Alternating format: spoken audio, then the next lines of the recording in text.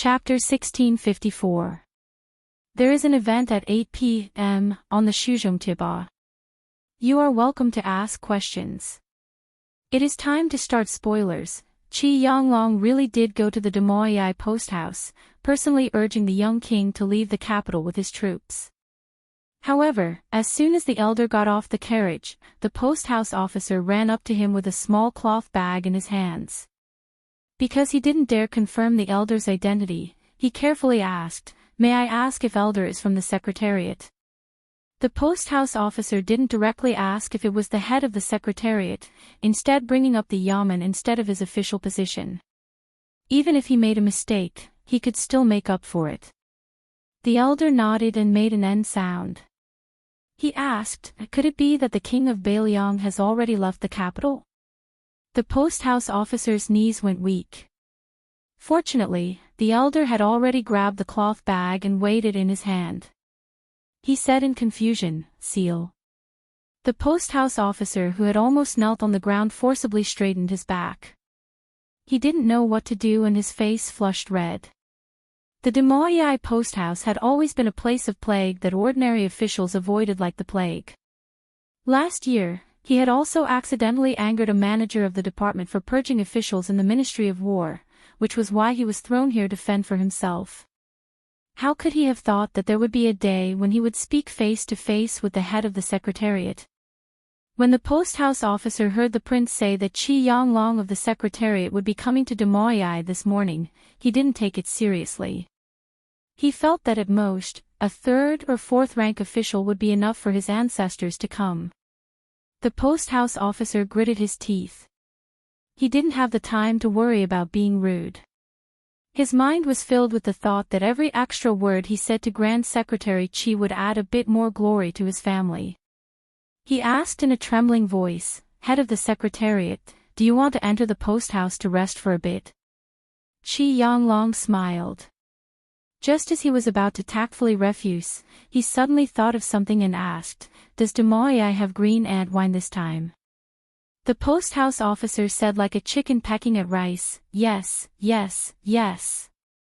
When the post house officer led the head of the secretariat into the inner courtyard of the post house, he purposely made the many minor officials of the post house busy. Qi Yanglong didn't expose his shallow intentions, allowing the post house officer to lead the way into that secluded small courtyard. The post house officer quickly brought out a rattan chair for the old man and explained that Wang Yi liked to rest on the rattan chair whenever he had nothing to do. He had heard from the previous post house officer that Wang Yi did the same when he came to the capital last time. He had a special liking for this rattan chair. Qi Yanglong lay on the rattan chair and looked like he was resting with his eyes closed. The post house officer took 2 pots of wine from his subordinate and did not dare to disturb him.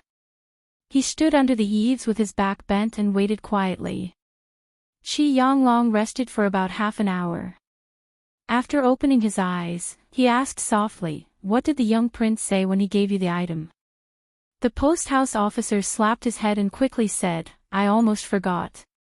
His Highness had indeed warned me that if the head of the Hall of Secretaries graced us with his presence, I should tell him that this little plaything was temporarily lent to him by a scholar surnamed Zhang. Now, it is returning it to the scholars of the world. If it weren't for the head of the Secretariat, since Milord has personally dismounted, then there is no need to say anything." Qi Yanglong was taken aback. A scholar with the surname Zhang? Green eyes? Definitely not. Zhang Julu would definitely not have any personal relationship with Bailiang. Even if he did leave behind this relic, it should have been given to Huanwen. Oh, then it should be the saint of the Zhang family, Yanqinggong. Qi Yanglong slowly stood up and put away the small cloth bag. He took the 2 pots of green ant wine from the post house officer and asked with a smile, "Have you drunk this wine?" The post house officer blushed with shame and said, "I only drank a few mouthfuls yesterday. It's a bit hard to swallow. It's too strong, like it's burning my throat." The post house officer paused and flattered, "Head of the Hall of Secretaries, even if you want to drink, you should drink it slowly." Qi Yanglong dismissed it with a smile and took the wine and left. Give silver. The old man did not have this thought. If he really gave silver, how would this unknown official dare to brag to his colleagues about his title as head of the Hall of Secretaries? How would he be able to use this title to seek a future with a clear conscience? Great Peace City, Great Peace City. It was a very peaceful city, but there were not many people who were truly at ease here. In today's court assembly, the young king who came to the door but turned back finally did not appear again. This greatly disappointed the Rouge army that was even more powerful than yesterday. The Assistant Minister of Rights, Jean Lanting, had not attended the morning court assembly for 2 consecutive days. He had asked for leave from the old Minister of Rights, Sima Puhua. He did not even go to the court assembly for the next few days. He closed the door and refused to see any guests. It was said that he did not even receive people like Gao Tingshu and Wu Zongxian. After the Assistant Minister of Personnel, Wen Taiyi, and Anong General, Ma Zhongxian, became the Jing'an County Administrator and Deputy Regional Governor respectively, the head of the Ping family quickly took over as the left Assistant Minister of Personnel. The Imperial Army's high-ranking general, Li Chang'an, replaced Ma Zhongxian as the new Anong General. Just as the morning court assembly in the capital was bustling with activity, 800 light cavalry under the careful escort of the Jingji West camp were already on their way to Jidong's border. Everyone in the Jingji West cavalry saw that there wasn't going to be any trouble and felt a sense of relief. It was said that it was easier to invite the devil than to send it away. This northwest vassal king and his 800 white horses were truly difficult to invite and send away. It was said that the northern general, Ma Lulang, had been scared to death. One of his troops had also suffered a great calamity the day before yesterday. The blood stains on the street outside the Imperial Astronomer's Gate had not been wiped off yet. The private army that the Minister of War, Wu Zhongshuan, brought to the Jingji South camp had also suffered a great loss for no reason. The cause seemed to be a conflict with the young king at the Ministry of War's Yamen. A valiant general from the southern border was beaten half to death on the spot. The Anshi general, Zhao Gui, who was born in a noble family, seemed to be seriously ill. It was difficult for him to even get out of bed, let alone wear armor and ride a horse. Therefore, only Qi Changgong, the captain of the Western Cavalry, was left as the backbone of the Western Cavalry. After about 100 miles from the Jingji West camp, several of the Bailiang cavalry turned their horses around and stopped. When the Western Cavalry, who only dared to follow far behind the 800 Bailiang cavalry, saw this, Yuqi Changgong personally rode out and took the lead to approach. When he saw the figure of the king of Bailiang, he was immediately on tenterhooks and slowly moved forward. Su Fingnian, who was dressed in simple casual clothes with a white jade belt around his waist, lightly squeezed his horse's belly and came to Yuqi Changgong's side alone. After a moment of silence, he looked at the scene of the Liyang cavalry galloping forward and said, "Captain Yuqi, I apologize for troubling you when I went to the capital earlier." Yuqi Changgong was stunned, and his heart tightened. What? Was he going to use peaceful means before resorting to force? For a moment, this Hu cavalry captain didn't dare to speak. He was afraid that if he angered this arrogant and despotic demon of the Su family, he would implicate his 2 camps of cavalry. Su Fingnian smiled and said, "If we go further west, I estimate that we will soon be greeted by the Ji province soldiers. You can escort us here." Yuqi Changgong braced himself and said, "Your Highness, it's not that this general is unwilling to accept your kindness, but there are orders from above that the Jingji West camp must escort your Highness to the border of Ji province." Su Fingnian smiled and asked, "Is it Wu Zhongshuan or Tang Taizhuang?" Yuqi Changgong's expression was awkward. At this moment, a lone rider galloped over from the northeast. Su Fingnian sighed and slowly moved forward to meet this uninvited guest. The 2 riders faced each other 20-some paces apart. The man in front of Su Fingnian was slightly older than him. He did not have the playboy air of Anshi General Zhao Gui, nor did he have the martial aura of Yuqi Changgong. If he had not appeared here, he would be an ordinary scholar on the streets of Great Peace City. The man raised his butt and rubbed it a few times.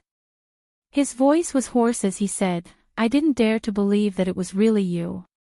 After I returned to the capital, I heard that a young swordsman had appeared in Great Peace City who had challenged Qi Jiajie. His name was Wenhua, but I didn't believe it either. Then, was it really that fellow I saw back then? Su Fengnian nodded. It was him. But, he no longer practices the sword. The man's expression was bitter. Then back in Wuzhou, did you already know my identity?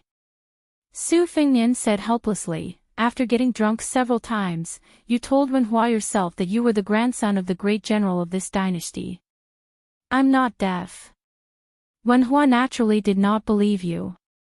Just like how he thought I was boasting at the beginning, when I returned to Mount Qingliang, I knew who you, Ma Wenhou, were. The number of generals in the Liyang dynasty with the surname Xingping Town can be counted on one hand, and there is only one surnamed Ma. The man softly murmured, at that time, I couldn't afford to buy good wine. When I drank bad wine, it was easy to get drunk. What could I do? Su Fengnian looked at this scholar that he had met by chance in Wuzhou back then with a complicated expression. At that time, Wu Wenhou was a scholar who traveled tens of thousands of li alone. He liked to write travel books and happened to run into him and Wenhua, who were playing chess and gambling in an alley. He lost all his money and then relied on them. After hanging out together for more than 2 months, Wenhua and Wu Wenhou seemed to be particularly at odds. Both sides didn't see eye to eye and would always get angry and glare at each other over trivial matters. Wenhua never believed that this stingy and poor scholar came from a famous family, while Wu Wenhou didn't believe that this ranger with a wooden sword could really make a name for himself in this life. However, at that time, Wu Wenhou, who was away from home, didn't want to use his family's connections in the local area. He had always been shy of money. In addition, he was resentful that his master was a national chess player in Liyang. He couldn't win a single game of chess against the person surnamed Su. He stubbornly tangled with these two scoundrels for almost 3 months. Later, he had to cross Jiangnan and travel to the southern border. Only then did they finally part ways. Wu Wenhou looked at Su Fengnian and asked bluntly, if you don't know me, Wu Wenhou, when you enter the capital this time, will you pay a visit to the manor of the great general of the north? Will you send punitive forces to denounce me? Su Fengnian nodded and said, of course. Wu Wenhou's expression was pained. Su Fengnian said indifferently, in any case, the grudges of the older generation are right there. If you feel guilty toward your grandfather Ma Lulang and feel that the old debt hasn't been settled and that it is now my Su family that owes your Ma family, you can always ask me, Su Fengnian, to pay it back. Since you are the eldest legitimate grandson of the Ma family, I won't find it strange. Ma Wenhou suddenly roared, could it be that you, the king of Bailiang, think I will act as if nothing happened? Chapter 1655. Su Fengnian patted the Bailiang blade at his waist. His body leaned back slightly, his face full of sarcasm. When you and I were poor, you, Ma Wenhou, won a game of chess against me. Now, I, Su Fengnian, am one of the 4 grandmasters, and the king of Bailiang with 300,000 cavalry under my command. You want to wrestle with me? I reckon that even an assistant minister of one of the 6 ministries does not have the face to be arrogant with me. You, Ma Wenhou, if you have the ability, you should be the head of the Secretariat or the Manxia province. Only then can you barely have the qualifications to be my opponent. Just like Bai Yan and my father, Su Shao. Speaking of which, Ma Wenhou, do you need me, Su Fengnian, to wait for you for a few years, or a few decades? Ma Wenhou's eyes were red. Su Fengnian smiled and asked, what, you are not convinced? 1,000 heavy cavalry of the Ma family is only a so-so. You are just a scholar, do you want to humiliate yourself? Su Fengnian turned his horse around, raised his hand and waved. This action was clearly full of sarcasm. Ma Wenhou shouted, Su Fengnian, you are a bastard. Just you wait. Su Fengnian did not pay any attention to him, and left. In the distance, Yuqi Changgong, who had seen the unpleasant meeting between the two, heard these words. The Hu cavalry officer was even more worried for the eldest grandson of the Ma family. If the king of Bailiang wants to kill you, then he will kill you for nothing. The 2,000 cavalry under my command will at most help you collect your corpse. This vassal king had caused such a huge commotion in Great Peace City, but no one came out to uphold justice. Now that he had left the capital, the eldest grandson of the Ma family who had just lost his stabilizing force was nothing in front of him. Yuqi Changgong hesitated for a brief moment, but in the end, he gave up the idea of escorting Liang Qi into Ji County. With the eldest son of Ma family stirring up trouble, he, the commander of Hu cavalry, was really afraid that the king of Bailiang would use him as a punching bag to vent his anger. In the process of Yuqi Changgong running to get close to the young master of the Ma family, he just happened to pass by the young lord. The latter smiled and cupped his fist to bid farewell. Yuqi Changgong, who was flattered, hurriedly returned the greeting. After returning to the group, Jia Jia sat on his horse and looked at Su Fengnian with a puzzled expression. Su Fengnian picked up the mink hat from her head and put it on his own head. He laughed softly and said, "Only I am allowed to be Su Zhao's son, and Ma Wenho is not allowed to be Ma Lulang's grandson." There was no such logic in this world. As long as a person is alive, having something to think about is definitely better than not having anything to think about. Su Fengnian glanced at the lifted curtain of the carriage and saw half of the beautiful face. He joked, "That's enough. You don't have to hide anymore. Even if you, Qin, get out of the carriage and ride away, no one will stop you."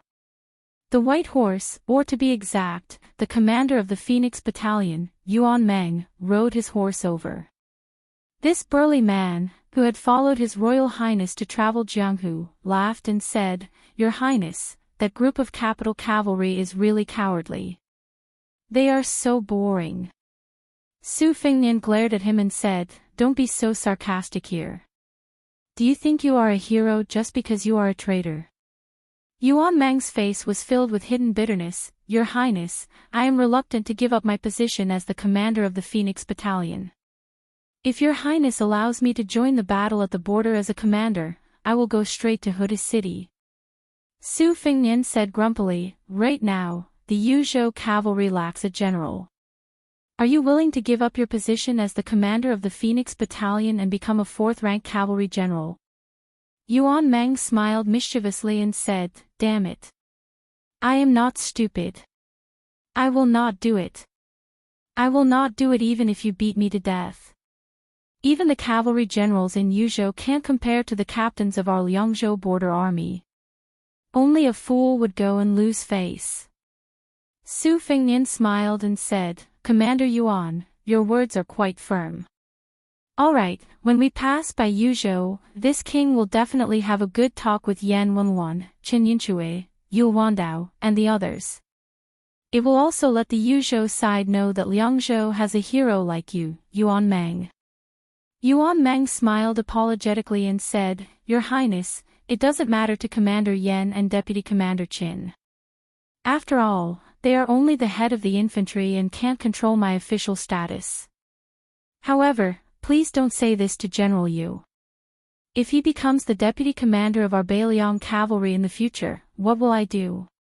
Su Fengnian laughed and scolded, "Get out of here." Yuan Meng left with his tail between his legs. Next, Qin Yu indeed left the carriage. However, her horsemanship was mediocre. Afraid that she would delay the march, she rode on the same horse as Su Ying, who wore a red robe and a hat. Su Fengnian and Miss He rode side by side with them. Qin Yu asked curiously, "May I ask who that son of an aristocratic family is?" Su Fengnian sighed and said, "He is a friend I met during my earliest travels. At that time, apart from the two of them, this guy was the one I hit it off with the most. Of course, I had good karma with him, but I had bad karma with Xianyuan Qingfeng on the Great Snow Plateau. Actually, during those 3 years, I met a lot of people and a lot of things, but most of them were passed with a smile. For example, I once met a female hero who hadn't become famous yet. I think her surname was Chi, and she had a good temper. Her martial arts skills were ordinary, but her chest was really big. Every time she competed with others, she would be restrained because she felt embarrassed. She was the only female hero I met in those 3 years who didn't speak ill of us. It's a pity that there's no news about her in Liang Lake. Maybe she's married. That guy just now also fell for a fairy's skirt. As a result, there was one time when that fairy in white fought with another fairy. At that time, in our eyes, their fight was full of fairy aura. However, the fairy in his eyes had her underarm clothes cut by her opponent's long sword during the fight. After that, there was no more after that. Chen Yu was confused. Why is that? Su Fingnian narrowed his eyes and looked into the distance with a smile. Because we all saw that fairy's underarm hair. Chen Yu was dumbfounded and didn't know whether to laugh or cry. Su Fingnian smiled and said, actually, there are a lot of interesting things. For example, there was a guy who went to a martial arts competition to find a spouse. The only time he won was because his opponent suddenly had a stomachache during the competition.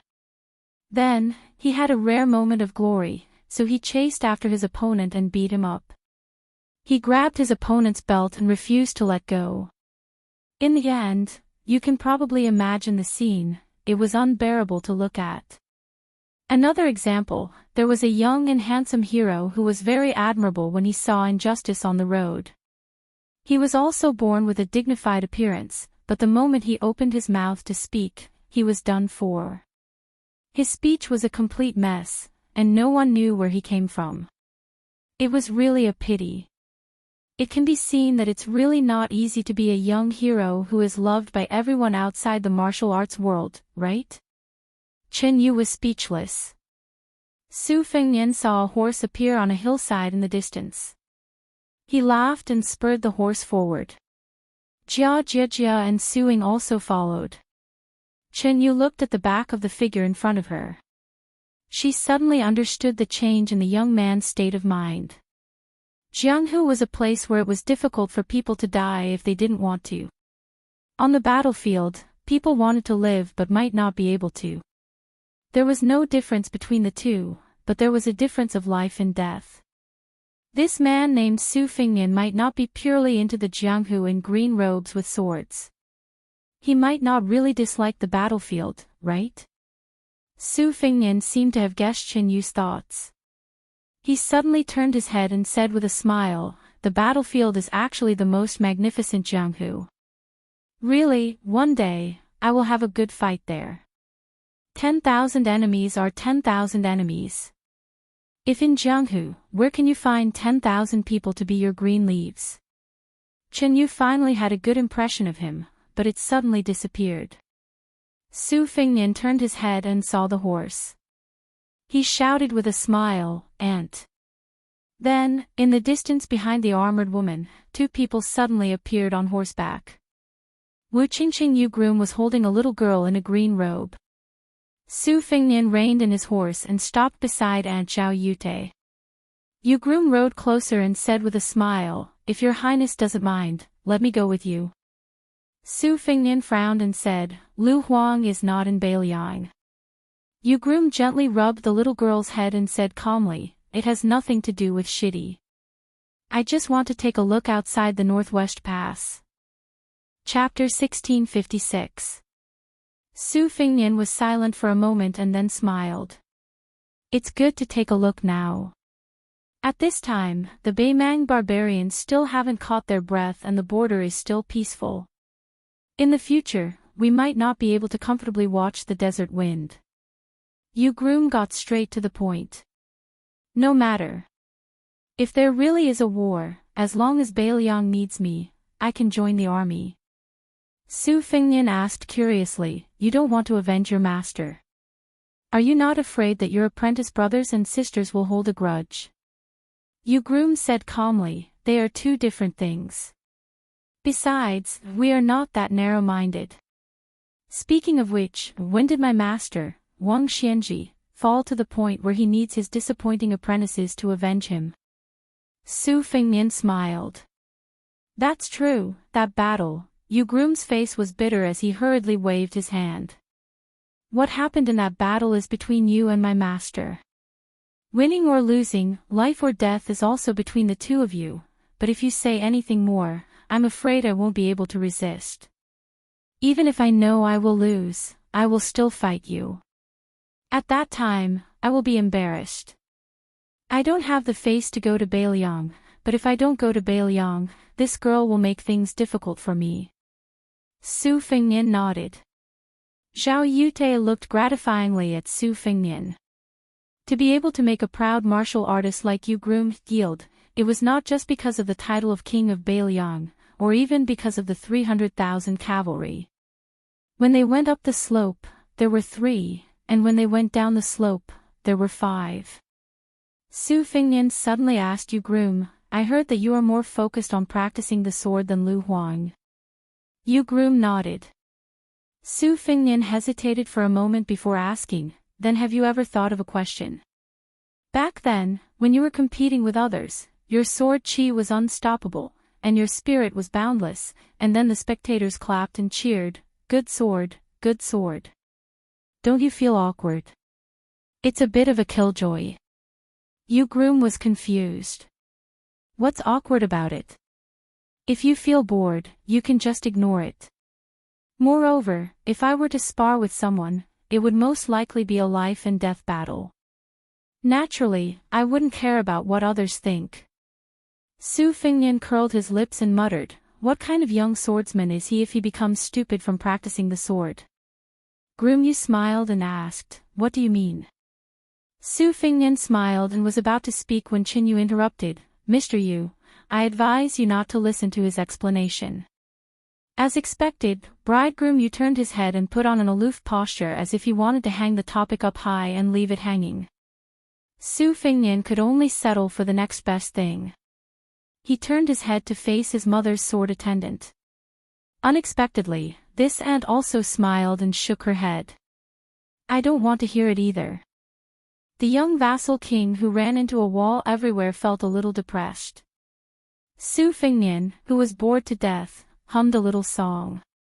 It was a song that he had learned from a certain someone in the streets. Don't say that I'm so poor that my sleeves carry the wind. Let's not talk about the fact that I have no place to sleep when I am tired. The world is my bed. Let's not talk about the fact that I have no good wine when I am thirsty. The great river is the wine pot, there is no one as lucky as me in the world, no one as lucky as me. The green-robed child listened to the song and felt it was very funny. But when she looked around, why was no one laughing? In the winter of the 2nd year of Xiangfu, after the vassal king who had caused a ruckus in Jing had left the capital and reached Beiliang's territory, it was said that the Princess Sui Zhu Zhaofengya had died of an illness. This grievous news that was neither too big nor too small was quickly forgotten by everyone in the great news that was sent back to Great Peace City. Under the personal leadership of Gu Jiantang, the king of Jiaodong Zhao Sui, the crown prince Zhao Yi, and the king of Liao Zhao Xiong, the 3 royal relatives, worked together to assist Gu Jiantang. With the Duoyan elite cavalry and the Blackwater cavalry as the main force, a total of 160,000 cavalry, they went north to conquer the desert. This became the first great victory after Yong Hui's numerous failed expeditions in the beginning of Liang. They beheaded 80,000 Beimang barbarians. General Wang Sui, who had previously stayed in Beimang's western capital, quickly rushed to the front lines. Only then did they stop the collapse of the Eastern Front. He gave power to the 2 young generals, Chiot and Dong, and once again pushed the border forward to the old border between the 2 dynasties. The right assistant minister of the Ministry of War, Su Gong, who was originally only patrolling the border on behalf of the heavens, led 10,000 light cavalry and advanced 1,000 Li Ji Zhou General Yuan Tingshan, Deputy General Han Fang, and Yang Huchen sent out all of their elite troops to work with Gu Jiantang, who was responsible for restraining the main force of Beimang. They fought fiercely against the two flanks of Beimang, Shiwei, and Wang Jingchong for half a day. If not for Liao King Zhao Xiong's greed for merit and the defeat of Zhong Tan, who had been demoted to the Eastern Front as generals, the two Liao cavalry troops from Liang would have been able to enter the hinterland of Beimang. After Guangling Road's West Chu achieved a short-lived victory, the weakness of their scattered forces started to show. On the Eastern Front, Ko Jianghuai could not hold the fort alone. Although he had defeated Song Li and vassal King Zhao Yi's counterattack several times, the Western Front, under the reckless attacks of Wu Zhongshuan's 100,000 Nanjiang troops and numerous Central Plains troops, the defensive line was in danger. As the commander of the southern expedition, Lu Xingxiang, who was supposed to be in the middle of the command, also left his post and advanced prematurely. However, compared to Liao King Zhao Yi, he was much luckier. He was able to successfully rush to the back of the Eastern Front and settle the battle there.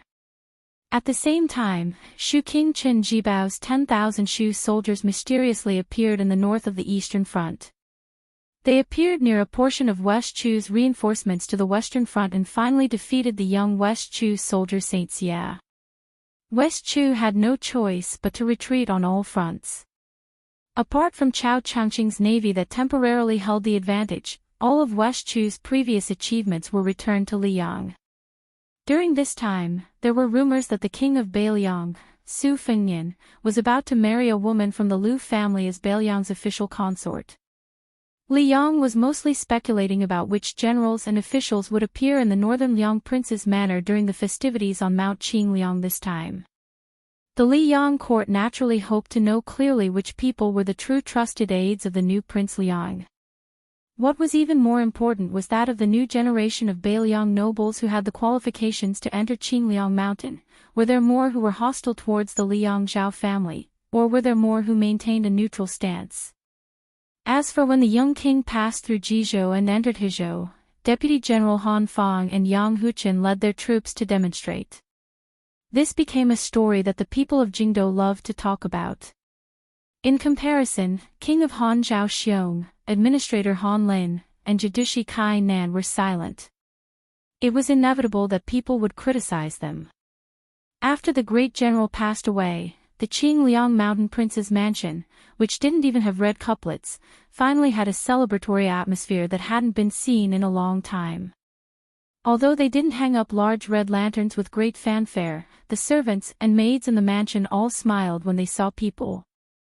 The head of the Lu family, Lu Dongjiang, who had become more and more distant from Qingliang Mountain, also took the initiative to visit the palace. He drank a lot with Song Dongming and Bai Yu. The group of Lu family members who had been sick in Liangzhou finally had their tails up again. When they met people, each of them held their heads high and their chests puffed out. And Wang Linquan, who had transformed from the richest man in Qingzhou to the god of wealth of Beiliang, who had been personally managing the increasingly busy business in Liuzhou, suddenly began to live in seclusion.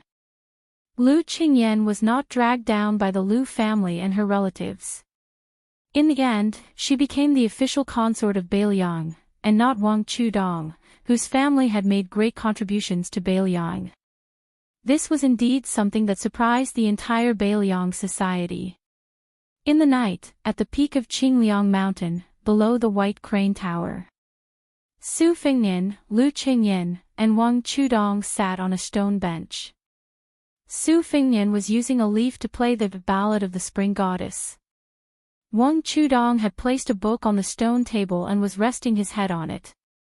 Lu Qingyan sat beside him and her. Behind the three of them, Jia Jiajia and Suing were flying up and down the White Crane Tower. Halfway up the mountain, by the tide-listening lake, Xiao Yute and Su Weisheng were holding hands and talking about intimate things between women. On the platform of the tide-listening pavilion, Su Beiji and Qin Shiliang stood side by side. The two young strategists who were beginning to become famous all over the world didn't speak. As the night deepened, the crowd dispersed. Su Fengnian came alone to a simple, uninhabited hut. There seemed to be a delicate and weak girl standing there. She said to him fiercely, "I want to learn the sword from Li Chungang and stab you to death." Chapter 1657. When he was young, he thought that a village with more than 100 families was very big and that there were mountains and rivers. Later, when he was young, he went to the town and saw the market. Only then did he realize that the village was small. Later, he went to the county town with a wooden sword. Only then did he realize that a town with bridges and restaurants was not that big. Later, he saw famous mountains and rivers, met many people and many things. Only then did he realize how big the world was. But for some reason, in the end, he only wanted to go home. Then, he quietly left Jianghu from the biggest city in the world. He went all the way south and returned home. Because he was afraid of causing trouble for his brother and sister-in-law, the village was small. It seemed like adding a pair of chopsticks to a table was not an easy task. It meant that his brother had to plant more rice seedlings and burn more charcoal every year. His sister-in-law also had to do a lot of needlework, pick more mulberry leaves, and raise more silkworms. Moreover, his nephew also went to a private school. He also thought that as his uncle, he could at least earn some money to buy some paper and pen for his child. Therefore, the young man with a broken arm and a limp took advantage of his youth and strength to settle down in that small town. Perhaps fortune favors fools, he became a waiter in a small restaurant. Later, he even found a wife who could be considered outstanding in 100 miles radius. There was a flower in the town called the cow dung flower. It really grew the most luxuriant in the cow dung by the roadside. When he was wandering outside in his early years, when he heard people say that the flower was inserted in the cow dung for the first time, he could not help laughing. Now that he thought about it, he was even happier. It turned out that he was that pile of cow dung. That was pretty good. At the beginning of autumn this year, he finally successfully abducted his wife. It was not that there were no twists and turns on the father-in-law and mother-in-law's side, but they could not endure his wife's persistence and probably could not endure his shamelessness. They did not fight back when he was hit or scolded. In any case, he was shameless. Anyway, he was shameless. The two elders pinched their noses and nodded. His wife's two brothers actually looked down on him. There were a few times when they blocked him in an alley when he was helping the restaurant to pick up vegetables, fruits, and fish. They did not really hit him, but they did not cower. Of course, he did not have stage fright. Although he did not make a name for himself in the outside world, after all, he had seen the world. From the beginning to the end, he clung to his stance and did not relax. He only smiled at them. After a few times, the two brothers-in-law were tormented until they lost their temper. Although they did not look good on the day of their sister's wedding, in the end, they did not stop him. They just treated him as a married woman spilled water. Otherwise, how could they really beat this guy until his nose was black and his face was swollen? Although their sister had a gentle personality and had always been amenable to discussion, sometimes when she was stubborn, she was even more unyielding than a young and vigorous man. They really could not change her mind. During the Mid-Autumn Festival this year, she wanted to go back to the village to spend it with her brother and sister-in-law. This was in accordance with the rules. However, he wanted to go to her mother's house to celebrate the reunion festival this year. He had already told his brother and sister-in-law that at most, they could spend the Mid-Autumn Festival together next year. They also agreed with him and felt that she had been wronged by marrying into the Wen family. She still wanted to say something, but he waved his arm heroically and said, "You have to listen to me, the head of the family, on this matter." The corners of her mouth curled up as she smiled and nodded. However, when the young couple brought a box of mooncakes to the door, they were stopped by his brother-in-law. He said that his sister could enter the family, but he could forget about it if his surname was Wen. As he spoke, the boorish man became angry. He took the box of mooncakes that the waiter had spent 2 taels of silver to buy and fiercely smashed it against the wall of the alley opposite the door, telling the man with the surname Wen to quickly scram. His wife was angry at that time and did not say a word to her brother. She grabbed her husband's arm and turned to leave. However, he stood there and was unwilling to leave. He smiled and said that his wife must go home to see her parents today. Otherwise, he would not leave. Looking at his unusually serious expression, she did not cry out loud, but her eyes turned red. He softly told her that in this world, a family was a family. It was a matter of life and there was no threshold that could not be crossed. She hummed in agreement and lowered her head to push her brother's shoulder away. She quickly walked into the courtyard. Not long after, she walked back to the main door and suddenly saw her brother squatting side by side with the box of mooncakes beside her brother's feet. When he saw his sister, the dark-skinned man seemed to blush. He stood up with the box of mooncakes, as if he wanted to say a few harsh words to not embarrass himself. After hesitating for a long time, he still could not say anything. He could only fiercely say to his brother-in-law, "If I hear that you dare to bully my sister in the future, I will break your third leg." Chapter 1658. That day, on the way home under the moonlight, they slowly stepped on the bluestone path. Occasionally, she would playfully dance with her hands behind her back and then turn around to smile at him. At that time, he only had a very simple thought, which was to earn more money so that she could live a good life as soon as possible. He didn't want such a good woman to roll her eyes with him. Then, he began to calculate how much money he had saved and when he could rent a bigger house, change it to a small courtyard, and finally change it to a big house. But as he thought about it, he couldn't help but sigh. It wasn't that he was tired, but he felt that if he wanted to live a down-to-earth life, every copper coin had to be stained with sweat. Fortunately, his legs weren't nimble, but he was diligent, willing to put in effort, willing to smile, and willing to get up early and work in the dark. After the early days when he was often treated as a joke and entertainment, the men who had a sword around the town and considered themselves as young heroes were not too willing to compete with a young waiter like him. In their words, it was meaningless to step on dog shit. Other than dirty shoes, it was useless. It was degrading to bully a waiter who couldn't make a sound after a few blows. Moreover, as he often called storytellers to the restaurant to tell stories about Jianghu, even if they often told cliched stories, the small town showed its benefits. It was better to have stories to listen to when drinking tea than no stories at all, wasn't it? Moreover, whenever other storytellers competed with each other in the small restaurant, there would always be a few new tricks. The restaurant's business was generally getting better and better. That shopkeeper, no matter how much he nagged, was actually not a bad person. Otherwise, he wouldn't have taken him in. As business gradually improved, he gave him a few more taels of silver every month.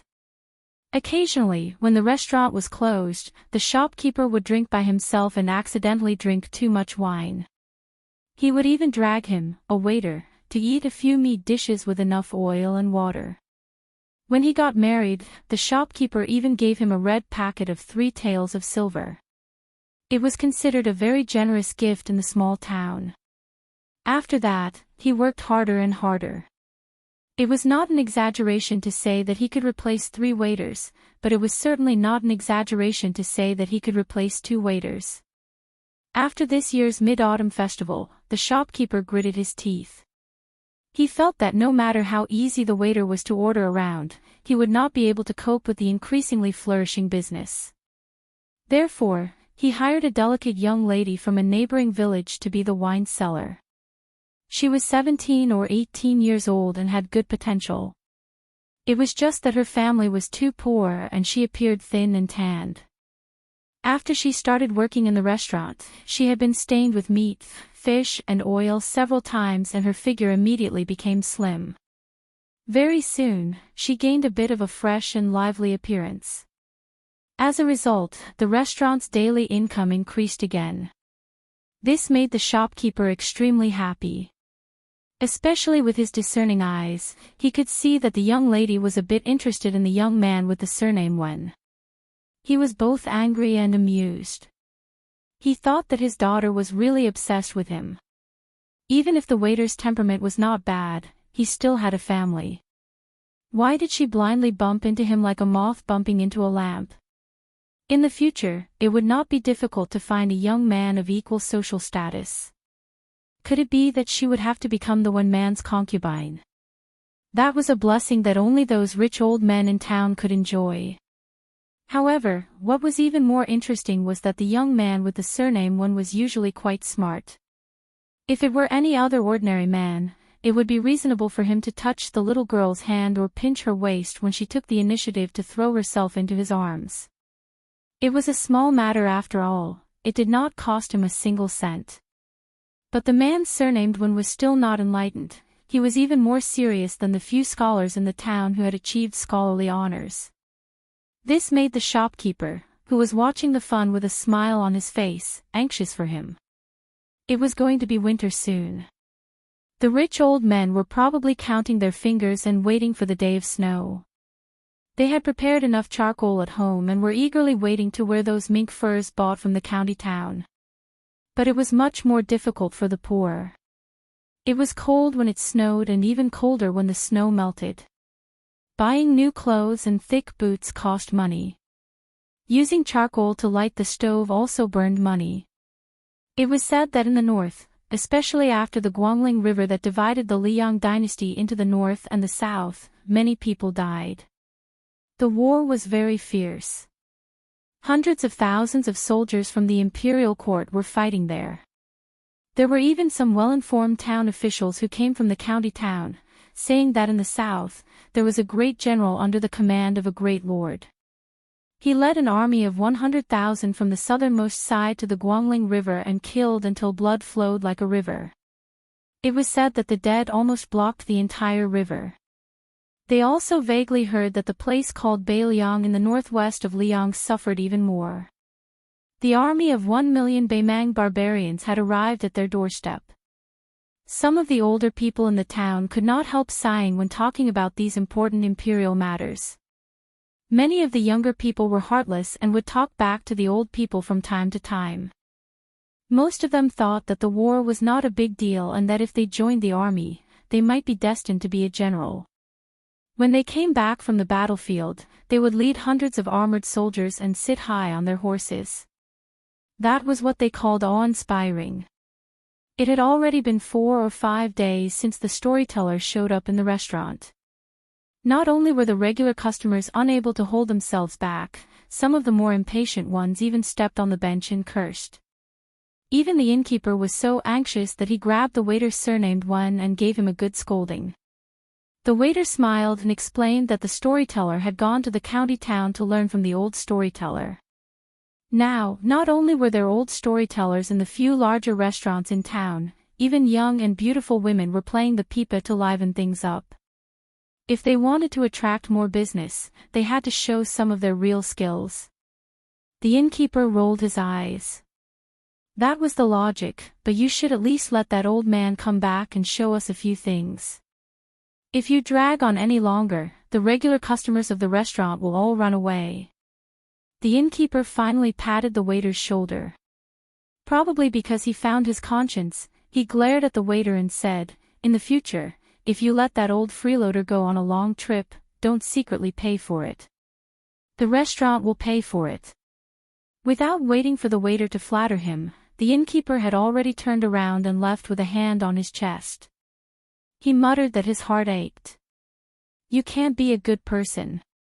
You can't be a good person." The waiter, who was crippled at a young age, looked at the side street and grinned. That day, the old storyteller who had been fixed in this restaurant all year round finally came back. Moreover, word spread like wildfire, and the restaurant was full on that day.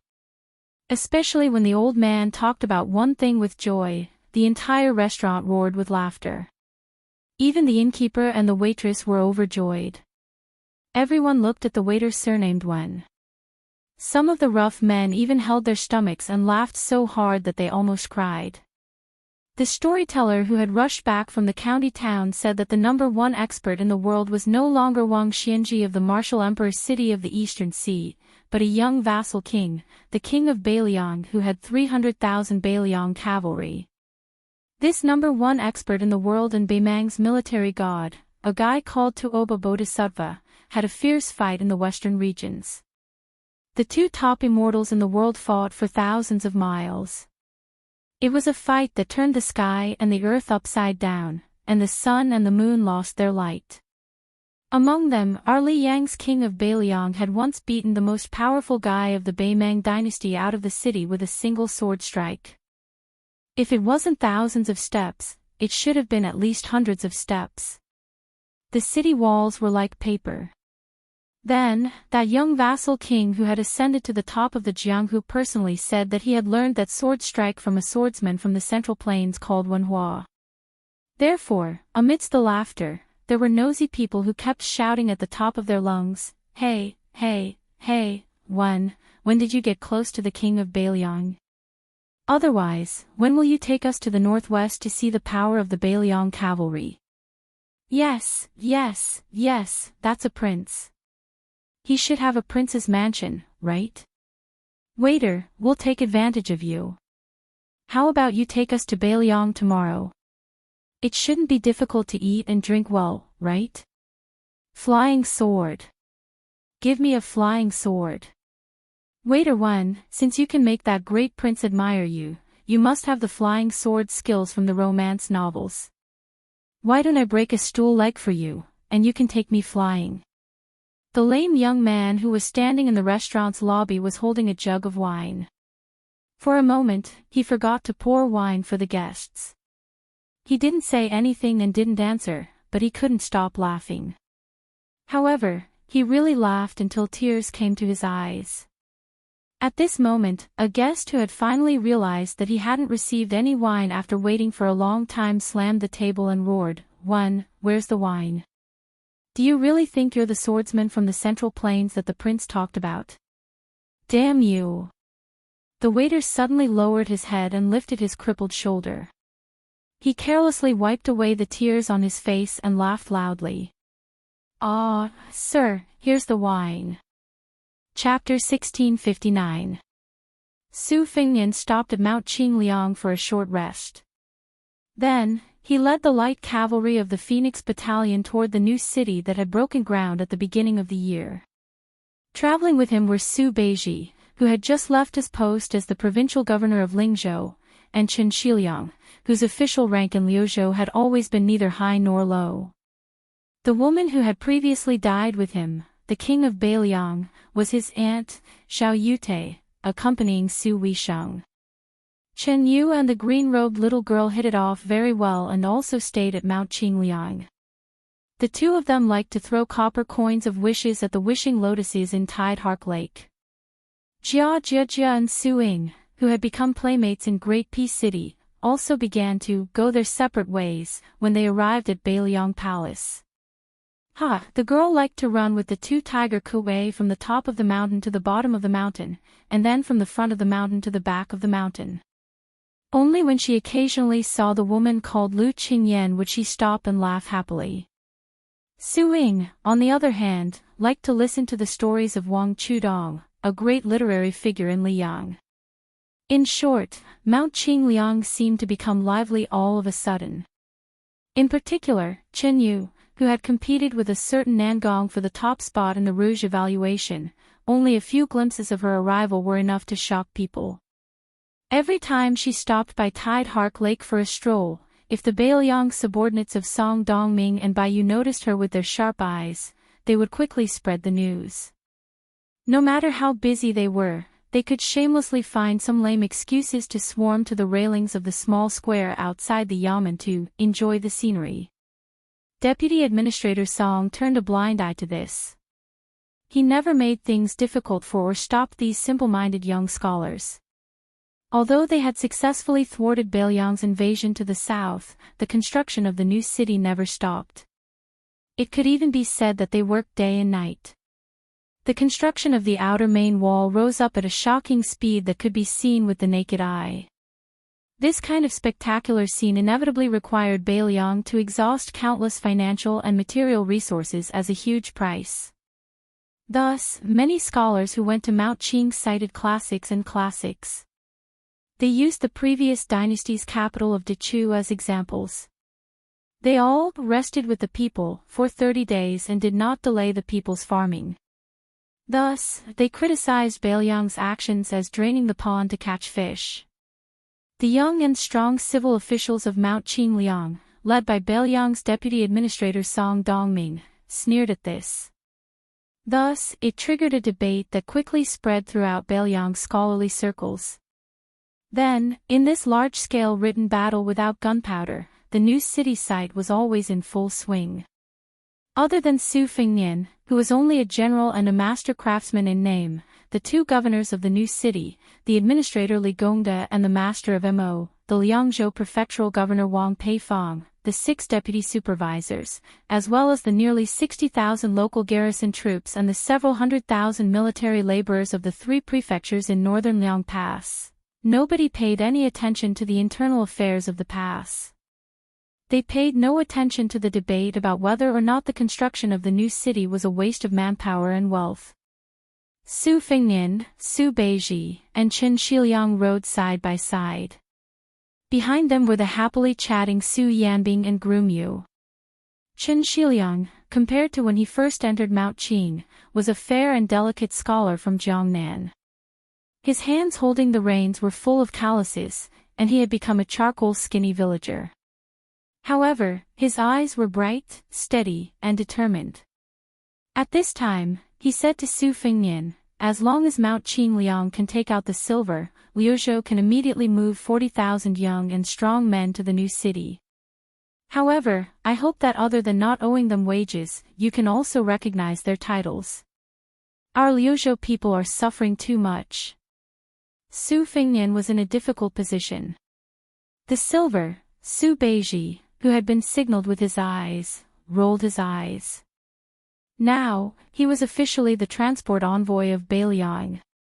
He slowly said, after defeating the Bailiang barbarians, other than the soldiers' salaries and pensions, the military reward that was given out was close to 900,000 taels of silver. This was after Yan Wenluan, Yu Wandao, and the other border generals took the lead and asked not to accept any rewards. In the end, Mount Qingliang converted things like silk and stationery into silver and sent them out. Otherwise, the silver in Bailiang Palace's treasury would have been completely depleted.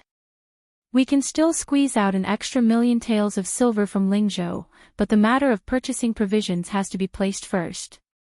After all, the imperial court has yet to lift the ban on transporting grain, so it's not good for us to have too much hope. While the Lianghuai and Jinggan roads have finally relented with great difficulty, as long as the officials of Lingzhou have the means, they're all using public silver to buy provisions. Unless it's absolutely necessary, we can't touch Lingzhou's money. Chen Shiliang did not fly into a rage out of humiliation, but he did not give up either.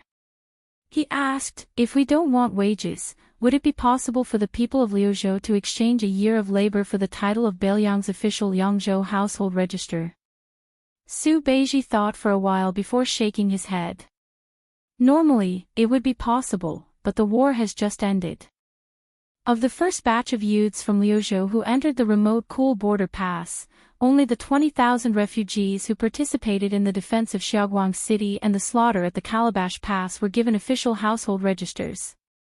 Even the refugees outside the Liangzhou Pass who did not enter the battlefield have not received this treatment. If they could become Liangzhou citizens just by participating in the construction of the city, there would definitely be people who would be dissatisfied. Don't worry about scarcity, but worry about uneven distribution. This has always been the case. Chen Shiliang suddenly felt a surge of anger, but it was not directed at Su Beiji and Su Fengnian. He gazed at the distant yellow sands of the great desert, his lips tightly pursed. He thought of the battle to the death in Azure City. At the final juncture, just how many youths from Liuzhou had rushed over and charged into the battlefield, casually picking up the weapons of the Bailiang cavalry and the Beimang barbarians. Just like that, they had died in battle. Su Fengnian softly asked, Chen Shiliang, have you ever thought about the day when the population of Liuzhou, which has less than 300,000 people, will all be citizens of Beiliang's Liuzhou household register. There will be no need for them to risk their lives to obtain the citizenship of a different province. Chen Shiliang took a deep breath and said nothing. His eyes were absent-minded, as if he was looking forward to the arrival of that day. Many times, even the provincial governor of Liuzhou, Yang Guangdou, had joked that in all of Liuzhou, only Chen Shiliang, a foreigner who had only settled down for a few years, considered himself to be a citizen of Liuzhou. Su Beiji suddenly smiled and said, "Your Highness, this pie of yours really doesn't cost a single copper coin. Compared to your extravagant spending in the past, you're much better at managing the household now." Su Fengnian laughed heartily. His arms were crossed over his chest, and he did not hold the reins. His body rose and fell with the bumpy ride of the horse, and his expression was rather contented. Chen Shiliang also smiled and agreed, "You do have the posture of a thrifty housekeeper now." After Su Fengnian finished laughing, he turned his head and said teasingly, "Shiliang, I know you don't care about being promoted, but this time, you have defended Qingcang and Liuzhou. Even if you don't take credit for it, at the very least, you can't run away from it. If you insist on not being promoted, what will your colleagues who should be happy about it do? You will be free, but they won't be free." Chen Shiliang shook his head and said, "From the provincial governor's mansion and the Longxiang army to the soldiers of the 3 towns, you can reward me however you want. You don't have to worry about me. Liuzhou's officialdom is different from Liangzhou and Lingzhou. It doesn't have as many twists and turns as you imagine." Su Fengnian seemed to say casually, "Provincial Governor Yang Guangdou himself knows that he won't stay in Liuzhou for too long. I also don't have the heart to let this old man stay outside the Great Wall and accompany you young officials who are in the prime of fighting. When the time comes, once the Battle of Liangmang ends and the border is settled, Liuzhou is destined to have a change of dynasty. Not only will the scholars in Beiliang be crying piteously for food, even the local officials of Beiliang from the 3 provinces will be envious. In the future, Liuzhou will be a place that must be passed through to connect Liang with the western regions, and it will also be an important transit point. Right now, the officials in Liuzhou are worthless, but in the future, they might be even richer than Lingzhou in Jiangnan. When Provincial Governor Yang leaves and returns to Liangzhou to be the deputy administrator or something, he will retire. When that time comes, you old men in Liuzhou's officialdom and the 200,000 to 300,000 refugees will be like a group of dragons without a leader. Aren't you worried?" Chen Shiliang fell into silence. Su Beiji changed the topic and said with schadenfreude, "Our Beiliang's god of fortune is said to have traveled to every inch of land in Liangzhou and Liuzhou in just 2 short years. He also holds the position of the deputy administrator of the new city. This time, he suddenly caught a cold and is recuperating at home." Chapter 1660. Su Fengnian felt a headache coming on. Su Beiji said carelessly, all right, whoever started the trouble should end it.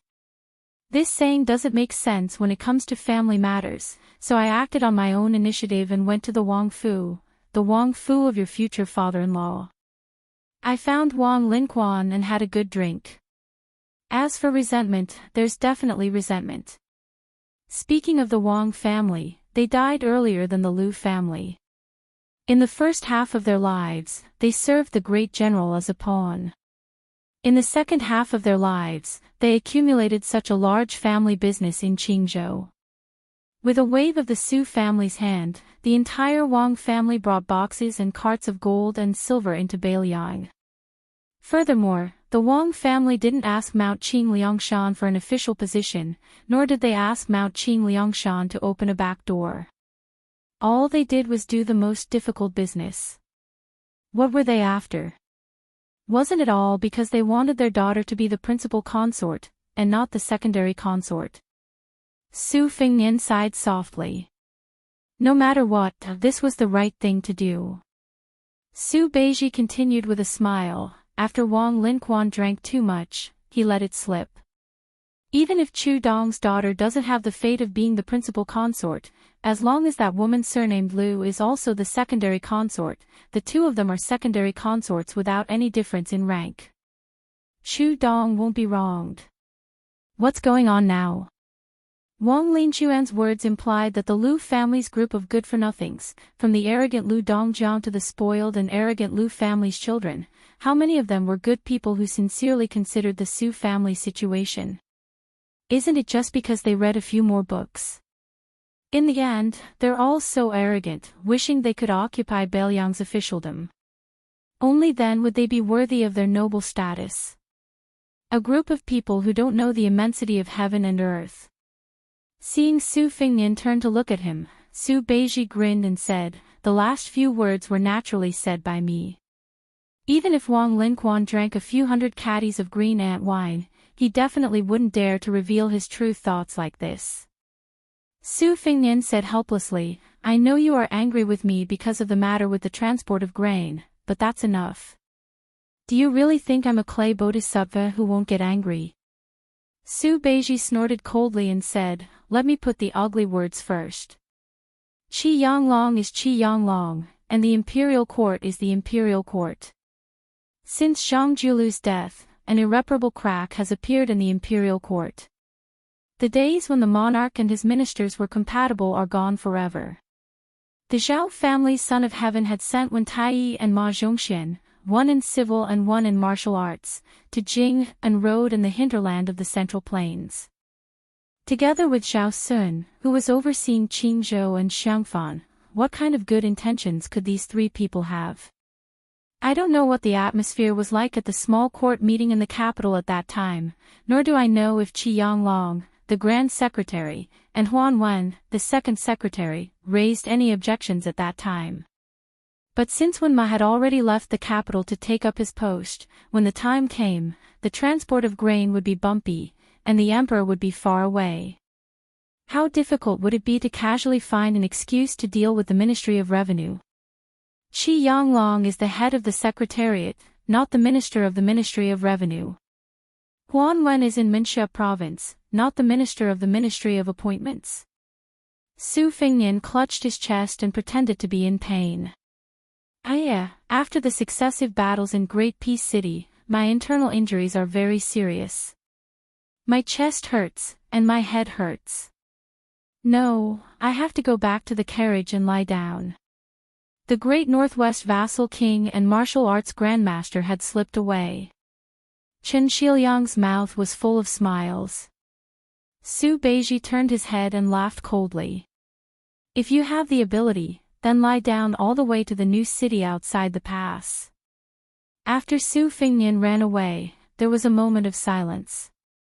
Su Beiji glanced at Chen Shiliang, who was riding like he was walking, and said self-mockingly, "When it comes to riding, I'm not as good as you. Right now, my inner thighs feel like they're on fire." Chen Shiliang smiled and said, "Luzhou is vast and sparsely populated. The 2 courier routes from Liangzhou to Qingcang City have just been started. Thus, I had to ride a fast horse for everything. At first, I wasn't used to it. Other than the pain in my waist and back, when I finally fell asleep on the bed, I felt like the world was spinning around me like a drunk person. I was clearly lying down, but it still felt like I was moving up and down on the back of a horse. It was very torturous. But now it's different. Even if there's nothing going on outside the city, if I don't ride a horse for a few dozen li, I feel that something is wrong." Su Beiji's expression was indifferent as he said softly, "After going to the capital, that fellow seemed to have untied a lot of the knots in his heart. In the past, he definitely wouldn't make empty promises. Most likely, he does have some confidence in the next battle of Liangmang. Since that's the case, why don't we think of things in a positive direction? For example, Luzhou is already part of Bailiang's territory. The better the world is, the higher Luzhou's position in Bailiang will rise. Perhaps in the future, a 5th or 6th zhou will be established in the vast western regions. As the bridge between Bailiang and the western regions, Luzhou will definitely be in high demand. In terms of the military, with Su Longxiang's Longxiang army, even the veteran Liangzhou border army would probably be too embarrassed to go and fight for territory. However, it's hard to say about the positions in the Luzhou provincial governor's manor. Let's not talk about things that are far away. Let's talk about the Lingzhou I just left. Whether it is reputation or merits, logically speaking, Huang Yan, who should have been able to climb up a level, didn't he not become the new Lingzhou provincial governor? From now on, especially when the war is not so tense, that fellow will only have more things to worry about, not less. Chen Shiliang, you've finally opened up a position in Luzhou. Whether it's for your own future or for the situation in Luzhou, you should move your position forward. A county official is not as good as a current official.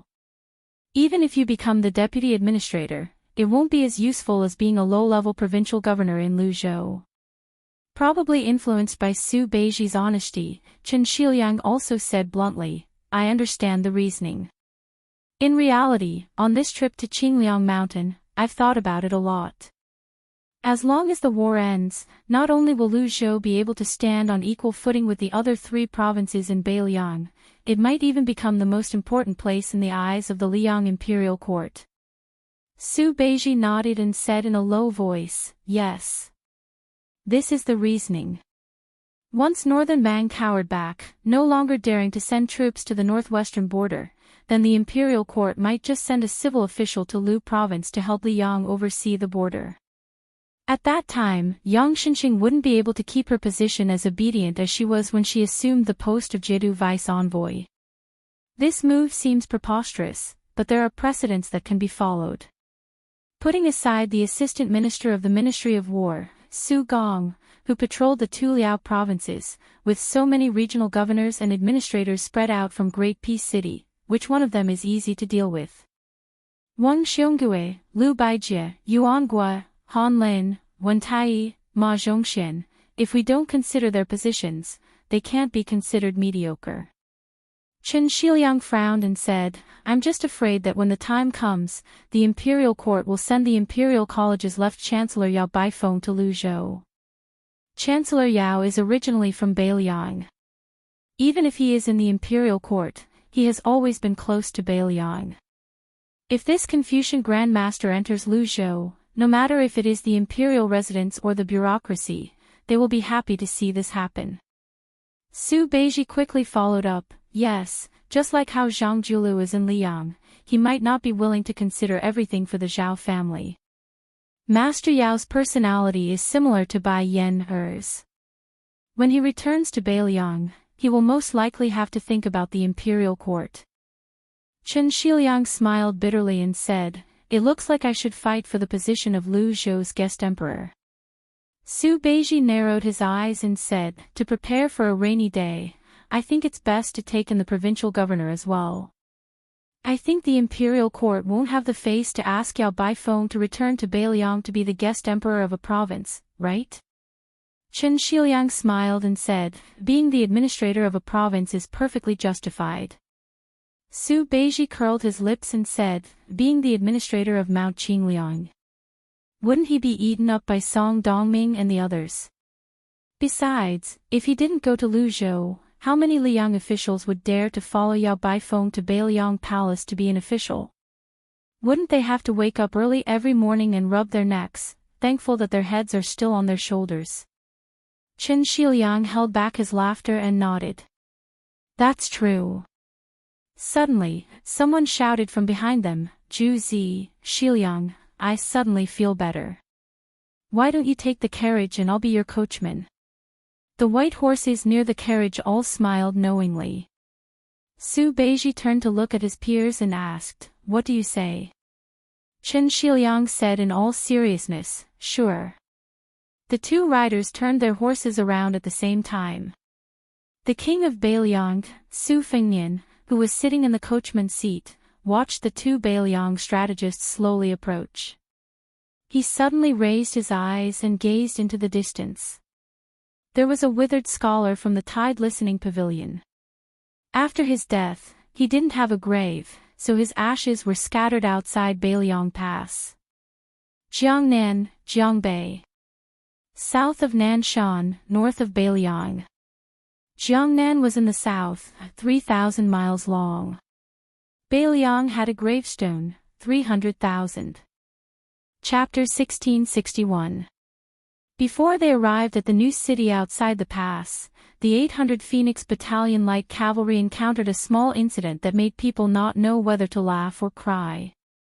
The aggressive senior officer Yuan Meng quickly rode to the side of the carriage and reported to the young vassal lord acting as the coachman, "Your Highness, the scouts have reported that there are more than 60 Jianghu martial artists with swords and sabers 1 li northwest of here. They are divided into 2 groups and are rushing this way. Do you need me to bring people to stop them?"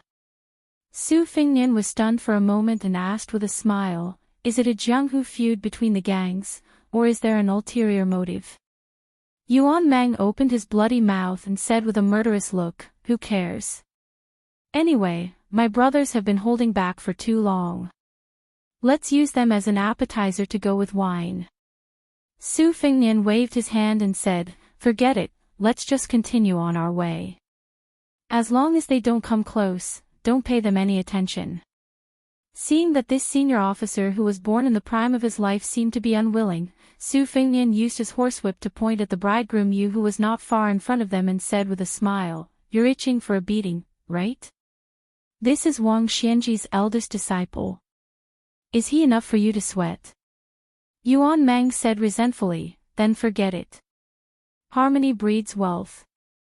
Harmony breeds wealth." However, the development of the situation made the sullen senior officer Yuan feel very gratified. The 2 groups of Jianghu fish dragons crashed into the long snake formation of the 800 White Horse Cavalry. Yuan Meng could obviously see that the people in the lead wanted to lead the trouble and wanted to muddy the water so that they could escape. One of the young swordsmen who was covered in blood flew over the heads of the White Horse Cavalry and landed on the right side of the slowly advancing cavalry. With him taking the lead, the others behind him all stepped on the tips of their toes and nimbly flipped over the wall of people.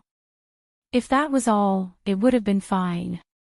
However, there were some whose lightness skills were slightly inferior.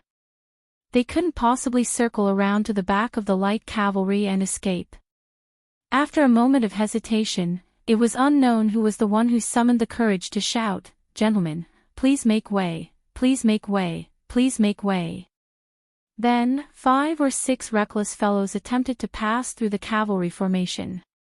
Yuan Meng, who was already hot-tempered to begin with, was already burning with rage when someone dared to provoke him. However, when he turned around and saw that his prince was as still as a mountain, he forced himself to endure. In the end, this group of bastards wanted to take an inch and want a mile, wanting to interfere with the marching of the troops. Yuan Meng tilted his head and spat fiercely. He cursed in a low voice and roared at the top of his lungs, "Raise the crossbows. Anyone who dares to come within 10 steps of me will be killed without mercy." The cavalry didn't stop and continued forward, but almost immediately, all the light cavalry raised their light crossbows. The crossbow bolts shone brightly under the sunlight, sending chills down the spines of the Jianghu people. The Jianghu people charging at the very front were so frightened that they stopped in their tracks. They didn't move at all and didn't even dare to breathe loudly. Other than the 5 people on the right who had used their lightness skills to leap over the wall of light cavalry, the rest were blocked on the left side of the cavalry. A middle-aged man wearing a green robe and holding a sword clearly had more experience in the Jianghu. Not only did he indicate to the people around him not to act rashly, he also turned his arm behind his back at the first instant and adopted the posture of carrying a sword on his back to express goodwill to the cavalry. He looked at Yuan Meng, who looked the most like a general, and said in a clear voice, "General, I am Zhang Rongqin of Nanzhao's Tai-Bai Sword Grandmaster. I am currently pursuing 12 unscrupulous criminals with my Jianghu companions. If I have offended your carriage, please forgive me." The Foam Battalion Commandant, who had respectfully called someone "General" in front of the king of Beiliang, immediately blushed. This flattery had completely hit the horse's hoof. Yuan Meng angrily rebuked, "F***ck your general. I'm only a 6th level commandant. You put oil on your mouth." With one look, I can tell that you're not a good person. The middle-aged scholarly swordsman who called himself Zhang Rongqin of the Tai-Bai Sword Grandmaster was somewhat embarrassed. In the end, the Jianghu was all about face. More than 60 Jianghu people had perked up their ears to listen, but in the end, he was scolded by the cavalry commandant who didn't know how to appreciate his kindness. As a Jianghu leader who could rank among the top 10 in the Jianghu world of Nanzhao, no matter how good he was at cultivating his body and mind, he didn't have the willpower to stick his hot face to a cold butt. However, facing a cavalry army of nearly 1,000 people, and one that looked like the elite and valiant Beiliang frontier army, Zhang Rongqin, as a person who had crossed the river, didn't have the guts to compete with the local tyrant, especially in Beiliang's territory. No matter how good Zhang Rongqin's martial arts were, even if he had 3 heads and 6 arms, he wouldn't be able to cut vegetables. Therefore, Zhang Rongqin only kept a cold face and didn't retort. An old man in embroidered clothes who had been bitten by Zhang Rongqin and hadn't been able to jump over the light cavalry wall was still fiercely arrogant even though he was seriously injured and had a bloody hole in his waist. Right now, with his back to the cavalry, he was facing more than 50 Jianghu enemies and said gloomily, "Zhang Rongqin. You're the #1 hypocrite in Nanzhao who pretends to be righteous and deceives the world. You have the nerve to call us bad people? Our young master has only exposed your old history of killing your brothers and stealing secret manuals to get to the top. If you really have the ability, then come and kill us." A graceful woman in snow-white clothes holding a bright red pipa said softly, "Evil and crooked ways. No matter how glib your tongue is, everyone has the right to punish you." The old man who was covering the wound on his waist sneered and said, "Oh, Fairy Lu of Huainan Dao's misty mountains Dahang Peak has spoken. It's only because time is unforgiving. Otherwise, when this old man was young, I would have slept with at least 30 of you on my bed, if not 50. As for your master, Fairy Flying Cicada, that old hag who likes to show her face in public because of her youthful appearance, this old man didn't even look at her in the past. Didn't she rely on her short-lived relationships with several old men to occupy the last position among the 18 people on Mount Hui's Great Snow Plateau? Does she really think she's that great? Xianyuan Qingfeng killed our sect leader. We hate him, but in the end, we still respect him.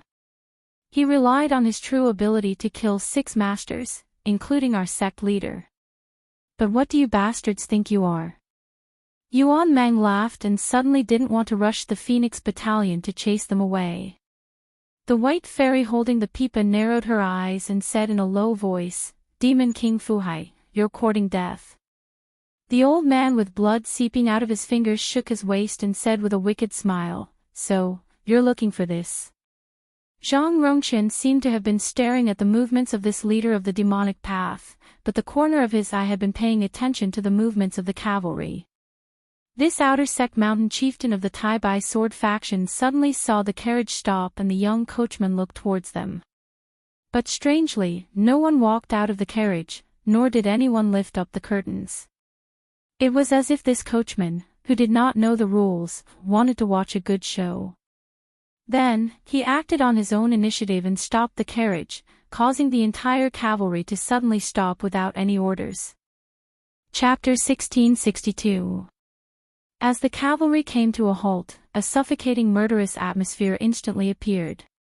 Silence reigned. After waiting for a while, there was no cursing or killing. The young carriage driver seemed to mutter to himself and then quickly drove the carriage forward. Yuan Meng twisted his lips. He raised his arm and clenched his fist before following the carriage forward. The 800 light cavalry put away their light crossbows at the same time. There was no sound. The 2 groups of people watched in shock as the cavalry moved further and further away. For some reason, they forgot to fight to the death. Su Beiji bent down and walked out of the carriage. He leaned against the wall of the carriage and asked with a smile, "You finally ran into me and gave me a chance to pretend to be an expert. Won't you show a few moves?" Su Fingyan smiled and said, "Do you think I'm a street performer who can break stones on my chest?" Also, they won't give money. Su Beiji continued to speak sarcastically. It seems that your injuries in Great Peace City this time were serious.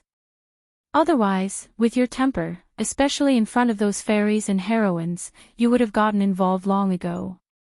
Su Fengnian shook his head and said, "You have really misunderstood me. In the Jianghu, the greatest taboo is for a grandson to pretend to be a great master. I'm an old man of the Jianghu.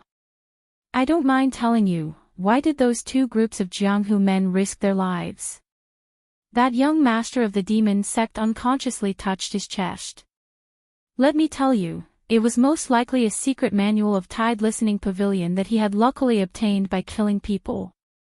What Tai Bai Sword Sect, Huainan Dao, Misty Mountain, they all said that they were eliminating evil and protecting the Dao, but they were all aiming for the secret manual. As for how to split the spoils afterwards, there was no need to talk about it.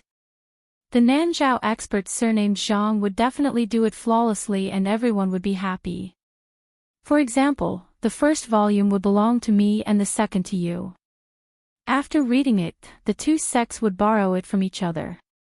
In this way, the two sects that were separated by thousands of mountains and rivers would become staunch allies of the Jianghu. You said in Nanzhao that the flying cicada fairy was a legendary Jianghu figure that everyone had high hopes for. I said in Misty Mountain that your Tai Bai sword sect was actually not inferior to the Donghua sword pool. Everyone would gain face. Maybe a few elders will sit down and make peace, and then let the two young talents of their respective sects become immortal companions. It will be another great story, and they will boast about it for several years." Su Beiji gave him a thumbs up and clicked his tongue. "Your Highness, you're really good. You're really good at this." Su Fengnian was silent for a moment before he smiled. "That's how the Jianghu is. I can't say whether it's good or bad, but it's a pity that it's too similar to Jianghu." Su Beiji sighed. "According to what you said, there is no place in this world where there is no Jianghu." Su Fengnian, whose back was facing Zhu Zi, nodded and said, "I guess so." As they approached the new city, there were more and more groups of Jianghu people. Her background was somewhat similar to Zhang Rongqian's. They were both the first to follow Xianyuan Qingfeng to the western region to kill demons. In the end, after the purple-clothed woman killed so that there was no one left to kill, she instigated the righteous Jianghu people to join the army at the Beiliang border. After that, she disappeared without a trace. Most of the older Jianghu heroes did not really come to the border. Most of them were in Liangzhou or Lingzhou, traveling the mountains and rivers while practicing martial arts. Otherwise, they would try to get in touch with the Fish Dragon Gang, which was one of the top 10 gangs in the world. When traveling the Jianghu, they always looked at the Buddha's face. There was a world of difference between whether they had made a name for themselves or not.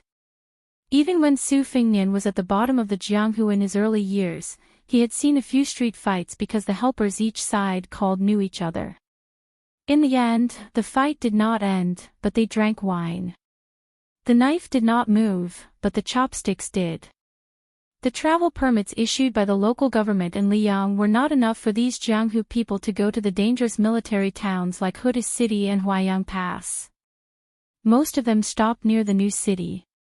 Only a few people who were led by the high-ranking members of the Fish Dragon Gang could get a little closer to the border. However, enlisting in the army to kill Beimang barbarians was out of the question.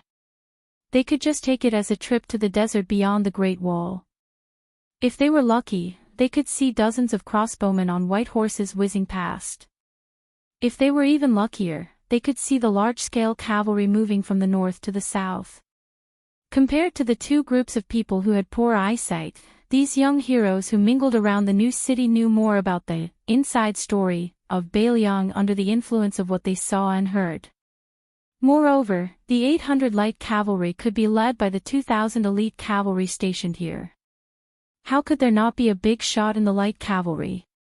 It was easy to guess with one's buttocks. Plus, this light cavalry was full of white armor and white horses. As long as one was not blind or stupid, one could guess what kind of big shot had come to this new city that Bailiang valued so much. When the white horses passed by, a bald young man suddenly ran toward the cavalry and shouted, "King of Bailiang, I'm Lu Dian of Liaodong. I want to challenge you." However, before this bald man could get close to the carriage, Yuan Mang, the only person in the cavalry who was equipped with a long spear, grabbed the shaft of the spear and slightly stepped out of the formation. With a slight shake of his wrist, the long spear spun in his hand and lightly knocked the tall young man's abdomen with the end of the spear. This bold uninvited guest was sent flying on the spot. The strength was just right. It did not injure this person, nor did it make him swagger into the carriage. Lu Dian, whose body was bent like a bow in the air, fell to the ground on his butt. When he finally recovered, he looked at the carriage and shouted, "King of Bailiang, don't go. If you have the ability, give me, Lu Dian, a weapon that suits me." Unfortunately, the cavalry was already rushing toward the new city. Lu Dian sat on the ground and sighed. It was a pity that he could not say the heroic words that he had been preparing for a long time. "I, Lu Dian, like to drink the strongest wine, use the strongest saber, and ride the fastest horse. I, Lu Dian, left Liaodong when I was 20 years old. I have lived for 3 years and 2,000 miles. What a pity."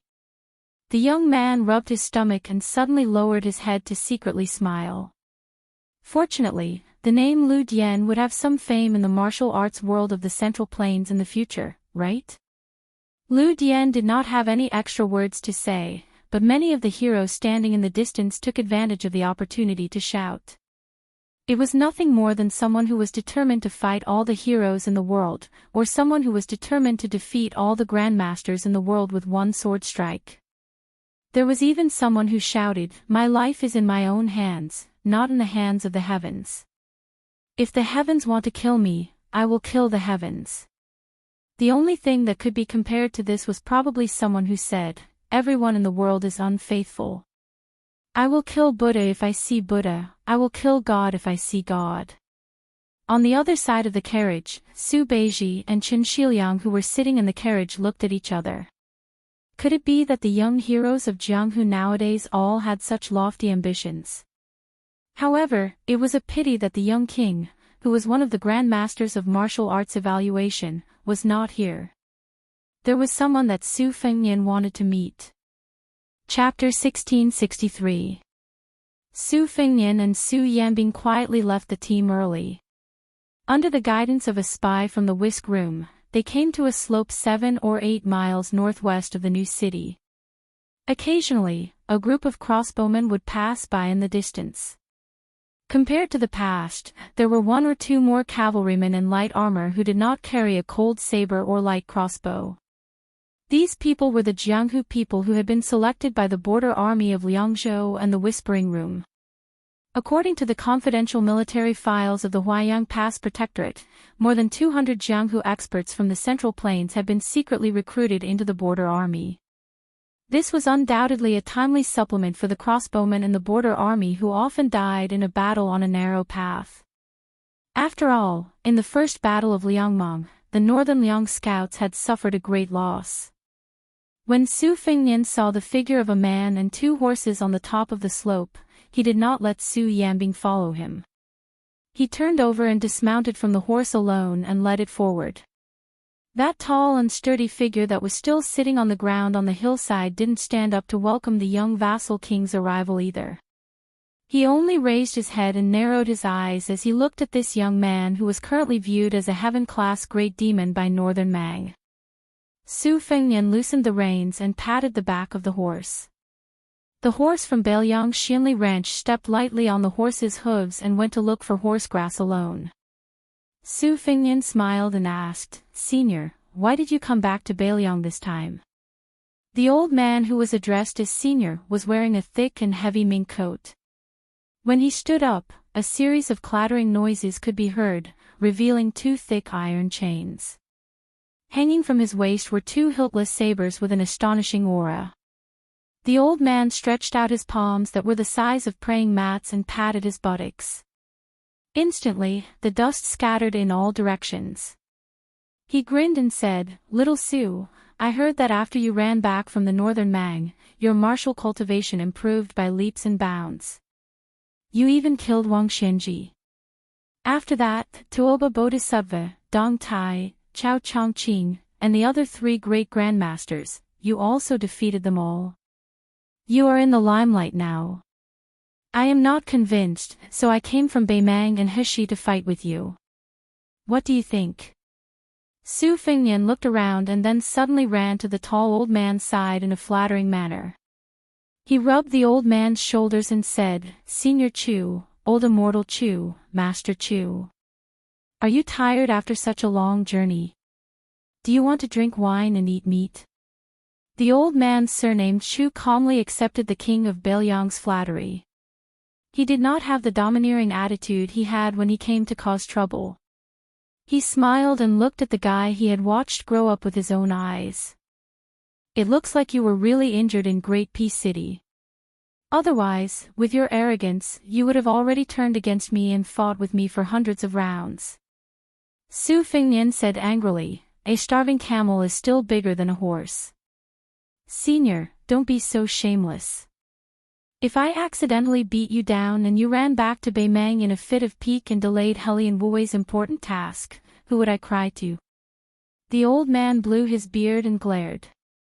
He pressed his hands on his saber and was about to fight. Unfortunately, the young man was shameless and allowed him to beat and scold him. The old man with snow-white hair sighed and shook his shoulders. He refused the young man's insincere kneading. "You are so cunning."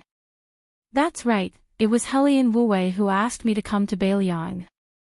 There are 2 things, one good news and one bad news. Which one do you want to hear first?"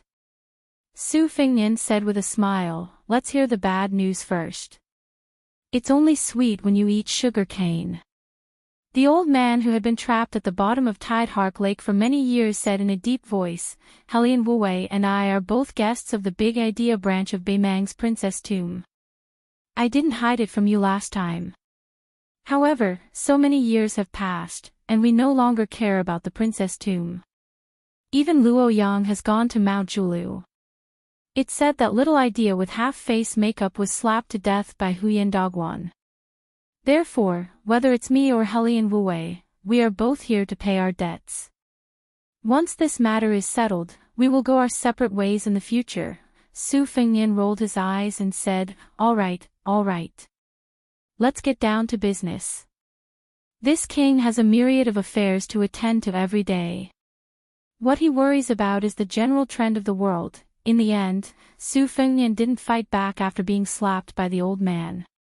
It was as if he didn't have such thoughts at all. He only touched his head, which didn't make him look very handsome. Instead, he touched a lot of fine sand. It was a bleak scene to ride a horse in the northwest Great Desert. After the old man scolded him jokingly, he stopped smiling and said with a rare solemn tone, "This bad news isn't small at all. Have you heard of the Beimang Princess Qingwan? Her public identity is Fan Bainu. When you were still Belyang's His Royal Highness, this woman had been flirting with Qin Jibao for a long time. In fact, to be precise, she should be called Yelu Bainu. She's a true member of the Beimang royal family. She has a feud with the old woman surnamed Murong for killing her father. In the past, she could only endure the humiliation to survive. Now, it's different. After such a big defeat, the old woman's 2 trusted subordinates, the Taiping Commandant and Dongjua, are respectively in Norland and Southern dynasties. They're not having a good time." Su Fengnian nodded and said, "This is reasonable." At that time, whether to attack Beiliang or Liao first was because they wanted to attack Gu Jiantang first. Otherwise, the old woman wouldn't have let Tuoba Bodhisattva lead hundreds of thousands of elite cavalry to patrol the grasslands of Norland before the Battle of Liangmang. In the end, it was to suppress those Yilu princes and the grassland tyrants. If this time they successfully took down Beiliang, it would be fine. They would be able to conquer the Central Plains soon. Even if it was painful, they could still bear it. But since they didn't even enter Bailiang, it's a different matter. No one would be willing to die without any gains, especially those Baimang barbarians who have been used to plundering the borders and returning with great gains for hundreds of years. The old man glanced at the calm young man and wanted to say something but stopped. He curled his lips and gave up on the digression. Instead, the old man continued the previous topic and said, the ambitious Yellow Dongchuang returned to Baimang. This kid couldn't have caused any trouble, but he had a good grandfather, Yellow Hongkai, who had followed Baimang for 3 dynasties. This old man could really be called an old man. When the holy sect Yellow Wenshu burped, Yellow Hongkai, as one of the 6 people in front of the emperor's bed, was ranked last. He wasn't a big shot. When Shinzong died, there were 5 people, and he was ranked 3rd.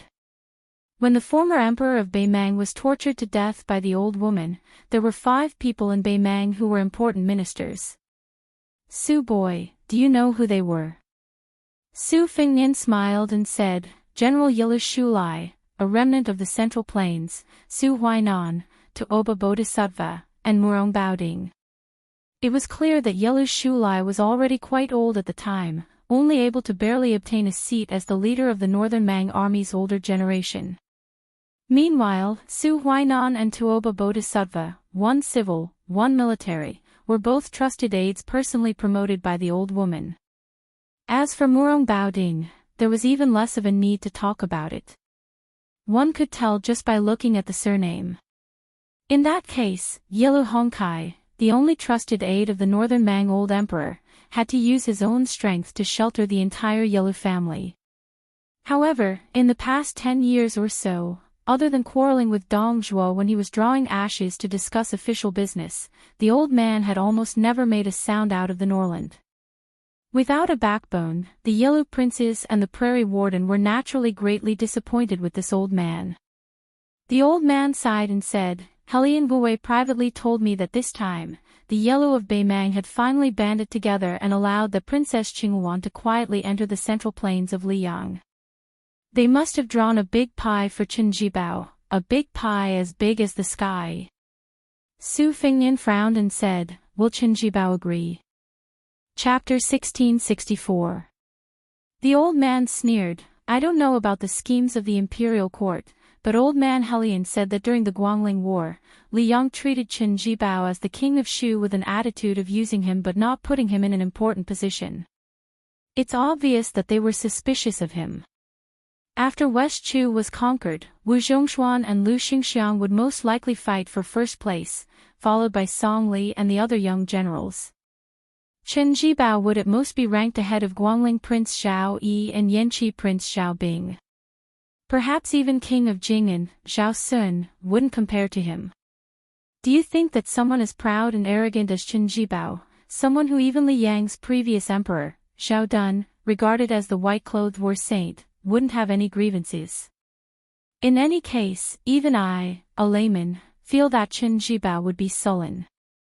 The war of Liang Mang had nothing to do with him, and the war of the Tu Liao had nothing to do with him. He finally got out of Western Shu, but in the end, he could only eat leftovers in Guangling Circuit. The so-called war saint title. Isn't it just a joke? Su Fingnian muttered to himself, if Xia Guining hadn't suffered a crushing defeat in the capital, this assumption wouldn't have been possible. But now...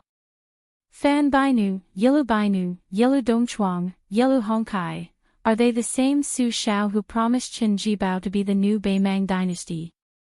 Each of us is asking a tiger for its skin. Will Chen Jibao agree to Northern Mang because he thinks that one day, he will have the opportunity to rule the north and south and accomplish what Su Shao didn't do back then? The old man didn't disturb Su Fingnian's contemplation. Su Fingnian suddenly turned his head and asked, what about Gu Jiantang? I don't think he'll be roped in by Baimang. Even with Wang Sui leading the Eastern Front, the chances of victory are only 50-50. Hasn't Baimang thought about how to deal with this troublesome last famous general of the spring and autumn period? The old man clicked his tongue and laughed. You two are indeed the old fox and the little fox. Helian Wu has already expected this. The old man smiled and said, "You two are indeed the old fox and the little fox." Helian Wu has already predicted this. The old man smiled and said, "Let you guess." Su Fengnian squatted down and subconsciously grabbed a handful of hot yellow sand. He thought for a long time. Although Liao King Zhao Wu is a hindrance, the two Liao countries are still considered an iron bucket. Then the breakthrough can only be moved to the west. Between Liaodong and Beimang, there aren't many people who can be ranked. Jidishi Kai Nan, Administrator Han Lin, General of Hizhou, and Deputy General are all puppets who were scared out of their wits by our Beimang cavalry. There's no need to say much. But Jizhou, King of Hanzhou Xiong, I can't see through this vassal king. When I and the Phoenix Battalion passed by Jizhou, this king with the same title as the emperor dared to come to my camp alone and chat with me. Next, Yuan Tingshan, Yang Huchen, and Han Fong, the three generals in power in Jizhou. Yuan Tingshan has his father-in-law Gu Jiantang and Li Jiayuan Castle as his backing. They're both support and restraint. Yang Huchen is going to Jizhou to atone for his crime. There's no need for him to be a spy for Beimang. Han Fong, to be honest, he's a chess piece I set up years ago. He's not loyal to Liang, but at the very least, he won't betray Liang for Beimang. The valiant Lai Han family has been fighting with the nomads in the north for 300 to 400 years. Hundreds of people with the surname Han have died. Anyone can join Beimang, but Han Fong won't. The old man stood beside Su Fengnian and looked into the distance.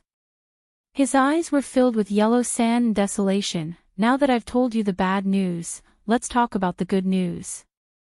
But I don't know if this is good news. Su Fengnian, who was squatting with his back against the wind, opened his palm. The wind blew the sand away, and he said softly, "Senior, please tell me."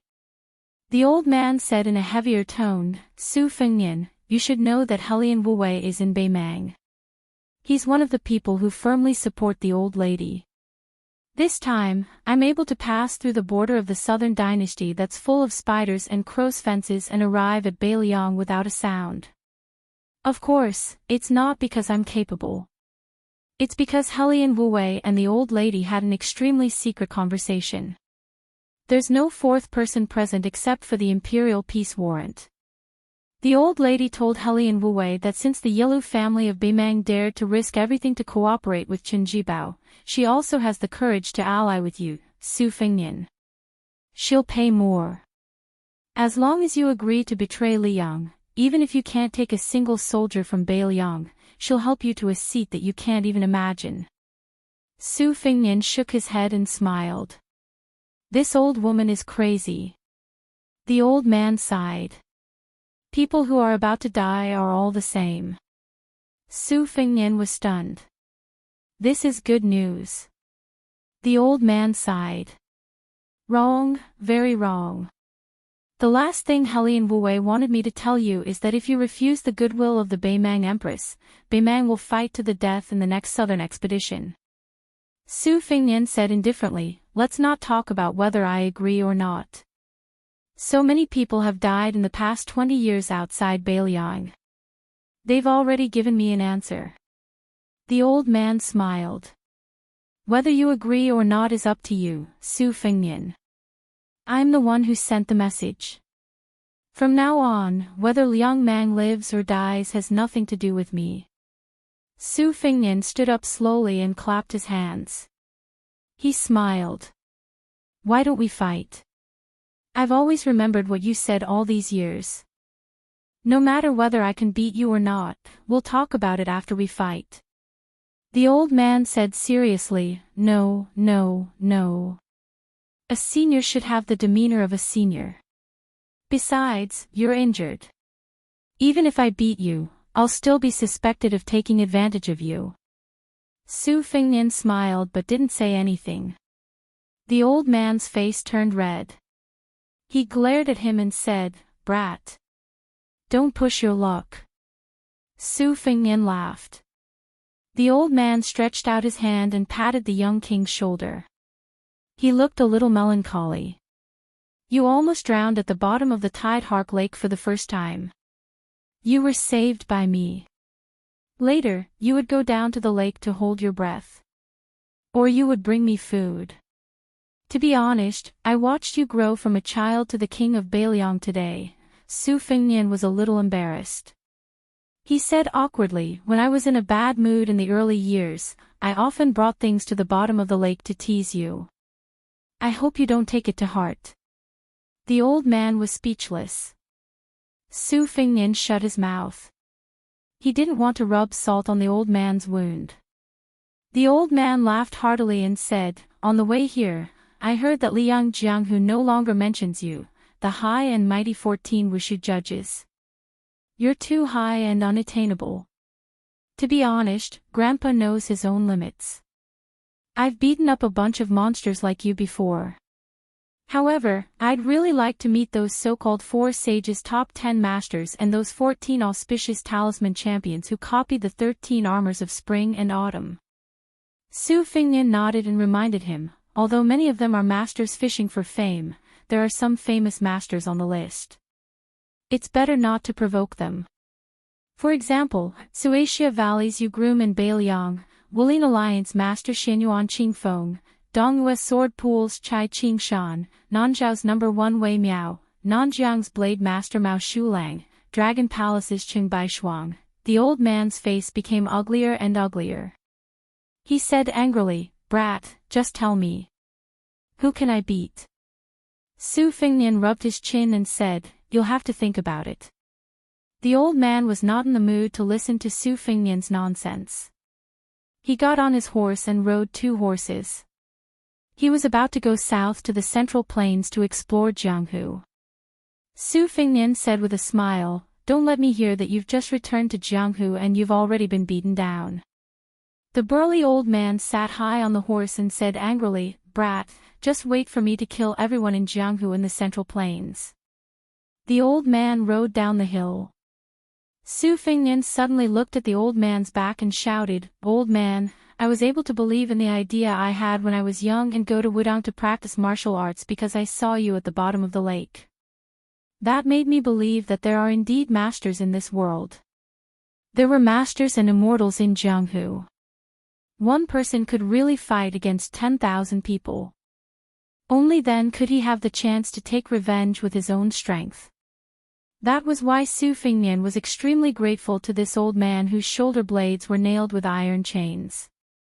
This was the Jianghu senior who made him grit his teeth and persist on climbing the martial path. The old man did not turn his head and shouted, pretentious. If you have the ability.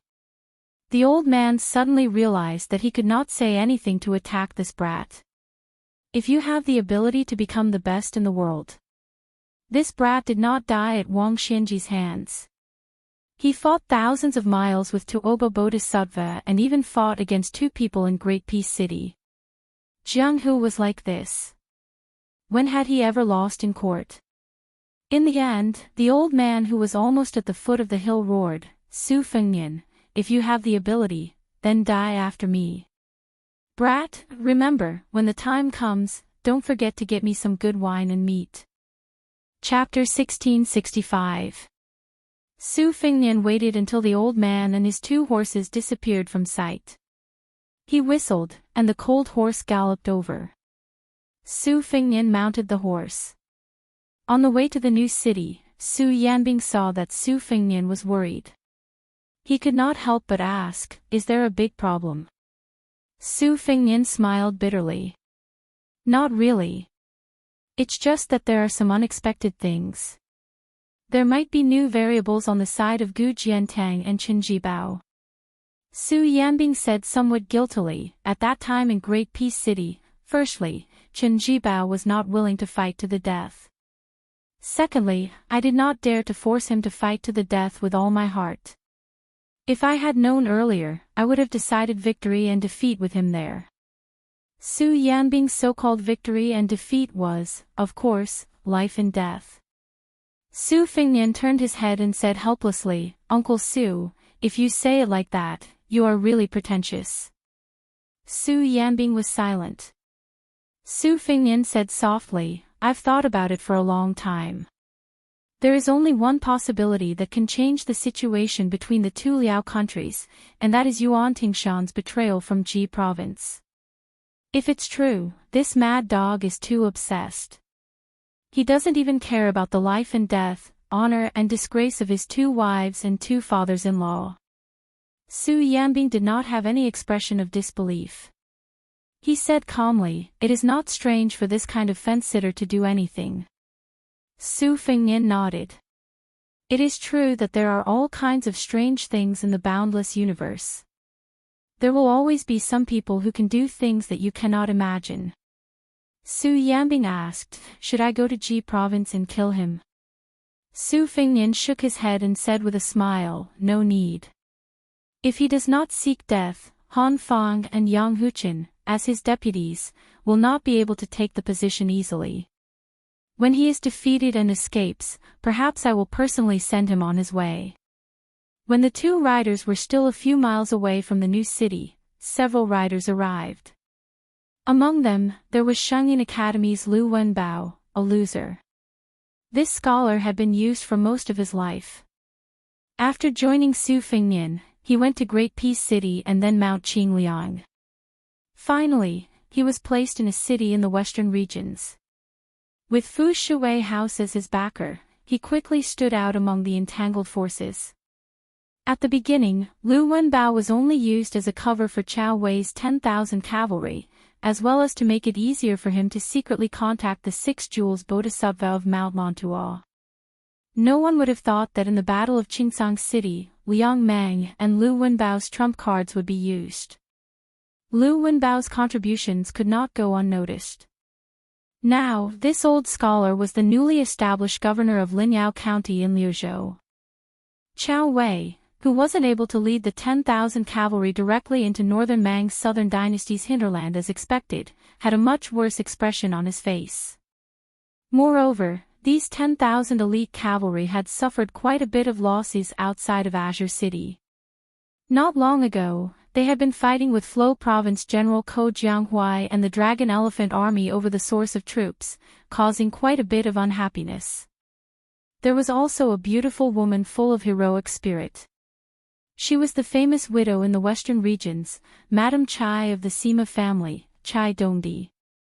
At that time, Su Fingyan had helped her and her family during the turmoil against the Sima family, and then rushed to the Battle of Qingsang City.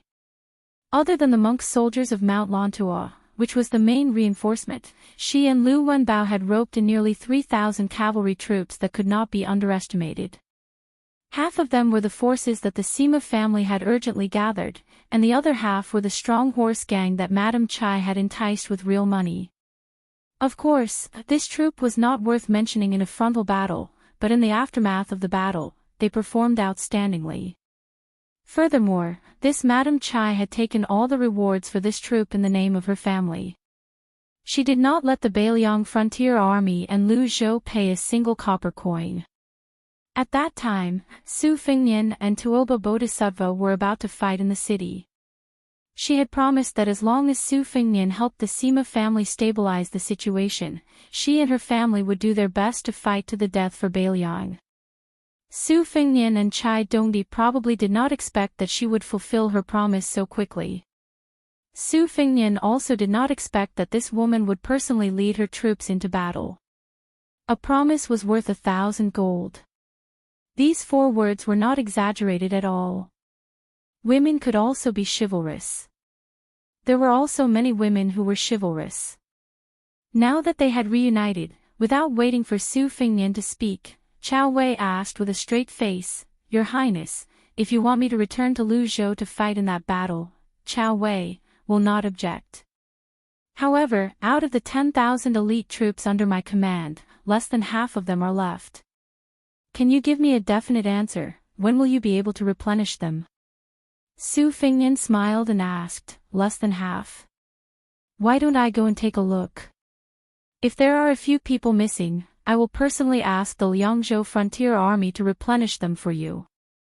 Chao Wei suddenly smiled and said, How can I trouble your highness? I can't, absolutely can't. Right now, several cavalry units in the border army are scattered. I, Chao Wei, am not the kind of person who can't see the big picture. Just give me 4,000 cavalry units, just 4,000. Su Fengnian said in a bad mood. From now on, the military town of Linyao of the 3 towns in Luzhou will be under your command.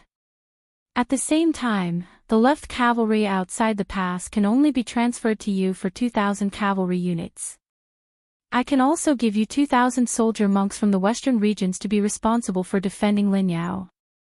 As for how many cavalry units you can raise in Luzhou, that will depend on your own ability.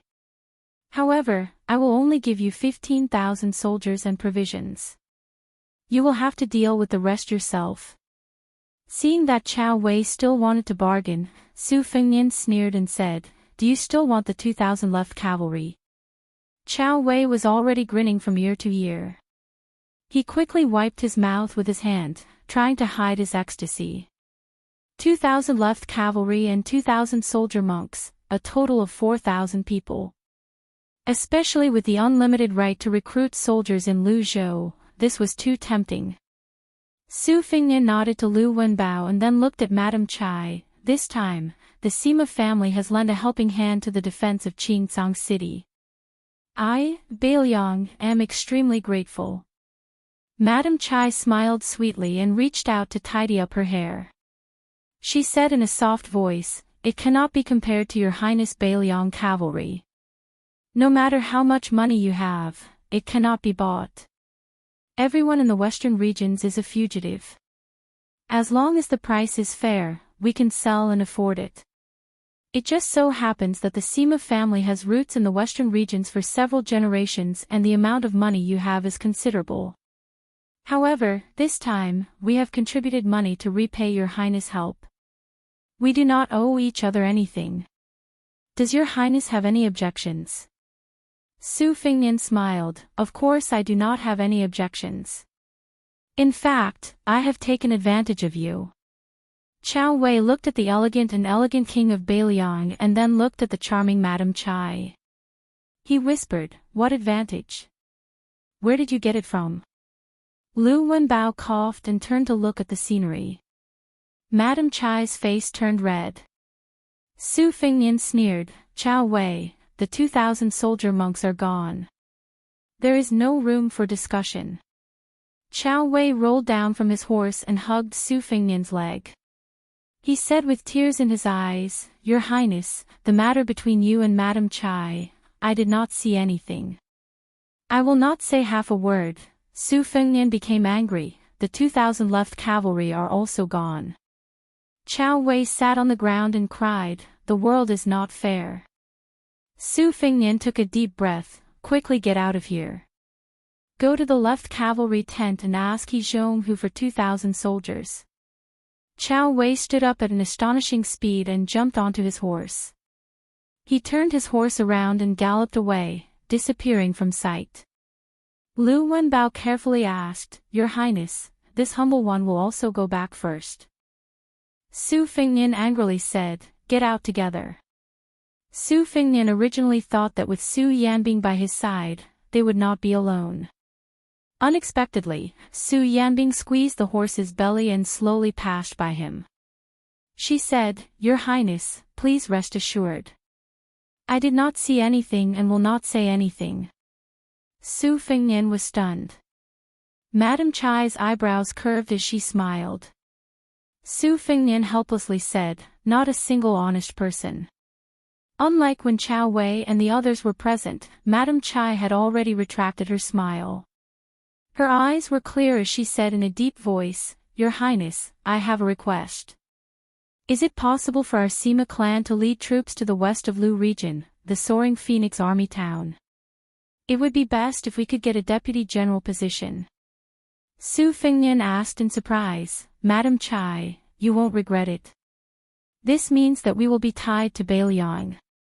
If Bailiang is defeated in the future, the Sima family will have no room to maneuver." Madame Chai nodded with a firm expression. Su Fengnian curiously asked, "Why?" Madame Chai suddenly smiled and asked, "What does your highness think?" Su Fingnian teased, "It can't be that Madame Chai covets my beauty, right?" Madame Chai was stunned. She then smiled charmingly and said, "Your highness, are you flirting with a good woman in broad daylight? Aren't you afraid that I will call for help? Isn't that retainer not far away? I believe that there will be death soldiers protecting you in the dark, right?" Su Fingnian's expression was normal as he smiled. "Madame Chai, don't tease me. Let's be serious." Chapter 1666.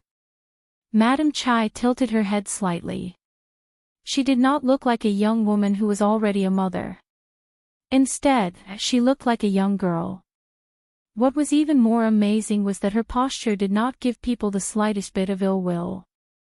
Instead, it gave people a strange kind of charm and temptation. Su Fingnian took the lead in riding his horse slowly. He said softly, "If Madame Chai is betting that my Bailiang will win so that the Sima family can have a place in the future Bailiang or the Liang dynasty, then I can tell Madame Chai that you don't need to place your bet. You don't need to bring your entire family to this murderous gambling table. If there is really a day when the war ends, I will definitely not treat the Sima family unfairly. No matter what, I still remember that there was a stubborn little girl who cut her own hand just to get Su Fingnian to sign his name." Su Fingnian then turned his head to Madame Chai, who was riding side by side, and smiled happily. He said, "I'm a little proud. I don't want to say anything to those Bailiang men. I don't want to make them feel unbalanced. Take Chao Wei for example. I'm more handsome than him, my martial arts are better than his, and the most important thing is that I'm taller than him. If I were to provoke him, it would be too unkind. But Madame Chai is a woman, so there's no harm in saying it." Madame Chai said softly, "Your Highness really doesn't treat Chai Dongdi as an outsider." Su Fingnian raised his hands and begged bitterly, "Madame Chai, please let me go." Madame Chai held her belly and laughed. Su Fingnian glanced at them from the corner of his eyes, intentionally or unintentionally. The mountains were rising and falling. Su Fingnian actually had no distracting thoughts in his mind. He was reminiscing about the past, but he was also reminiscing about the past. Madame Chai suddenly straightened her back and looked towards the direction of the new city, muttering, "I am staking everything on this one throw. I want to obtain an official position for the Sima family. Of course, I am not lying. Who doesn't want their family to be able to hold the position for generations to come? I, Chai Dongdi, am only a woman who lives in daily life, but I have also read books. My vision is a bit more farsighted than that of ordinary rural women. Since I have married into the Sima family, I want to be worthy of the Sima family."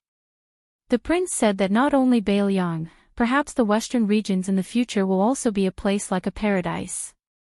There will be private schools and the sound of studying everywhere.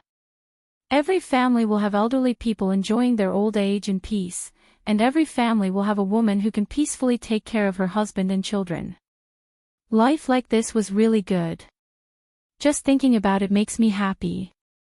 Su Fingnian nodded. Madame Chai suddenly smiled and blinked her eyes.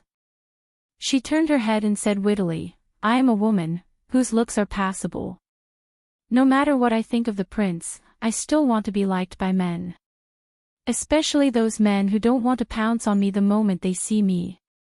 If he is always a gentleman, he will feel disappointed in his heart." Just like how the prince said that he is proud of himself, he can only say these things to some women. I can only say these things to the prince. Su Fingnian was speechless. When he was young, when he was drunk and whipped a famous horse, he only thought about how to pretend to be heroic. When he really matured, he actually went upstairs alone most of the time. There was no one beside him, and he went upstairs alone. Madame Chai looked at the young king's side profile and asked softly, "Will Baimang attack Bailiang again with the power of the whole country?" Su Fingnian hesitated for a moment and said, "It was supposed to be like this, but now there are signs of internal strife in Baimang. The Murong and Yalu families might split. Of course, I will do my best to add fuel to the fire. However, the possibility of this is not high, and I can't have high hopes. I can only plan for the worst. Gu Jiantang took the initiative to attack earlier because he saw this clue. He was afraid that the Yalu family would take over the Beimang court and use the two Liao provinces as a breakthrough point for the army to invade the south. Otherwise, with Gu Jintang's temperament, he would never act so quickly. Madam Chai, you have heard these words, but don't tell others. Madam Chai nodded and said, of course, I know the severity of this matter. Su Fingnian raised his horsewhip and pointed towards the distant north. With a heavy expression, he said, after Huda's city was captured by Dongjua, more than half of it was destroyed. More importantly, after the northern Mang's armies retreated far away, this king of the south courtyard's 100,000 private soldiers and Tuoba Bodhisattva's elite cavalry are still eyeing covetously at the border. This is to prevent our northern Liang from going all out to repair Huda's city. In the end, once the great battle of Liang and Mang breaks out, the tug-of-war between Huda's city and the Dragon Eye Plains is destined to be very tragic. It might not lose out to Azure City. Then, with Huayang Pass as the core, the front line of Liuya and Fuling. After that, He Zhonghu's left cavalry will enter the battlefield and defend the northern part of the new city. Compared to the previous three-front battle, Beimang won't be distracted by the Gourd Gate in Yuzhou. Beiliang has already used the heads of Jingguan and Yang Yuanzan to prove that Beimang can't leave that battlefield. In this way, not only will the smoke outside Liangzhou Pass rise, but the entire defense line in Liuzhou will also bear a heavy burden.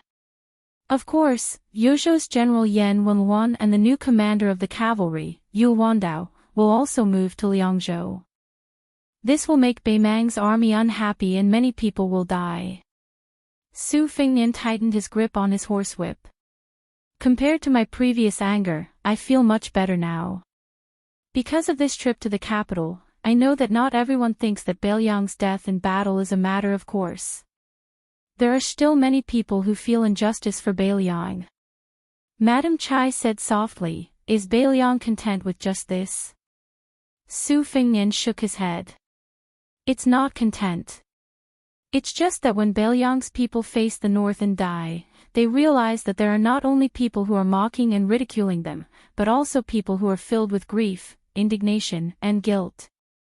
It's not that, for some reason, Su Fingnian didn't continue. Su Fingnian said softly, I, Su Fingnian, am Su Zhao's son. In this life, I don't have the right to feel sorry for myself. These are my heartfelt words. I'm not lying. But I hope.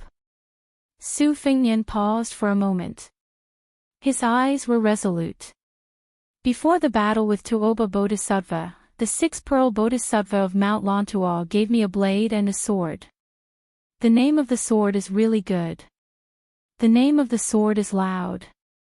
Therefore, I hope that the people of the Central Plains don't expect them to be grateful. I also don't expect them to fight in the cold. I only hope that the entire Central Plains can hear the sound of Beiliang's 300,000 cavalry marching north from the northwest border. Hearing this heroic loud will allow them to stop pretending to be mute and deaf. Madam Chai pursed her lips and looked at him in a daze. Su Fingnian suddenly smiled. We're here. As they approached the new city, Su Yanbing and Lu Wenbao were quietly waiting for them. Madam Chai reined in her horse. Your Highness, I won't be going to the new city. I'll just take it that Your Highness has agreed to give the Sima family a deputy general in the Phoenix Division. Su Fingnian also stopped his horse. He turned his head and said helplessly, all right.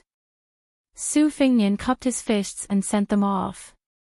Then, he slowly moved forward. Suddenly, Madam Chai called out softly from behind him. Su Fingnian. Su Fingnian didn't turn his head at all. He continued to speed up. Madam Chai laughed loudly. I, Chai Dongdi, will be waiting for you in the western region. I want to give birth to your child. Su Fengnian fled in panic. Su Yanbing looked at the young king who seemed to be sweating profusely. He held back his laughter and gave him a thumbs up. Lu Wenbao also gave him a thumbs up. But when the prince stared at him with a murderous look, the Linyuan county governor resentfully retracted his thumb. But Lu Wenbao, who seemed to be ready to die, suddenly gave him a thumbs up again. He didn't want to put it down. Many years later, in the western region's Feng province, after the snow stopped, a woman's hair had turned white. She sat in a wheelchair with a warm and heavy blanket on her knees. She smiled and looked into the distance. She closed her eyes and fell asleep. In a trance, she seemed to have waited for many years. The old woman's eyes were filled with tears as she whispered. When she was about to die, she suddenly tried to open her eyes. She finally smiled. Her vision was blurry. She looked at the person squatting beside her and said in a hoarse voice, "It's a little late." The person nodded and said, "I made you wait for a long time." She shook her head slightly and tried to raise her hand. It seemed like she wanted to tidy up her hair. But she didn't have the energy to do it. So, she felt a little regretful. The person helped her gather the blanket and said softly, "Don't worry. You are still very beautiful." She lowered her head and moved her lips. He nodded and said, "Okay." She said, "Next life." She closed her eyes. The first time they met, he was so gentle. The last time they met, he was still like this. Whether there was a next life or not, it didn't matter. On the city wall, the sun was setting. The old woman was called Chai Dongdi. The old man was called Su Fengnian. Chapter 1667. Beiliang Province's Lingzhou was worthy of being called the Jiangnan beyond the Great Wall. Other than being rich, it also had a rare scholarly atmosphere in the northwest. Therefore, in the past few years, Lingzhou was a bit arrogant when facing Liangyu and Yuzhou. The military strength of the garrison was far from being as valiant as Liangyu province, but we have a lot of scholars here. It was a pity that after a young scholar called Qin Wang appeared in Yuzhou, the scholars in Lingzhou became a bit sickly. Even though Sun Yin could be considered a scholar who had walked out of Lingzhou 2 days ago and his highest position was the right chancellor of the Imperial College in the capital, compared to Qin Shaobao who was in the center, he was clearly a great distance away. However, this kind of dispute could not affect a small place like Huangsha Province's Huanghua County. Huanghua County was a lower county and was located at the westernmost part of Lingzhou. Huanghua County was famous for being poor. Because it was in Lingzhou, Huanghua County appeared even poorer. Every time the county magistrate of Huanghua County went to the provincial capital and met a colleague of similar rank, it would be a torment. However, even though this place was poor, compared to Yuzhou, which did not like books and swords and spears, Huanghua County had dozens of villages of various sizes. Other than the government's voluntary school, almost every village had a private school. The wealthier villages and families even had ancestral schools. Therefore, the sound of children studying here was no less than other places in Lingzhou. Li Xian was the most knowledgeable scholar in the Li family village. He was an old man who had been to Liang's capital. However, it was said that he had failed the examination. He had traveled thousands of miles and returned thousands of miles. Logically speaking, if he had passed the examination, it would not be difficult for him to get a job in Huangsha Province's government. Unfortunately, the scholars from the Central Plains had flooded into Lingzhou and someone had taken his position as a lecturer. Li Xian was originally from a poor family and could not make any connections. It was unknown whether it was because he was angry or not, but he simply returned to his village and opened a private school. There were 7 or 8 children from his village who were studying there and could barely make ends meet. It was impossible for him to save money to buy books. Moreover, Li Xian took the initiative to recruit a few children who did not have a surname to enter the private school. Not only did he have to pay for books, but he also took care of their meals and drinks. As a result, many girls of the age in the nearby villages who originally admired Li Xian backed off under the pressure of their parents. Today, Li Xian carried a small pot of wine to the neighboring village. There were no official roads between the villages, only a small sandy path that was about 10 feet wide. When the villagers and women met Li Xian, they would respectfully greet him as Mr. Li. Li Xian would also respond with a smile and chat for a while. Li Xian arrived in front of a hut by a stream and surrounded by a fence. An old hen and a group of chicks were looking for food, pecking and pecking. When Li Xian pushed open the wooden door, he saw a familiar figure walking in the distance. He smiled knowingly and stood at the door, waiting. The old man walked slowly with a hunched back, but he was hale and hearty. In his hand, besides carrying a pot of yellow wine sealed in mud, there were also some food wrapped in oil paper. The old man was the same as Li Xian, a teacher at the village's private school. However, compared to Li Xian, he had been teaching for more than 20 years. The old people in the surrounding villages all said that this guy surnamed Lu was an outsider whose ancestral home was from the Central Plains. His ancestors were very noble. When he first came here, he was very extravagant and was very imposing at that time. However, after so many years, no matter how rich his family's wealth was, it was likely that he had spent it all. Or perhaps he was really old and could not straighten his back. Compared to the villagers, Li Xian knew more. There was no doubt that Mr. Lu was a remnant of the spring and autumn period. When Li Xian was traveling north, he passed by Bailiang. He should have continued north and followed the aristocratic families from the Central Plains into the southern dynasties of Beimang. However, when Mr. Lu reached Bailiang, his family was in a mess. Some died of illness, some went missing, and some went crazy. In the end, it seemed that Mr. Lu was the only one left. He survived muddle-headedly. Li Xian did not know the truth, and Mr. Lu was not willing to talk about such trivial matters. In short, he took root in Bailiang and set up a private school. Due to his eccentric temperament, rigid and harsh personality, coupled with his strange nagging, the private school had always been deserted. If it were not for the fact that he knew some strange medical skills that even the local doctors could not understand, this old man would have starved to death long ago. As for the person who brought the wine to visit the two of them, he was also an unknown teacher in Yellow Flower County. Li Xian's enlightenment of 300,000 was taught by this old man. The first time Li Xian kowtowed in his life was to the memorial tablet of Sage Xiang of the Confucian school and the old man who was a teacher. Now that he thought about it, this teacher's knowledge was neither high nor deep. He definitely could not compare to Mr. Lu who hid his knowledge well. However, to Li Xian, who was already an official, a teacher was a teacher. He would not add a surname like how he addressed Mr. Lu in front of him. The villagers did not have as much respect for this poor private school teacher as Li Xian, who believed in teacher for a day, father for life. They liked to call him Old Baldy Wang. Incidentally, when some naughty children were working in the neighboring fields, or when the teacher borrowed money from their parents, they also dared to laugh and call him Old Baldy Wang. As for whether they would be beaten later on, that was another matter. The children in the village were all thick-skinned and could run around the mountain barefoot. So what if they were beaten a few times? Li Xian's enlightened teacher, Wang Chongqing, was not on good terms with Mr. Lu. The two old men were about the same age but had been through a lot.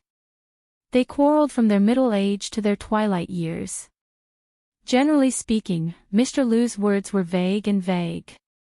It would take a few years for people to realize what he had said. His words were not vicious at the moment. Wang Chongqing's village slang was always eloquent. It was not very literary, but its lethality was not something that Mr. Lu could match. However, Mr. Lu was always calm and in an invincible position. Their quarrel often became like a chicken talking to a duck, or playing the lute to a cow. They never got tired of it. It had been more than 20 years. This time, Li Xian took out money from his savings to buy a pot of green ant wine because his teacher had just been taken over by someone else and had lost his job as a private school teacher. In a fit of anger, he was bedridden.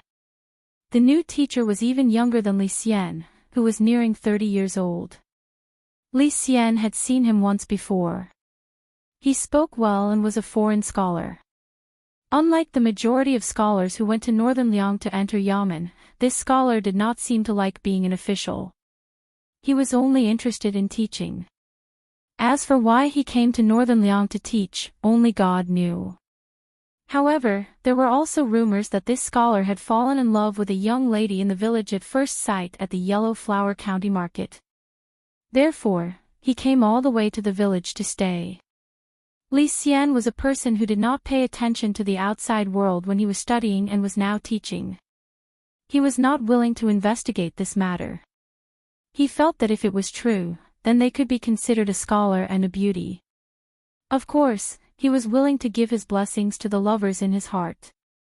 From the corner of his eyes, Li Xian had already seen the teacher who wanted to go out and bask in the sun. When he saw the two figures, he immediately retreated into the house. His legs were very nimble. He probably went back to his bed and pretended to be sick.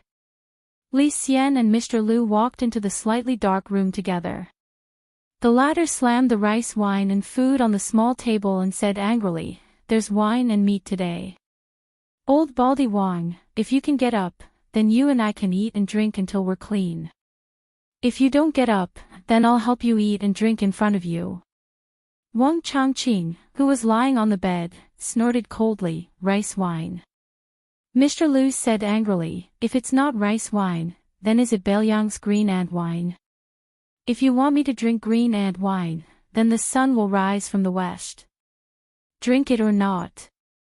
Li Xian could only act as a peacemaker and said with a smile, "Teacher, I brought a pot of green ant wine. Mr. Liu has soy sauce meat. How about it?" Only then did Wang Chongqing slowly get out of bed. After getting up, he straightened his clothes. Mr. Liu sneered, "A monkey wearing a hat." Wang Chongqing slanted his eyes and said, "Look at the clothes I'm wearing. It's brand new. This year, I'll even buy a new set of clothes. Look at the clothes you're wearing that year after year. You're completely disgraced." Mr. Liu calmly said, "To be noble when there is nothing to do, to be rich when there is no need to sleep early, to be rich when there is no need to walk slowly as a carriage, to eat late as meat, to wear ragged clothes as a fur coat, this is to live in peace and happiness." Wang Chongqing rolled his eyes and said, "If you're poor, then you're poor. Do you have a reason for it?"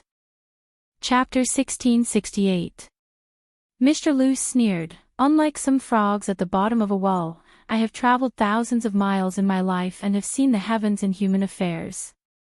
I have also read thousands of books in my life and have seen the heavens in human affairs. In this poor and remote Beiliang, I often see old scholars obsessing over old piles of paper for decades.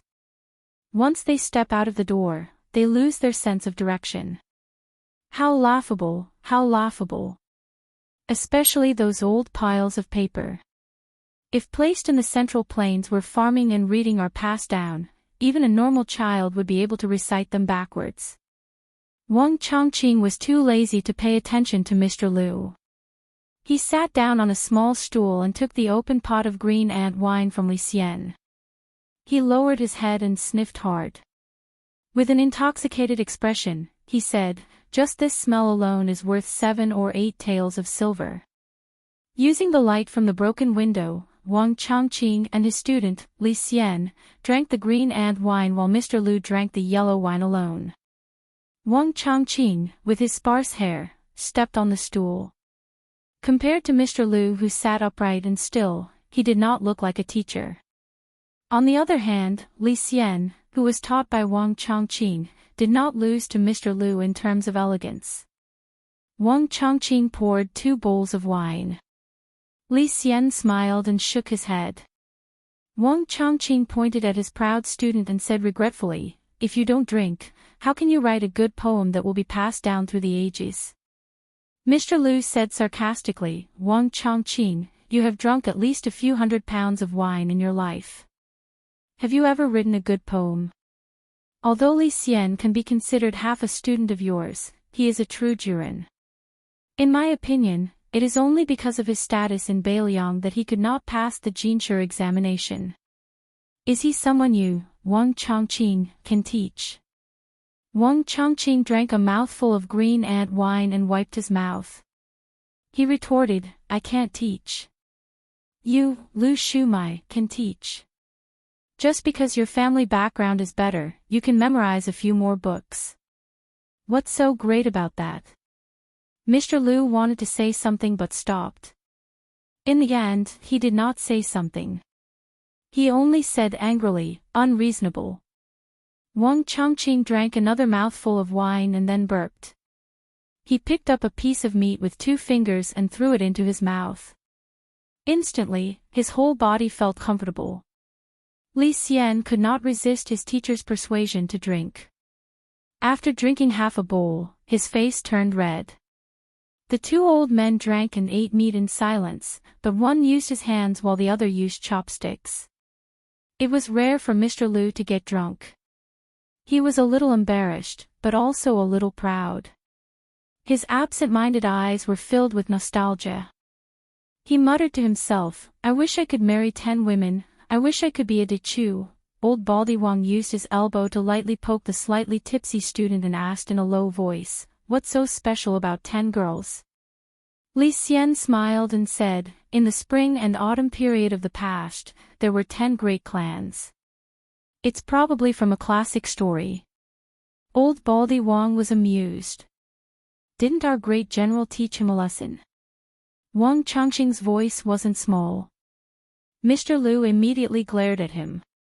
Wang Chongqing drank more than half of the green ant wine and was already 70 to 80% drunk. He stretched his neck and said, What? You're not convinced? Don't think that you can look down on Beiliang just because you're a remnant of the spring and autumn period. Do you really think that you're better than others? Humph, I've tolerated you for many years. In the past, you always said that His Royal Highness was a hedonistic son of a rich family. At that time, I was also blind to think that His Royal Highness wasn't as good as the great general and might not be able to shoulder the burden of Beiliang. That's why I followed you and scolded you. Today, if you continue to be sarcastic with me, I'll teach you a lesson. Even if I can't teach you a lesson, there's still Li Xian, my student. Mr. Lu's eyes were bloodshot. He said softly, You think you're amazing just because you can kill people? How can there be such a logic in this world? The history books recorded that a general's success is built on thousands of dead bodies. That's not the logic of a scholar. Wang Chongqing suddenly slammed his wine bowl heavily. A small portion of the green ant wine spilled out of the large white bowl. Wang Baldy, who usually went to the market to drink a bowl of wine, could drink until there wasn't a drop left. This time, he didn't care about his heartache. He said angrily to Mr. Lu, the great general killed people like scything flax. I don't know if it's reasonable for him to let your central plains sink or not. I only know that from the great general to the prince of New Liang, 2 generations of the Su family led the soldiers outside the Northwest Pass and blocked the 1 million strong cavalry of Beimang for your central plains. Taking a step back, even if the great general owes your remnant of the spring and autumn period, the prince of New Liang and the Beiliang frontier army will repay this debt on behalf of the Su family this year.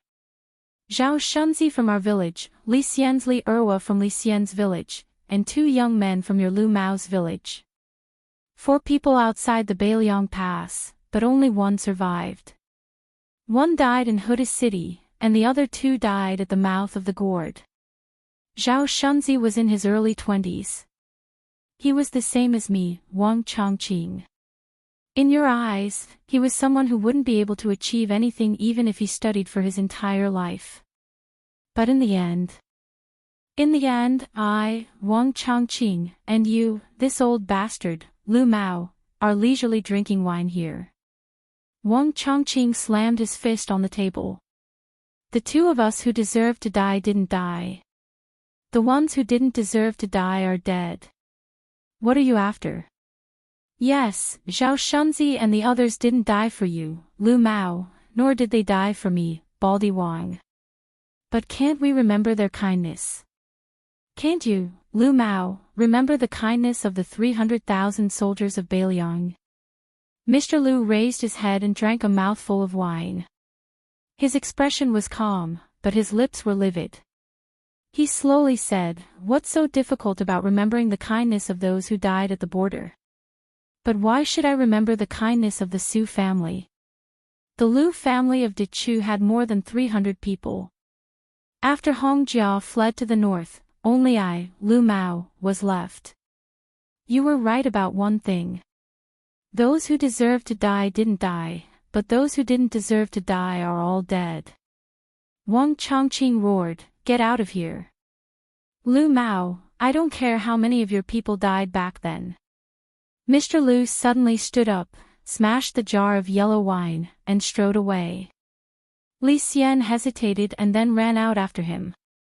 Mr. Lu's step staggered. Li Xian wanted to support him but was waved away. Li Xian's voice was raspy as he said, "Mr. Lu, other than the elders of this village, perhaps no one knows that my teacher's 2 sons died in battle early on outside Liangzhou Pass. Teacher's wife also died because of this." Lu Mao stopped by the stream. Li Xian gazed at the little stream. "When I went to Jing for the exam, my teacher gave me all of his savings. He said that Mr. Lu liked a set of Words of the Window LV Zong, and told me to bring a set back for you from Great Peace City. But at the time, among the people who went to Jing with us, one of them wanted to stay in Jing to participate in the exam. I impulsively gave all of my money to him in hopes that he would not be troubled by life in that capital that was hostile to Beiliang and would be able to focus on his studies. I didn't even dare to confess this matter to my teacher because when I was leaving, my teacher told me that no matter what, Mr. Lu was truly knowledgeable. You were a true scholar that he could not compare to, but you were able to teach in Beiliang for 20 years. Therefore, Beiliang owed Mr. Lu. Therefore, Heath Wang Chongqing should do something." Li Xian said softly, "Mr. Lu carries the hatred of the country and family. My teacher never dares to have you forget anything." Li Xian looked around. But Beiliang, the poor and remote place in Mr. Lu's eyes, never forgets kindness. Never betrays justice. Li Xian smiled. "I've never met the great general, nor have I met the new Prince Liang, but I've met my teacher, Wang Chongqing. I've met Li Erwa, who went into the river with me in the early years to catch fish. I've met Zhao Shunzi, who scolded me as a bookworm when I was young and beat me up. I've also met my teacher's 2 sons, and I've met my teacher's wife. Then I think, since we were born in Beiliang, it's only right that we die in Beiliang. For the people of Beiliang who have to face the Beimang Iron Cavalry head-on, as long as the war at the border doesn't stop, it's normal for people to die every day and every year. Perhaps one day, we'll really be the ones to die. We'll still be unwilling, but we'll still be afraid. Death is one thing. Because Beimang can't let us Beiliang live an ignoble existence. And we don't want to live an ignoble existence either. Mr. Lu, you said that in the early years of the Central Plains, people hated not being able to marry 10 women and hated not being able to be Dichu. Today, Liang hates not being able to be born in Jiangnan and hates not being able to live in Taiyan." Li Xian smiled carefreely. "As for me, Li Xian, I'm just a weak scholar. I only hate not being able to die in Liangzhou." The old man from West Chu stared blankly at the back of the young Beiliang scholar as he left. The old man suddenly lay down beside the stream, stuck his head into the water, and drank fiercely. Then, he sat down cross-legged and laughed. "Good wine." The old man turned his head to look at the young man who ran back quickly. He must have thought that Lu Mao had taken things too hard. The old man couldn't stop laughing. On the contrary, Lu Mao had finally thought things through today. Compared to the Central Plains, whether it was the Central Plains of the spring and autumn period or the Central Plains of Liang, there weren't many scholars in Beiliang, and there were even fewer books. However, who said that there was no chivalry between the lines here? Chapter 1669. A group of people walked along the city entrance road to the northern wall of the new city. Among them was the northern Liang administrator, Li Gongde. This was the leader of the civil officials in Lingzhou who lived like a prince. In the past, he was known as the #1 official in the northern Liang path. After becoming the new city's governor, he did almost everything by himself. As a result, he lost close to 10 kilograms. Although he was tired, he was full of energy like a withered tree in spring. His spirit was not inferior to the young people. In the past 6 months, Li Gongde had hardly worn his official robes. It was not that the administrator did not care about the style of a border official at all, but that this miser was really distressed about the money spent on changing his official robes. Later, he simply showed up in civilian clothes. It was said that he had changed more than a dozen pairs of boots, and they gradually changed from flashy to cheap and good boots that were as sturdy as possible. Today, Li Gongde wore the official uniform of grade 2 embroidered with a golden pheasant's patch. He and Yuan Zuozong, the commander of Beiliang's cavalry army, who had the highest rank among the generals, walked on the left and right sides of the young feudal lord. Besides these two important officials of Beiliang who led the civil and military officials, there was a huge lineup.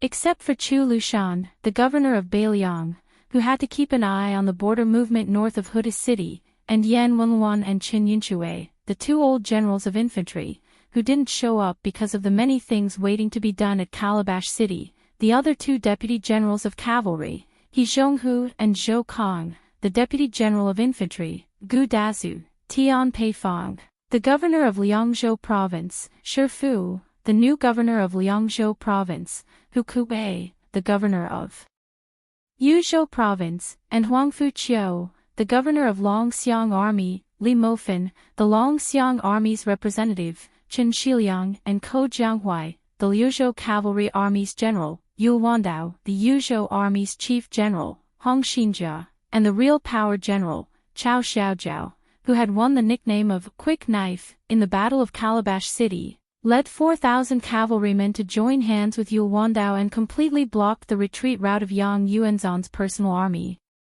What's more, it was Chao Xiaojiao, the governor of Beimang. At the top of the city wall, there was a veritable horse-riding path. The northern outer battlements had been completed, and the inner parapet wall was also about to be completed. The next step was to build the gate tower on the northern city gate. Su Fengnian stood at a battlements and looked towards the north. From here to the Liuya Fuling defense line in Huayang Pass, it was a flat terrain that was convenient for cavalry to gallop. He Zhonghu's left cavalry army and Zhou Kang's right cavalry army were stationed there. In the original plan of Su Xiao and Li Shan, once Beimang captured Huda City, the two main cavalry forces outside Beiliang Pass would suffer the heaviest losses. However, due to the heavy casualties in the two battlefields of the first battle between Liangmang and Qingcang City in Liuzhou province and Huluku in Yuzhou province, Beimang could not gain a firm foothold.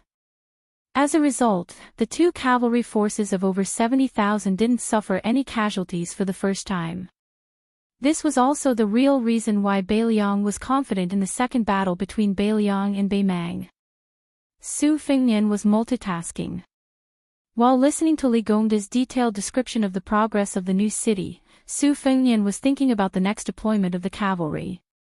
Back then, in order to defend Liuzhou and gain strategic depth for Beiliang, Su Xiao expanded the Longxiang army from 10,000 to 30,000 without affecting the military strength of the army as much as possible. It was impossible for the border cavalry to have an extra 20,000 people out of thin air. Naturally, he would transfer the elites from the left and right cavalry, which would inevitably weaken the military strength of the border cavalry. However, the problem was that the 30,000 Longxiang army was almost wiped out outside Qingcang City. Of course, Liuzhou could not be abandoned. In fact, it would become even more important in the future when Yuzhou would be free of war. What could he do? The martial arts grandmaster Su Fengnian could use his will as a sword, but a land immortal was not a true immortal who could scatter beans and turn them into soldiers. He could only continue to ask for people from He Zhonghu and Zhou Kong. Not only did the Longxiang army need people, Ko Jianghuai, the general of Liuzhou who had made a great contribution, also wanted to form his own troops. Yu Wandao's Yuzhou cavalry needed to be replenished no matter what. As a result, not to mention Zhou Kong, who had a fiery temper, even He Zhonghu, who was extremely easy to talk to and was willing to consider the big picture, privately found him, the king of Beiliang. What he meant was that the left cavalry could be given people, but he only hoped that the left cavalry would not be broken. Qiao Wei asking for 2,000 people was fine, but Ko Jianghuai and Li Mofin, the two big shots of Liuzhou army, were really asking for an exorbitant price. One wanted 8,000, the other wanted 15,000. And it had to be elite old soldiers. At that time, He Zhonghu bitterly smiled and mocked himself to Su Fengnian. Even if all of his old bones were torn apart, it would not be enough to satisfy the two generals. As for Zhou Kong, who was also the deputy commander of the cavalry, he was even more stubborn. He did not even want to meet Ko Jianghuai and Li Mofin. He directly said that he only wanted his life, and that the right cavalry should not even think about taking a single soldier away. On this matter, in all of Beiliang, there were only 3 people who could speak. Chu Lushan of the Governor-General Manor, Su Weisheng of Wutongan, and Su Fengnian.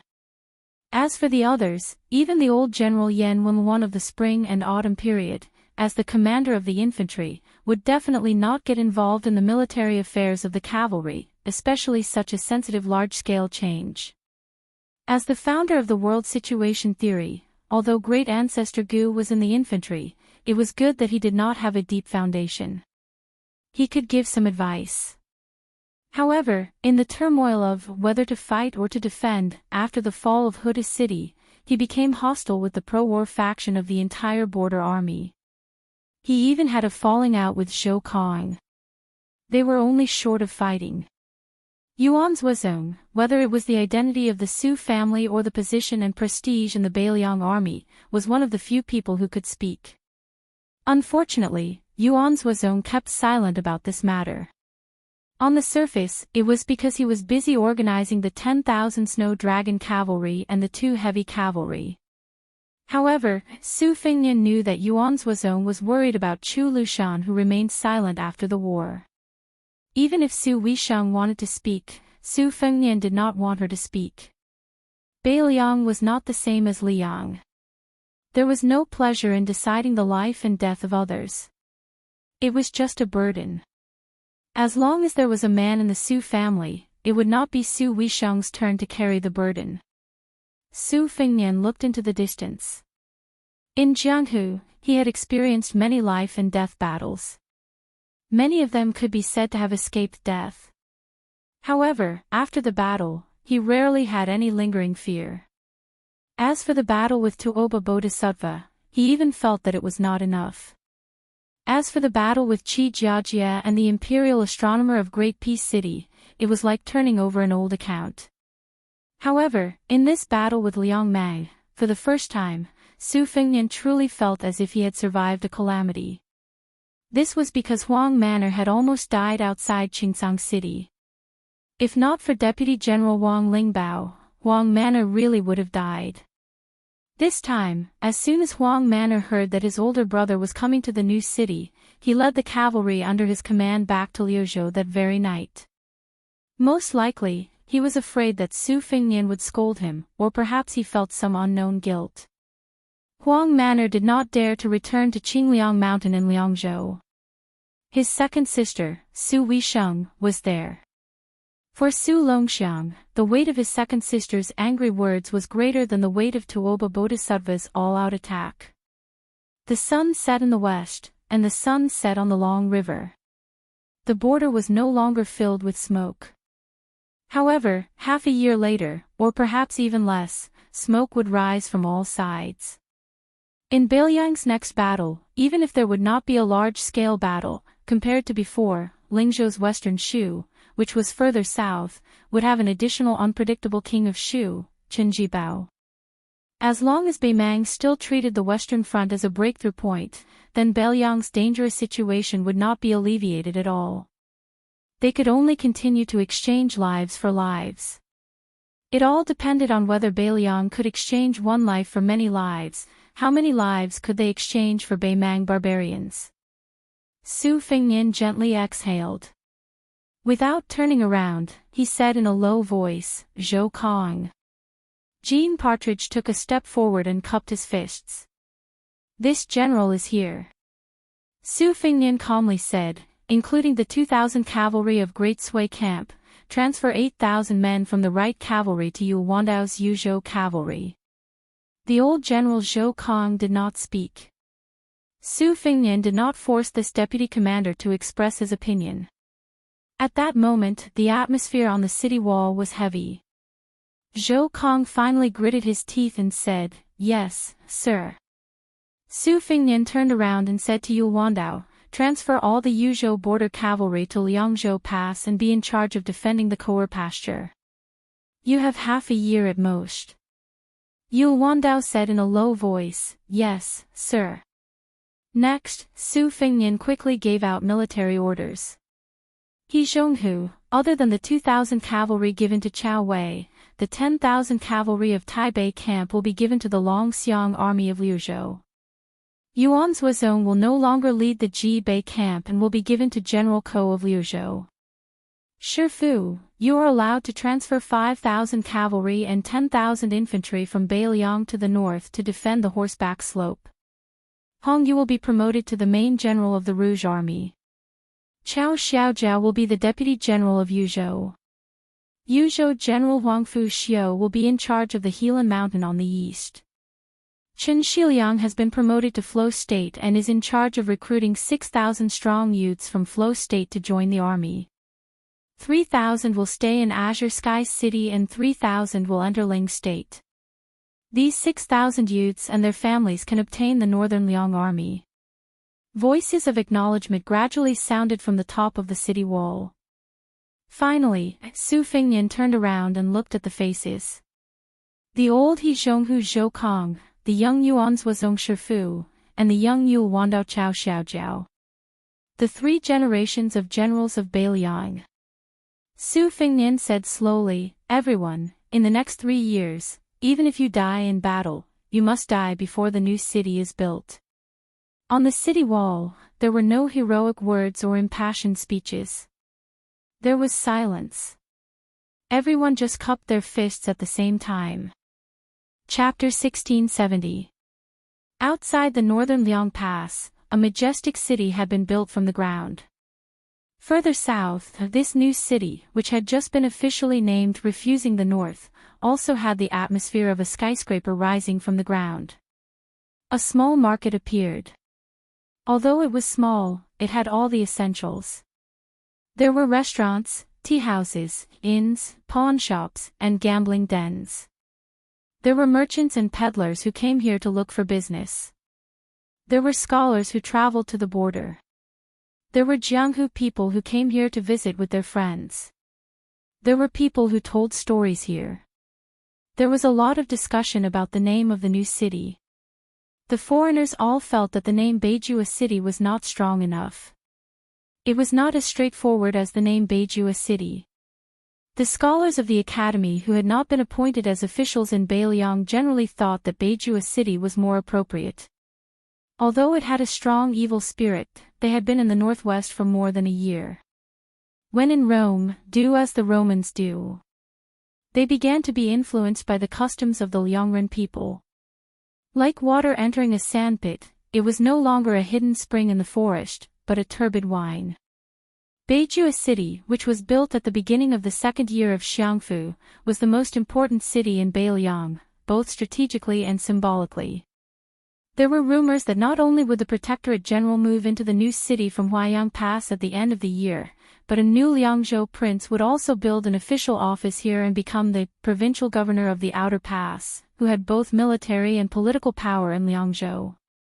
However, despite the importance of Beiju city, the elite border troops stationed around the new city were still in the pattern of northern Yan and southern Song. This could be seen from the fact that there were no patrols in the market. At first, the scholars who went to Bailiang were puzzled. They only understood after the local merchants explained that there were fierce battles outside the pass and peace inside the pass. Bailiang had been peaceful for more than 20 years. When it was close to noon and the sun was high in the sky, Su Fengnian walked alone in the market nicknamed Xiak Town. There were no white horses or guards around him. Even Su Yanbing did not accompany him. Most of the people in the market were foreigners. Other than the people of Liangzhou and the old people like Yan Wenluan, there were not many people who were familiar with the new prince of Bailiang. The tens of thousands of soldiers in Hudi's city were familiar with him. Unfortunately, they had all died in battle, including their general Lu Jinu. They were also familiar with Su Fengnian's soldiers. However, more than half of them had died in the Second Battle of Huluku. Other than Yu Wandao, no one else would appear here. At this time, Su Fengnian's face was a little pale. This was the after-effect of the battle at the Imperial Astronomer. Qi Jiajia's sword Qi had been suppressed in 3 acupoints after Xianyuan Qingfeng had transferred it to Su Fengnian. This was also the premise that Su Fengnian was able to fight with Dong Tai and Chao Chongqing at the Xiamawi courier station. Now, the sword Qi was flowing freely in his body like a flood breaking through a dam. It was as if an army was passing through, or a cavalry galloping on the ground. Su Fengnian's sword Qi seemed to be thundering inside his body. If it were a Taoist saint who was good at inner vision, he would have completely given up on the idea of immortality. Su Fengnian picked a restaurant that was bustling with people and sat down. Out of the 3 times he had been in Jianghu, he had lived a life of haggling over every ounce. He knew that a single copper coin could not kill a hero, and he was used to having money in the palm of his hand. Weighing his money pouch, Su Fengnian ordered a pot of wine, 2 bowls of rice, and 3 dishes. He sat by the window, took off his cold saber, and put on his casual clothes. He looked like an ordinary scholar who had traveled to the border. The restaurant was not big, but business was good. As more and more diners poured in, there were people who had the intention of sharing a table. The waiter ran over to Su Fengnian with a troubled expression. Su Fengnian smiled and nodded, saying that it was fine. However, he had requested for 2 pots of green ant wine and that he would have to pay the price of 1 pot. The waiter thought about it and felt that this business was still profitable, so he acted on his own initiative and agreed on behalf of the restaurant owner. There were 5 people sharing a table with Su Fengnian, 1 woman and 4 men. The 4 men had completely different auras. It was unknown how they got together, but it was obvious that they were heroic and scholarly. For example, there was a tall man in his 30s. The scabbard of his sword was made of gold.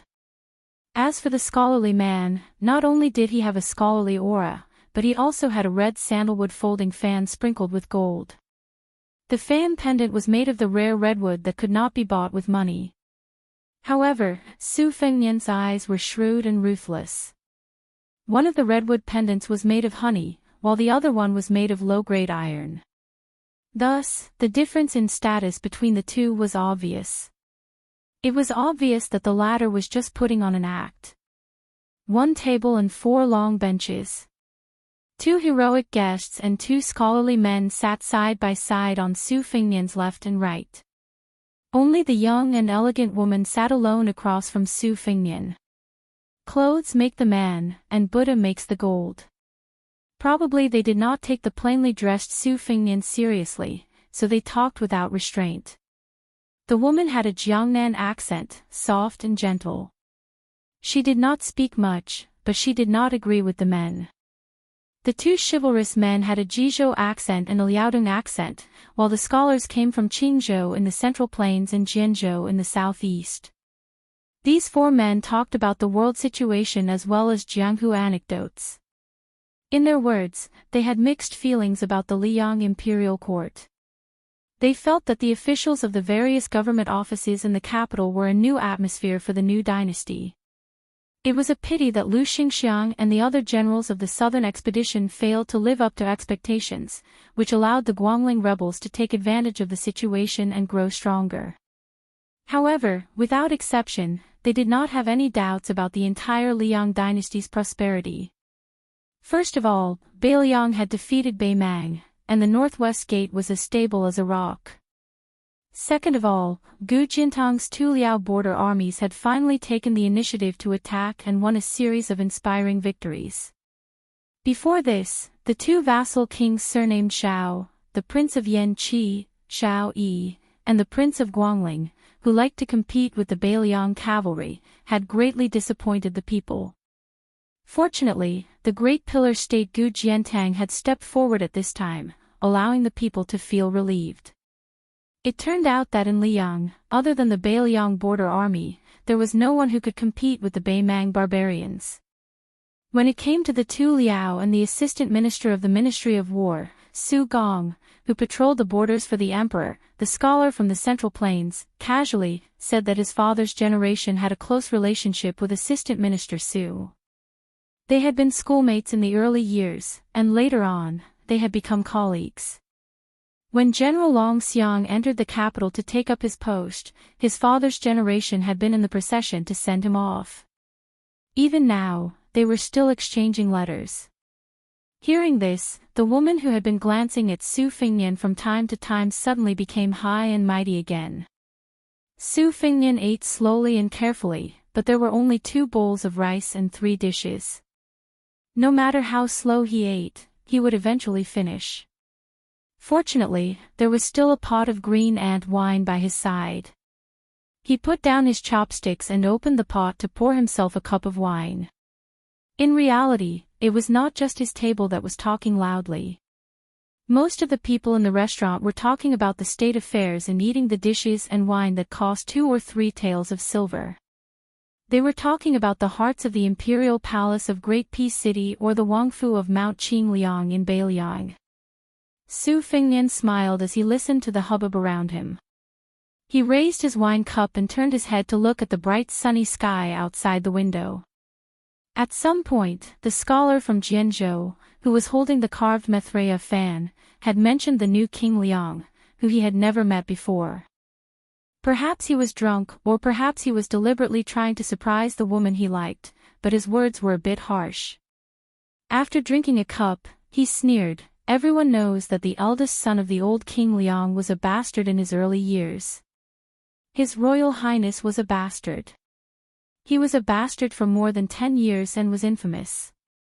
The first time he showed his face was when the old King Liang let him participate in the martial arts parade outside Beiliang. Clearly, this was to pave the way for the hereditary title of King of Beiliang. Now, the people of Beiliang all say that when the new King Liang was the crown prince and the general of Lingzhou, he taught the general of Huaihua, Zhong Hongwu, a harsh lesson. It was very satisfying. Is this really the case?" The beautiful woman asked curiously, "Master Song, what do you mean?" Chapter 1671. The young scholar sneered, "It's just a show of strength to warn the tiger and burning the bridge after crossing the river. In the end, wasn't it because the old Liang king was afraid that his son would not be able to convince the masses, so he secretly instructed Li Gongda, who was in charge of the Lingzhou officialdom, to deal with Zhong Hongwu as an example. Otherwise, with Su Fengnian's status and reputation at that time, would he dare to provoke the Beiliang cavalry commander who had accumulated great power? Who didn't know that great General Zhong Hongwu had countless students in the border army? Not only that, even the wealthy Lingzhou of Beiliang was jokingly called the backyard of the Zhong family. Beiliang first forced Zhong Hongwu to leave the border army, and then took down this old military head. At the same time, during the military restructuring of Beiliang, they did not touch the border army, but only the troops stationed in the territory. Everything was done in one go. Who would believe that this was not the plan of the old Liang king when he was alive? The young man who claimed to have been friends with Assistant Minister Su smiled and nodded. it should be said that he killed the old tiger to warn the fierce tiger. Zhong Hongwu was not in his position, and he was like a tiger without teeth. The old Liang king used him as a sacrifice for his eldest son. Yan Wenwan, who was also a general of the Beiliang border army and also the local emperor of Yuzhou, had the old Liang king made a move. Did His Royal Highness dare to make a move? In reality, before Su Fengnian inherited the throne, he did not go to Yuzhou at all. Why did he choose Lingzhou? Because compared to Yuzhou, where even the farts of the generals were effective, the civil officials here could compete with the generals. In addition, Li Gongda had obtained the position of administrator, so how could he not serve the Su family to the death? More accurately speaking, Brother Song's so-called three matters were done in one go. The true foreshadowing was Li Gongda, the administrator who was also the Lingzhou provincial governor at that time. If I were Zhong Hongwu, I would have long been wary. The two heroes could talk big when they talked about Jianghu and Wulin, but when they talked about the officialdom and the imperial court, they were stunned. However, it sounded very murderous. The two of them looked at each other and smiled. Wasn't the pen in the hands of a weak scholar also a knife in his hands? The scholar surnamed Song agreed deeply and continued to mock and ridicule, regardless of whether Su Fengnian's identity as a great grandmaster is real or not. Let's just say that the appearance of the tens of thousands of Yuzhou cavalrymen outside the calabash's mouth is now said by the Beiliang people that this action has something to do with Su Shao. But is there really someone in the world who is leading the charge on the battlefield? Even if there were, they would be brave and fierce generals who could fight against 10,000 people. As a vassal king, was this really appropriate? Did he not know that if he died outside the pass, there would be no need to defend Beiliang? The old King Liang and his 300,000 cavalrymen defended the northwest gate for 20 years just to let Su Fengnian let his emotions affect his decisions and add a few good words to his name. At this point, the young scholar laughed loudly. Everyone in Beiliang said that great General Su Shao was never afraid of being cursed by the world. They all said that Su Shao once said that the spittle of Li Yang's cursing could fill thousands of large vats, enough for him to wash his feet with for several lifetimes. Now it seems that perhaps it is true that Su Shao is not afraid of being cursed, but it is even more true that his son wants to leave his name in the history books, and it has to be a good one at that. The other young scholar skillfully opened his folding fan. The new King Liang, the new Beiliang, the new Beiliang. The great feat of rejecting the imperial edict won the hearts of countless Beiliang people. Amazing. But I don't know if it was Su Beiji's idea or Chen Shiliang's plan. In my opinion, if not for Su Beiji and Lingzhou buying grain and Chen Shiliang strategizing in Qingsang City and Liuzhou, even if Beiliang had a border army of 300,000 cavalrymen, they would not be able to stop the million-strong army of Beimang. Scholars were naturally close to other scholars. Of course, this was on the premise that there was no direct conflict of interest between scholars. Otherwise, scholars would harm scholars and kill without spilling blood. Su Fengnian slowly drank his wine. The meaning of the two young people was very clear. He was able to become king of Beiliang today because of his father, Su Shao, and Li Yishan. He was able to guard the pass because of Su Beiji and Chen Shiliang. And he himself was wandering around Beiliang, seeking fame and deceiving the hearts of the people. Su Fengnian was actually not angry at all. Instead, he was somewhat happy. In any case, these two foreign scholars admitted that the Su family had protected the Northwest for 2 generations. The hero with the golden scabbard sword lowered his voice and carefully said, "Two young masters, the walls have ears.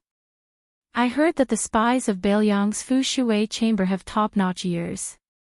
The scholar from Jianzhou with the surname Song laughed and said, "It's fine. If they are captured, then so be it." It also proves that Su Fengnian's magnanimity is not enough to be the powerful king guarding the Northwest. Su Fengnian suddenly had a whole new level of respect for this person. There were many spies of the Fu Shui chamber in this small town, and all of them were experienced veterans. This guy's words seemed unrestrained and unrestrained, but it was actually equivalent to sticking a protective talisman on himself. If that Su Fengnian, who was fishing for fame, knew about this, he would laugh it off after hearing the news. He might even buy a horse with a lot of money to buy people's hearts and give the scholars an explanation. Su Fengnian sighed and lowered his head to drink his wine. Although the people at this table were very Jianghu, he suddenly remembered a young man who had just entered the Jianghu and died at the Lake of Spring. His name was He Zhu, and he had a grudge against the Su family of Bailiang. However, in order to repay Jia Zhejia's kindness, he still went to the Quicksnow Mountain Villa with serious injuries to report to Su Fengnian. In the end, he died at the villa. A promise worth 1,000 gold didn't care about life and death. Su Fengnian respected this kind of person very much. In his heart, this kind of person was only second to Old Huang and the old man in the sheepskin fur coat. He was even above the peach blossom sword god Dong Tai. It was not about who you were, but what you did. It's not about what you've done, it's about putting yourself in my shoes. As long as you do something that I can't do, then I, Su Fengnian, will sincerely admire you.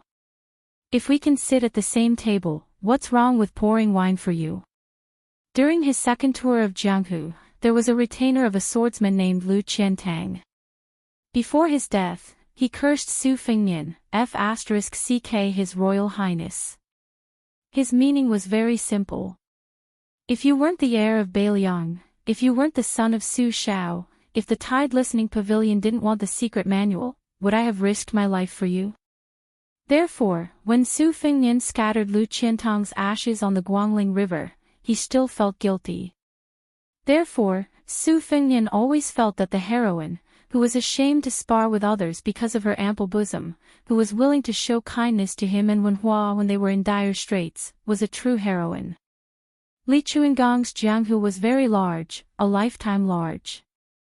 Therefore, he came to the great snowy plateau for the sake of Green Pao, and to the broken armor by the Guangling River for the sake of the peerless swordsman in green, so that the two of them would have no regrets. Before his death, he borrowed the sword from 10,000 li away to personally deny the saying, "If the heavens didn't give birth to me, Li Chungang, the way of the sword would be like a long night for all eternity." Old Huang's Jianghu was very small. He died on the city wall of Wu Wu for his master, Sui Xiegu, who loved to eat swords. He wanted to prove to his master that he had a pretty good disciple. More importantly, it was for the young man whom he was willing to address as young master, the young man who had walked through Jianghu with him, the old man who had wandered 6,000 li with him, the old man who lacked front teeth and carried a sword case on his back. He didn't regard Su Fengnian as his royal highness, but rather as his own junior.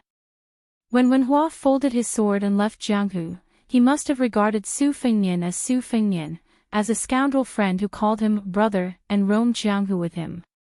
Because of these Jianghu people in Jianghu, Su Fengnian lent his saber to the young child who longed for Jianghu at the Tumbling Horse Pass, killed people in Beimang in anger for Qin Zhu Tanyang, and did not have any hatred for the devilish couple, Duckhead Green.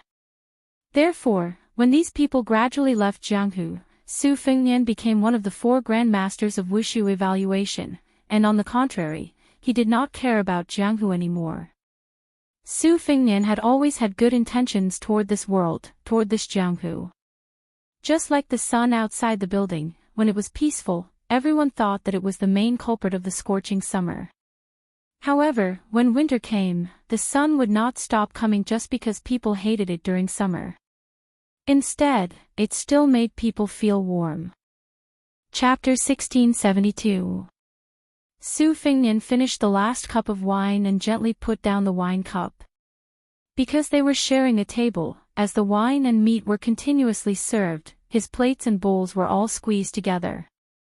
He looked pitiful, like a turtledove occupying a magpie's nest. It was as if they were afraid that this eyesore would covet his beauty and shamelessly ask the waiter for an extra jug of wine. So when Su Fengnian put down the wine cup, the 4 men all cast impolite glances at him. Su Fengnian smiled and was about to tactfully pay the bill and leave. This was because Su Beiji, who had somehow found his way here, was actually standing behind the woman. He had previously refused Su Fengnian's signal to sit down and had already stood there for 2 cups of wine. Every time he heard the 2 scholars mocking and ridiculing Su Fengnian, he couldn't help but laugh at his misfortune. Su Fengnian actually felt very guilty towards this young strategist that he had personally abducted from Beimang to Beiliang. The conflict between Su Beiji and Qin Shiliang had been foreshadowed when his master, Li Shan, was still alive. As for the carving of these 2 pieces of unpolished jade, Li Shan had also taught Su Fengnian a brocade pouch and given his own unique views. Su Beiji is like a woman from a wealthy family. Even if she has a mediocre appearance, she naturally has the bearing of a great family. She needs to be carefully carved from the fine details and get rid of the negative arrogance, only then can one slowly see the heavenly fragrance and national beauty and gradually enter the best state. Qin Shiliang is just like a beauty from a poor family. Although she is extremely beautiful and moving, in the end, she still lacks the natural bearing of a rich family. She needs to be given an aura from the big picture and open up the layout. Only then can she be as round as you wish, charming but not bewitching. As a result, over the years, Su Fengnian had tried to bring Qin Shiliang by his side. First, he let him take charge of the salt and iron industry in Beiliang. Later, he even let Qin Shiliang be in charge of the local military and political restructuring in Beiliang. Instead, he threw Su Beiji far away from Mount Qingliang and slowly climbed up in the officialdom in Lingzhou.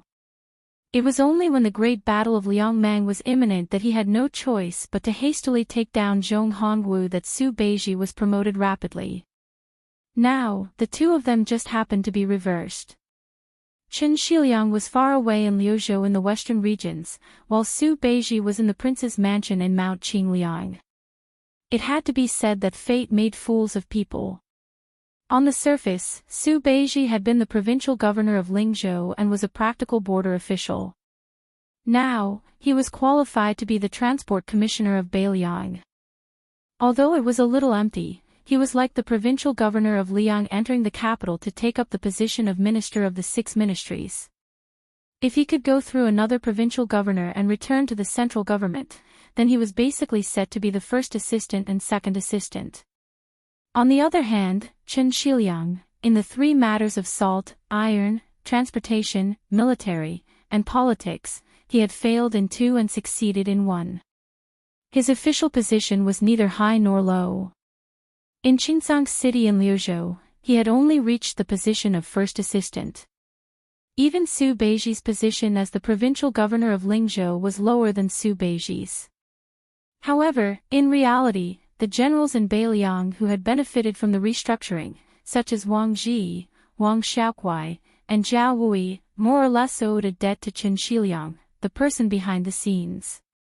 Especially in the Battle of Qingsang City, he pushed Qin Shiliang to a transcendent position. The officials of Beiliang and scholars who went to Liangliang greatly respected Qin Shiliang's decision to renounce the brush and join the army. For the time being, a secondary second-rank transport envoy who had not been recognized by the imperial court, a Liuzhou provincial governor who was supported by the public, a provincial governor who was hiding in Beiliang's backyard, a transport envoy who would continue to deal with taxes and provisions, and a central civil official of Liuzhou who had personally heard of Beimang's horseshoes and personally seen Beimang's iron armor. The difference between the 2's future achievements would not be judged based on their official positions. In the depths of Su Fengnian's heart, Su Beiji, who was a great talent in the overall situation, was only hidden in Lingzhou because he needed to inherit the position and live a stable life. Otherwise, Su Beiji would have been in Yuzhou or Liuzhou to oversee the overall situation. Yang Guangdou or Hukuei's provincial governor positions, one of them should have been given to Su Beiji. Unfortunately, the second battle of Liangmang was about to begin. Su Fengnian still needed Su Beiji to be far away from the battlefield and win a stable rear for the Beiliang frontier army. This kind of smokeless battlefield was destined to be invisible to the common people. Even Beiliang's officialdom would overlook it. Naturally, it was far inferior to Chen Shiliang, who was on the front lines, who shone with extraordinary splendor and dazzling brilliance. When Su Fengnian stood up and called for a waiter, for some reason, Su Beiji walked up a few steps and patted the woman's shoulder with a smile. When she turned her head in shock, he asked, "May I ask for your name?" The two scholars who came from afar glared at this lecher. The heroic hero from Liaodong suddenly stood up and pressed down on the sword at his waist. He said in a low voice, "Brat, I advise you to remove your dog's paw from Miss Lu's shoulder." The four of them saw the young man angrily withdraw his hand. However, he immediately raised his hands and clapped heavily. Very quickly, a Bailiang warrior in iron armor strode into the restaurant. The hall was instantly silent. As for this general, one could tell at a glance that he was no ordinary soldier. It would be an understatement to guess that he was a commandant of the border army. Su Beiji was like a hedonistic son of a rich family. His dog's paw was placed on the woman's shoulder again. His other hand pointed behind him and smiled. "What, you don't like it?" The burly general full of killing intent stood behind Su Beiji. Although his aura was shocking, his eyes were filled with helplessness. Mothif *Ker, I am a military officer with real power in Lingzhou. How did I become a henchman who helped my young master bully people? The key was that this was in front of the king of Bailiang. Su Fengnian, who was taking out money to pay the bill, felt a headache. The waiter quickly took the money and ran away. The hero of Liaodong immediately let go of the hilt of his sword. Although he did not say anything about lowering his head, it was clear that he wanted to keep the peace. Su Beiji suddenly turned to look at the hero of Jizhou. He took 2 steps forward and slapped the guy's head. He cursed, "From your accent, you're from Jizhou." "Jizhou, right? I almost went to your Jizhou to be the administrator. F***ck your Jizhou." According to Su Beiji, the Bailiang cavalry would really have to borrow food from Jizhou in Hezhou. Moreover, they would have to advance all the way to the west of the capital. Su Fengnian was a thick-skinned grandmaster. Su Beiji could not vent his anger. Today, he finally had a chance to do so. The hero of Jizhou wanted to cry but had no tears. "The person who provoked you was not me. I was busy cleaning up the greasy chicken leg. I wanted to flatter Miss Lu, but I missed it. I didn't even have time to glare at you. What right do you have to be angry at me?" Other than the Lingzhou lieutenant, there were quickly 7 or 8 armored soldiers who heard the news. As a result, Su Beiji's bullying became even more obvious. Su Fengnian stood up and walked around the table. He held Su Beiji's hand and quietly said, "Let's go." Su Beiji forcefully swatted away Su Fengnian's hand. He angrily said, "Go, go, go. You only know how to retreat. When will you show even a sliver of your courage toward Beimang? The Liang imperial court will not dare to let Wen Taiyi and Ma Zhongxian go to Jinggan province to take over the transportation. I, Su Beiji, was in Lingzhou and was called the governor of Bomi. Now I'm in Qingliang province. I've become a transport officer in the mountains and a grain purchasing official. This doesn't matter, but our Bailiang cavalry does." Su Beiji, who had accumulated a lot of resentment, was finally furious. He punched Su Fengnian in the chest. "If Liang wants fewer people to die in the world, I, Bailiang, agree. But if Liang wants more people to die in Bailiang, Su Beiji will be the first to disagree." Wen Taiyi, Ma Zhongxian, and I, Su Beiji, were mentioned one after another. It was not just the 2 scholars who had just mocked Bailiang about the transportation. They were so scared that they kept quiet out of fear. The entire restaurant did not dare to breathe loudly. Su Fengnian wanted to say something but stopped.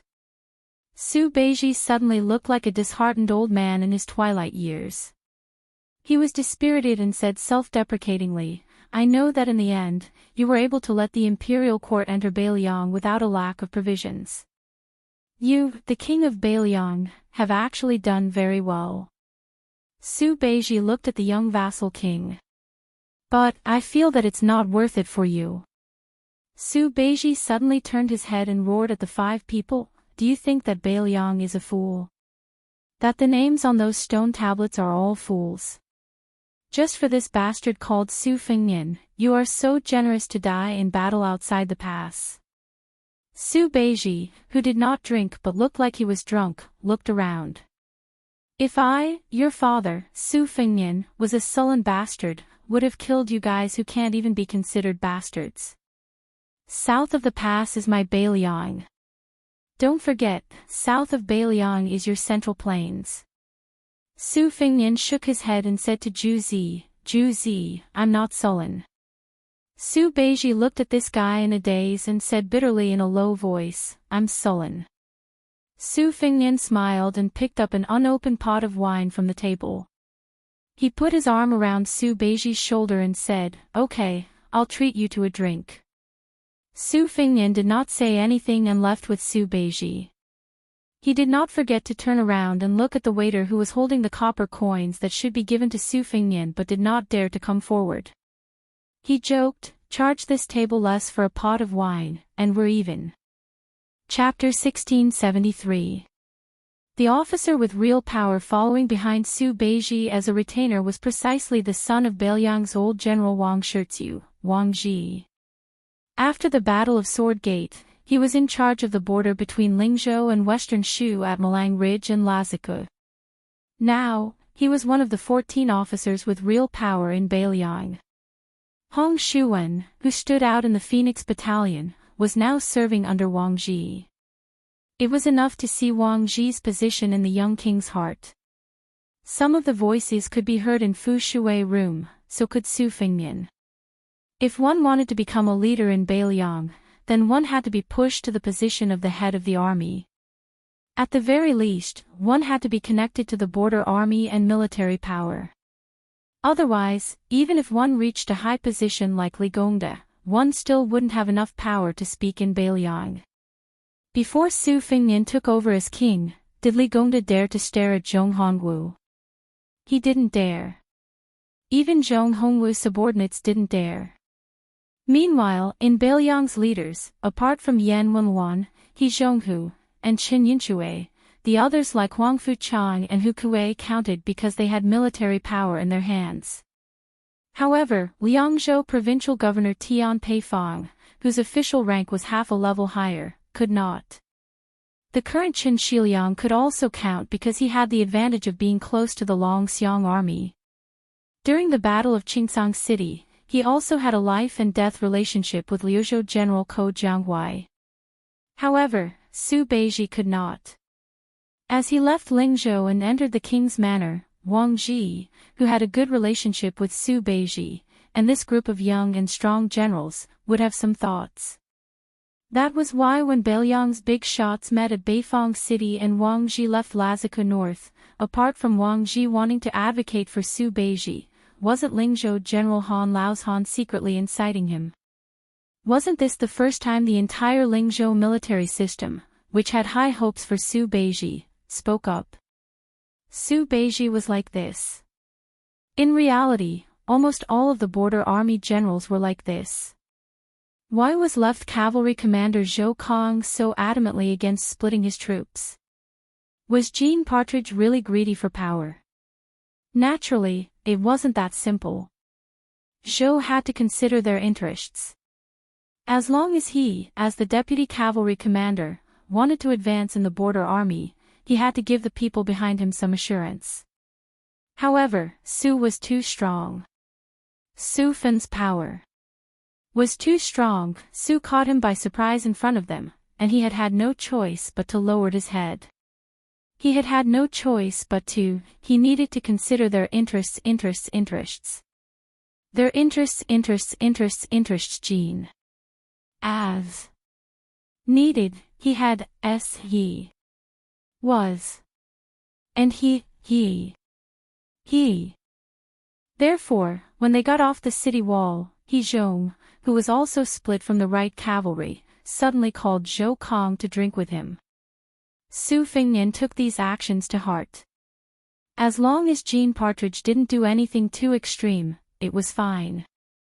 There was no reason to strip him of his military power and not allow him to complain.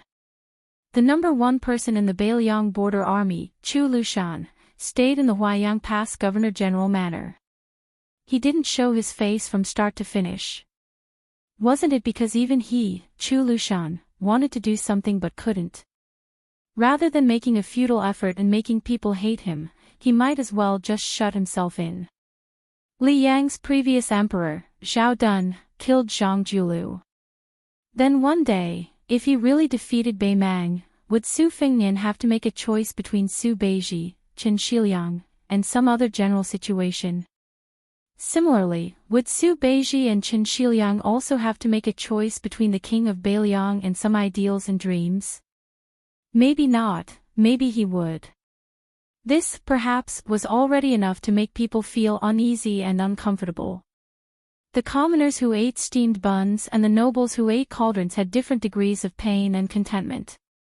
However, the weight of pain and contentment was never different. The celestial couple who lived freely in Jianghu, the gifted scholar and beautiful woman in a small place, and the poor and remote people who grew old together.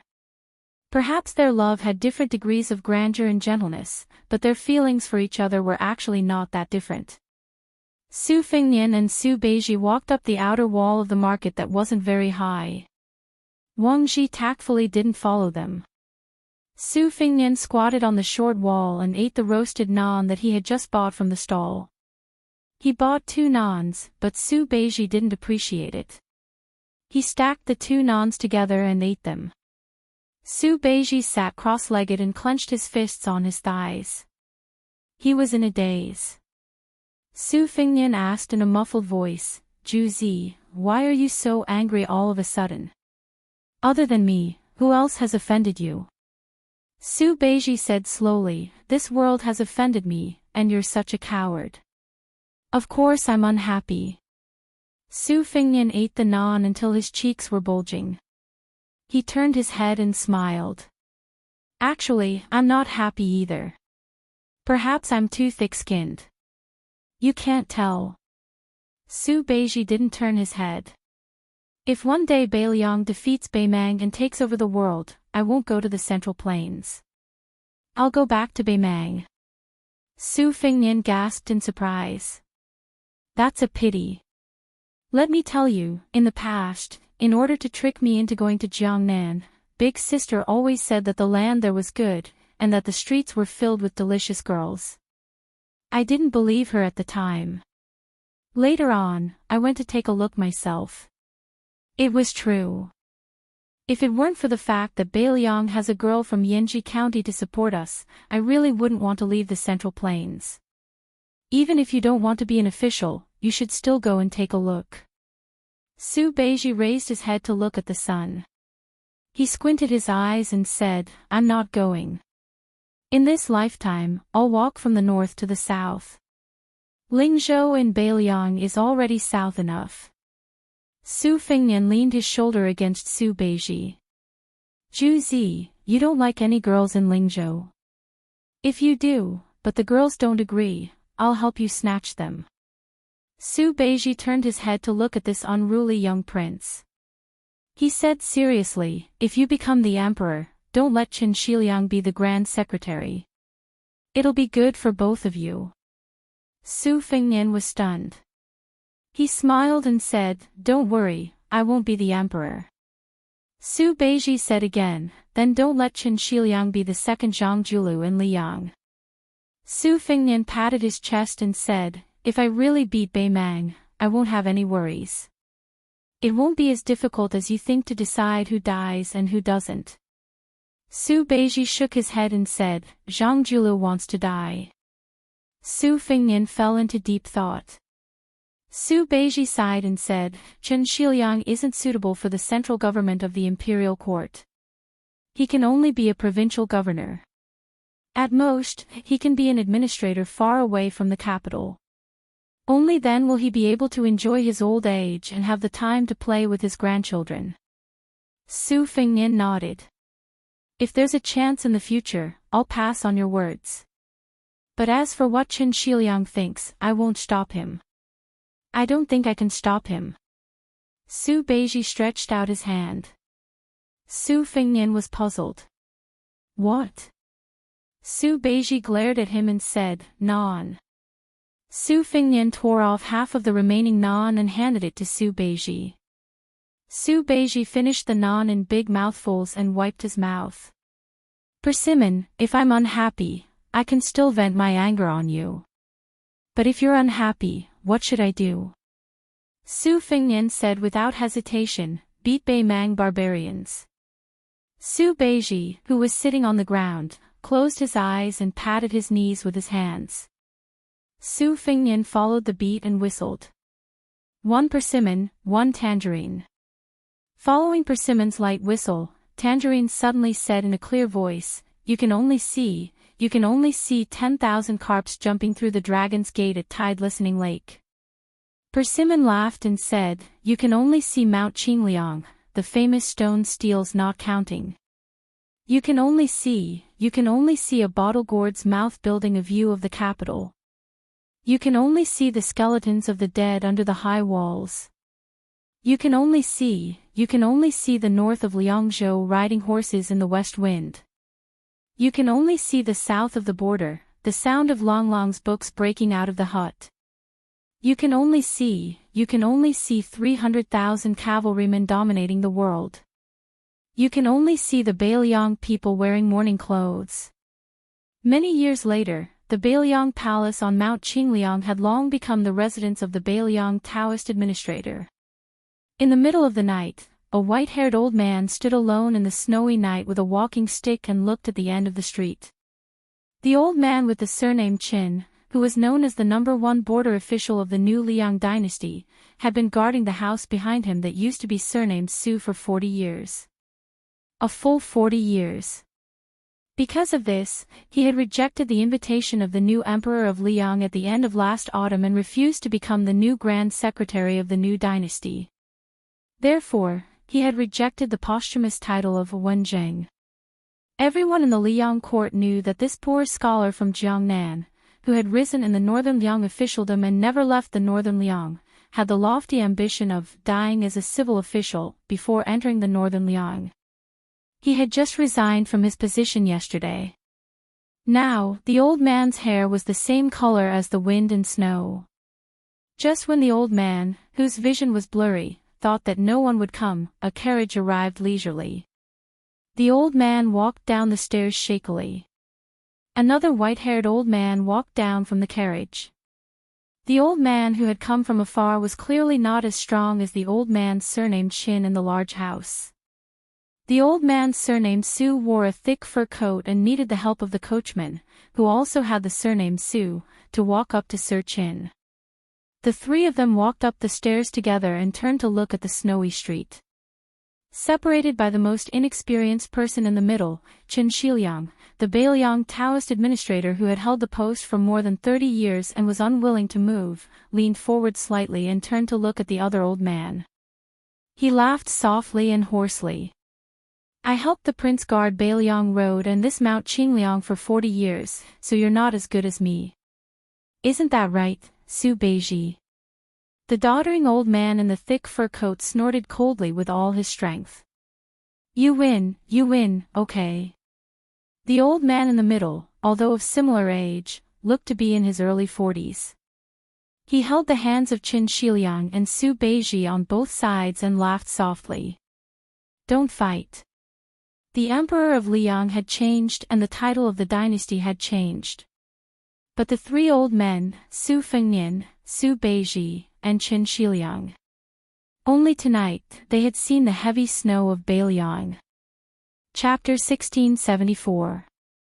Originally, in the early autumn of the second year of the Li Yang auspicious talisman, the civil and military officials of the Chu imperial court wished they could divide the world. But in a short 3 months, there was an atmosphere of mourning. If it was not for Grand Preceptor Sun Shiji being neither sad nor happy, and Chao Zhangqing showing no signs of taking over military power from Xie Shibian, the court would have been in chaos.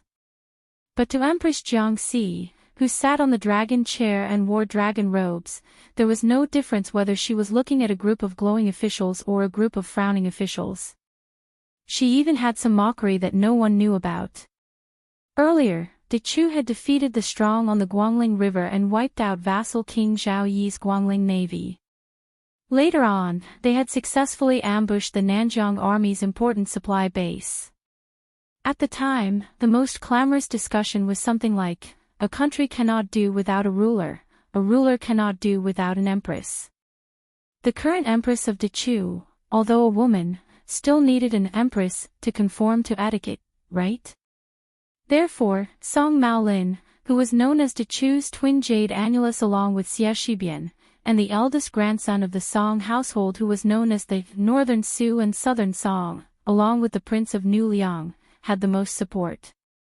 Perhaps it was because Song Maolin was so outstanding that even Grand Tutor's son Shiji hinted to Chao Chongqing, who was far away from the court, that he might as well agree to this marriage.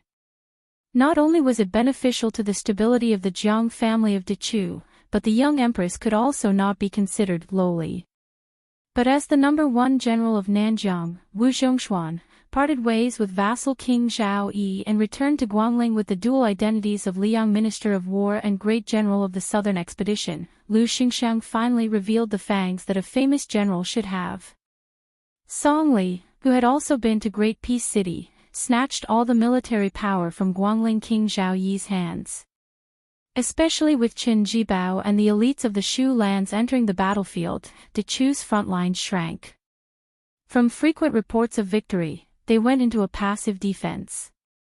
The enthusiasm in the court that seemed to be close to attacking Great Peace City was like a bucket of cold water poured over their heads. Most of the officials and nobles were like frosted eggplants.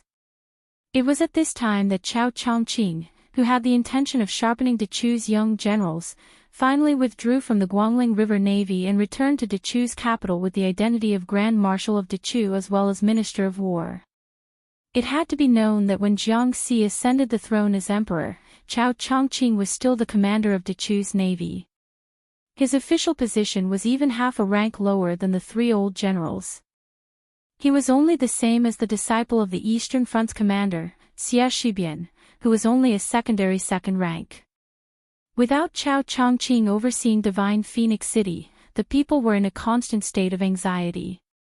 With Chao Chongqing's Divine Phoenix City, even if he did not bring a single soldier, the dark clouds above De Chu's capital immediately dispersed and the sun could be seen again. In reality, everyone was well aware that without Jiangxi, the new De Chu would not be able to restore the country. However, without Chao Chongqing's previous running around everywhere, perhaps it would be a lamentable situation where they would not have the strength nor the will to restore the country. After the morning court was dismissed, Chao Chongqing, who did not have the time to participate in the morning court, went to the imperial palace to report. He changed into a brand new set of court robes and was led by a eunuch from the ceremony directorate. He quietly waited outside the imperial study for an audience with His Majesty, following the etiquette of a ruler and his subject. The old eunuch from the ceremony directorate was apprehensive. If it was in the past, His Majesty, who had already known that Chao Chongqing had arrived at the capital, let alone receiving him in the imperial study, he would have welcomed him outside the capital. This meant that His Majesty and the Minister of War, whom he had always respected as his own elder, had most likely developed a knot in their hearts. This was definitely not a good thing for the country. The expressionless Chao Chongqing waited at the foot of the steps. He smiled bitterly in his heart. Of course, he knew why His Majesty had left him hanging outside. His Majesty was angry, very angry. At the time, the old Grand Preceptor had strongly recommended Song Maolin, and he had neither agreed nor refused. How could she not be angry?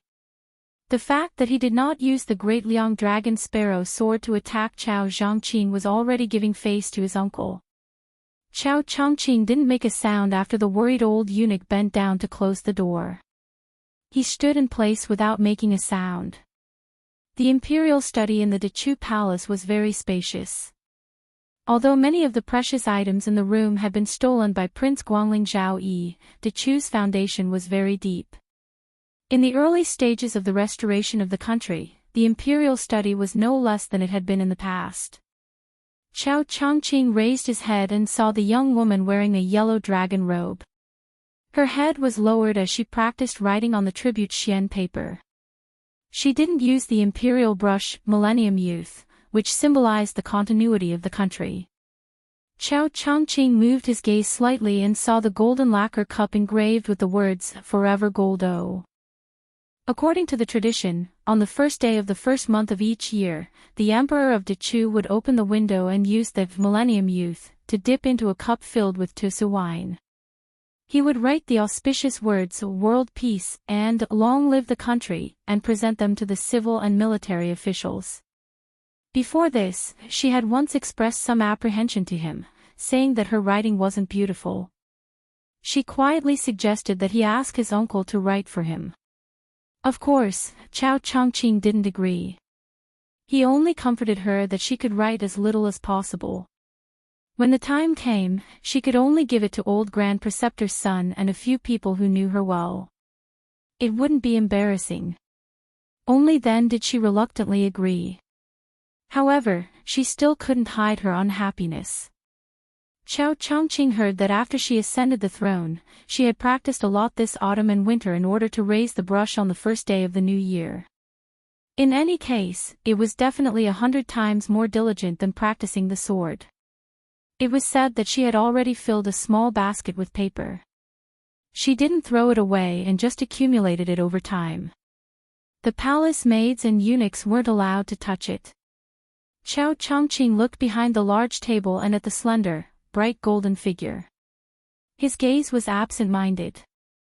He seemed to remember a blurry scene from many years ago. Chao Zhongqing suddenly felt a little sad and guilty. The Empress Dechu, who no one called Jiangxi, didn't look at Chao Chongqing in a fit of pique. She angrily said, I'm still angry. I need to write at least 30 more words to calm down. Uncle, just you wait. Chao Chongqing didn't know whether to laugh or cry. He moved a chair over and sat by the window. The chair was tilted toward the window. He could see the scenery outside and, out of the corner of his eye, see the little girl who didn't look like an emperor even though she wore a dragon robe. However, even Chao Chongqing couldn't imagine that Jiangxi would sit on the dragon throne every day in court and receive all the civil and military officials. Even Grand Tutor Sun Shiji nodded inwardly at the official's bow. Not only did she not lose her manners, even he, an old man who had stood in the courts of the two dynasties for close to 60 years, could not find any flaws even if he did not care about her identity as a woman. Her monarch and minister played together.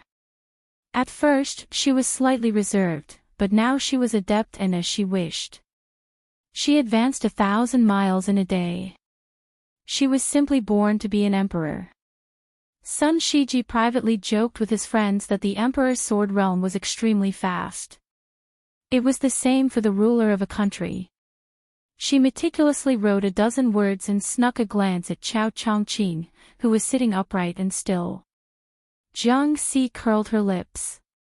She probably realized that it wasn't appropriate for her to compete with uncle, so she gently put down her brush and coldly snorted. I'm done. Chao Chongqing held back his laughter and quietly said, there are still 11 words. I'm not in a hurry. Jiangxi glared and said, Uncle. Chao Chongqing smiled slightly and said, all right, I know that Song Maoling's matter has angered the emperor. I came to the capital this time to be the emperor's punching bag. After all, the old Grand Preceptor is old. The emperor can't lower himself to the same level as him. Jiangxi put on a show of force and picked up the brush again. If I didn't want to be the emperor, I would have secretly beaten that Song guy into a pig's head. Chao Chongqing couldn't help but laugh. Of all people to learn from, that king of Beiliang pulled out Jean Lanting's beard in Great Peace City. It caused the assistant minister of the Ministry of Rights to wait half a month before he dared to go to the yamen for roll call. Jiang Si placed the brush heavily on the brush holder. Chao Changqing hesitated for a moment and then sighed. Qingliang Mountain must have a consort for the king of Beiliang after the great victory. In this matter, you can't blame him. Jiang Si lightly slammed a fist on the table and glared angrily. Then she wrinkled her nose and coldly snorted. You're blaming me. Chao Changqing smiled and hurriedly waved his hands. I don't dare, I don't dare. Chapter 1675. He finally understood that Song Maolin was nothing. The king of Beiliang was marrying a concubine, which was the main reason why the emperor of Dechu was angry. Therefore, he, Chao Zhangqing, had actually been implicated by that brat surnamed Su. Chao Changqing smiled gently. When men and women were young, he liked her and she liked him. No one disliked the other. It was really good.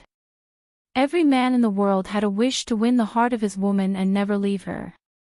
However, compared to seeing a beautiful woman with a white head, he was more afraid that a beautiful woman would not have a white head.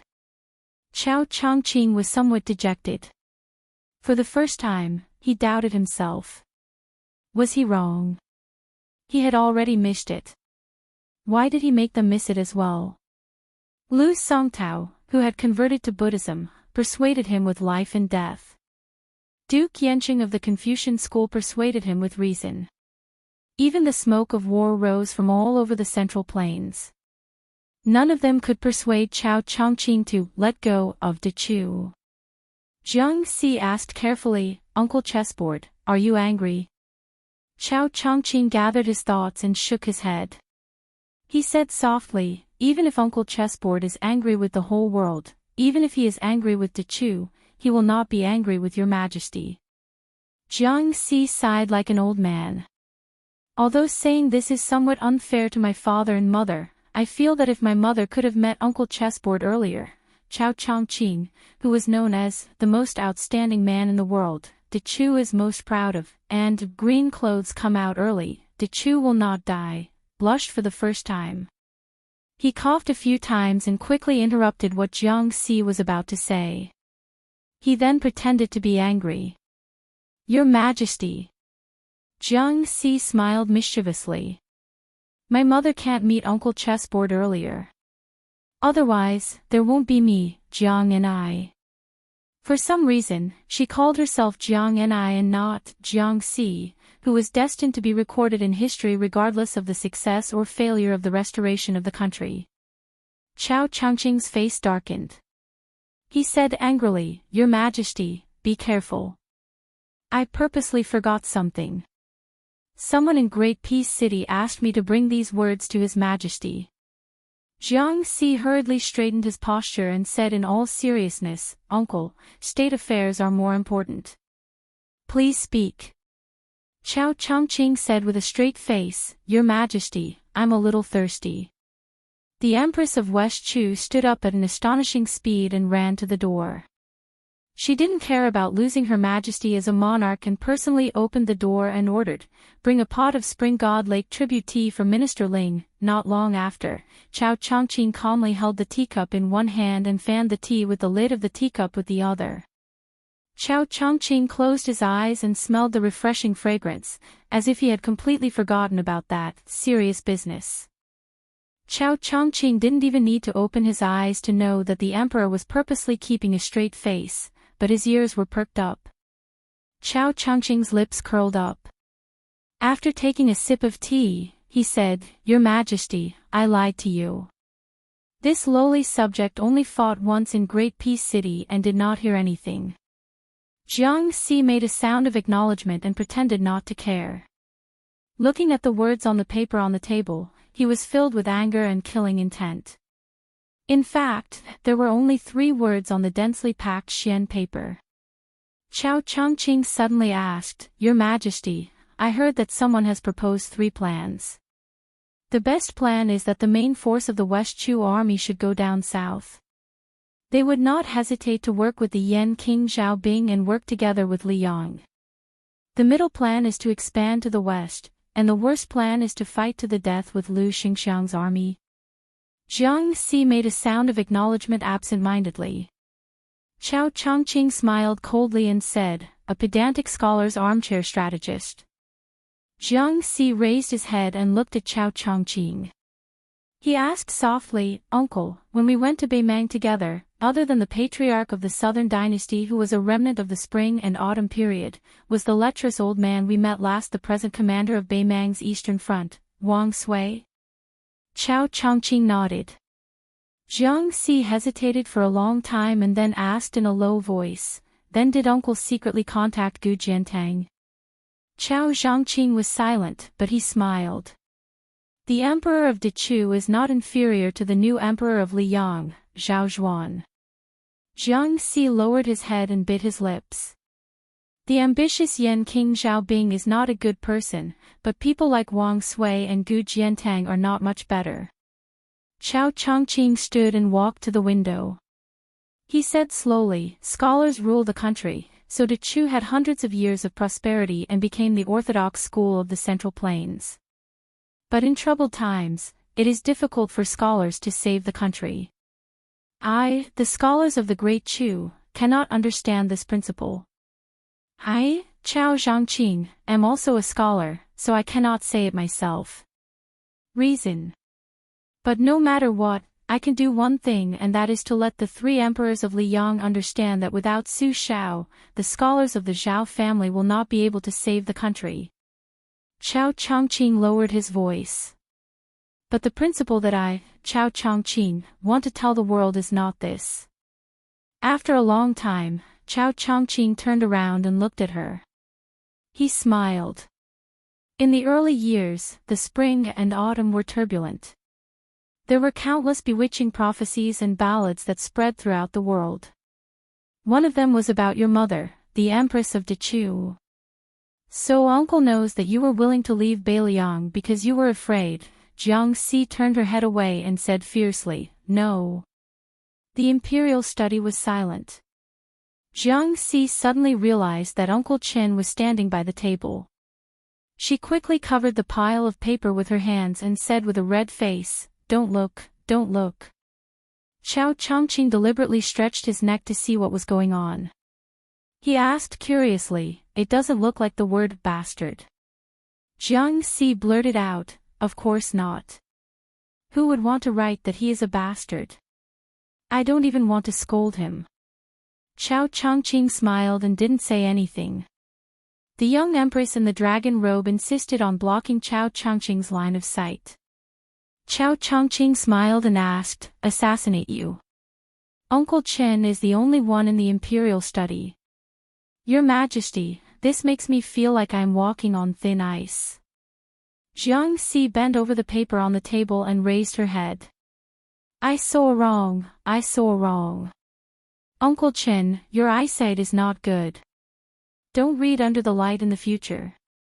Chao Changqing covered the teacup and leaned forward. He rubbed his silly daughter's head with his free hand. Uncle Chen is old. Not only are my eyesight not good, my memory is also not good. Now I finally remember that sentence. That person said it in Great Peace City.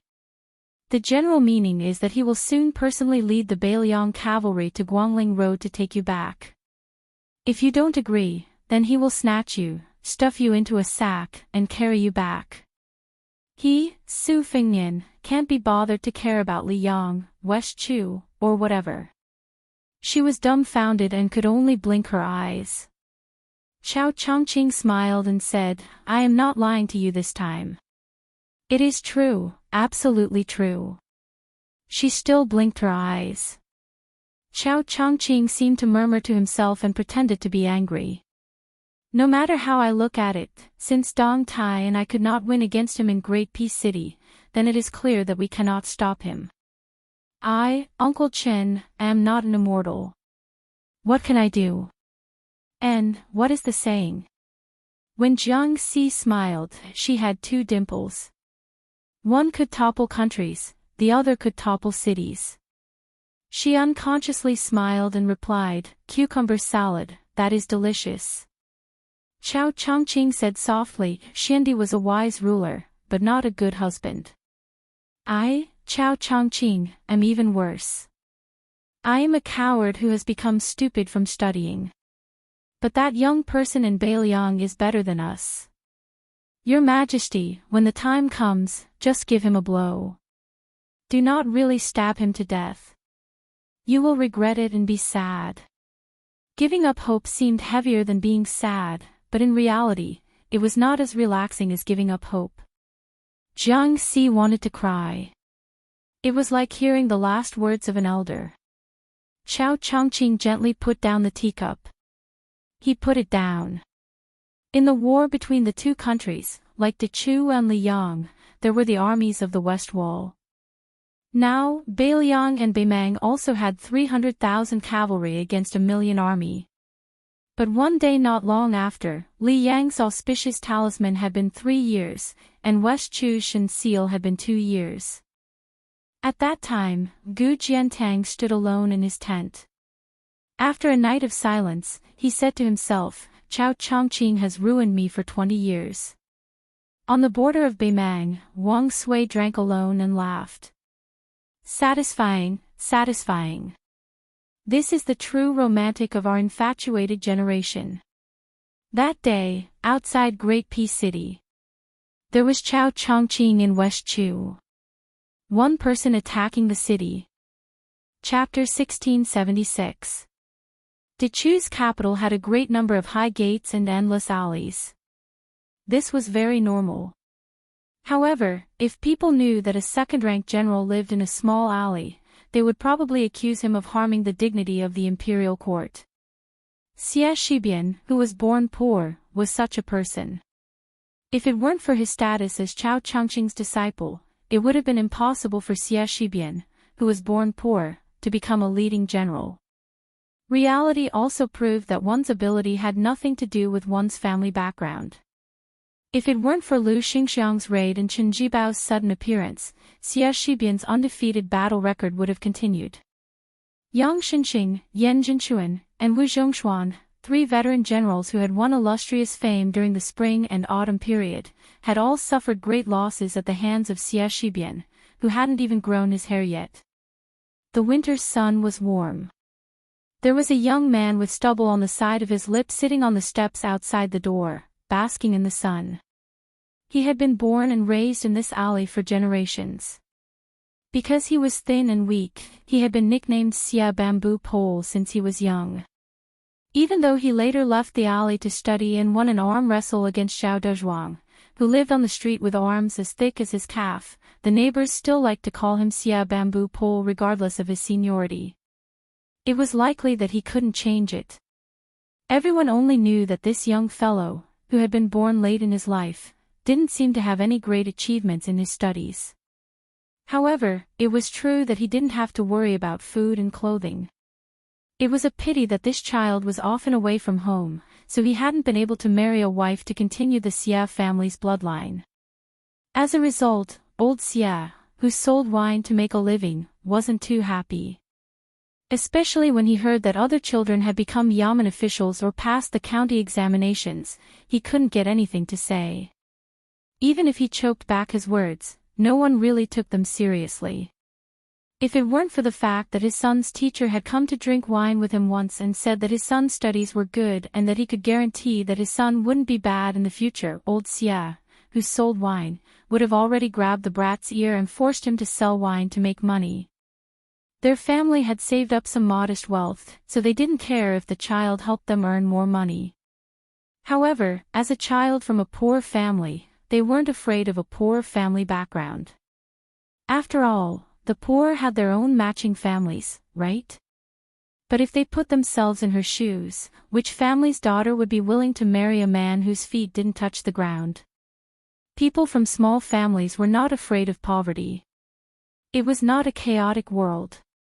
If they were willing to work hard, they would be able to feed their families. However, they were afraid of men who had high standards but were incompetent.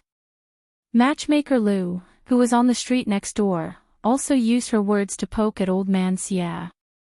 She smiled and said that she did not dare to push her good daughter into the fire pit. Old Man Xia was still angry when he thought about it. Occasionally, he would drink to his heart's content. A group of hooligans passed by old Xia's house. They were all of the same age as Bamboo Pole Xia. One of them stopped and smiled at the guy who was basking in the sun. Bamboo Pole, let's go. I'll take you to the casino to earn a few taels of silver. I guarantee that you'll be single when you enter the house, but you'll have a wife when you leave. Bamboo Pole, you haven't tasted meat yet, right? Xia Bamboo Pole raised his middle finger at them and scolded them with a smile, get lost. They were not angry at Xia Bamboo Pole's stubbornness. They laughed and scolded him as they walked away. Although the group of young people were fooling around, they never bullied their neighbors. They only went to harm other places. After all, every family on the street had elders who watched them grow up naked. For example, the first time they drank wine in their lives, it was stolen from Xia Bamboo Pole's father. Although the stingy old man Xia blocked their door and scolded them for a long time, they just hid at home with their legs crossed and ears picked. They scolded and scolded him until it was over. Moreover, Xia Bamboo Pole was famous for being bad since he was young. Who was the first one who had the guts to climb the wall and peep at the Ma family's widow bathing? It was him, Xia Shi.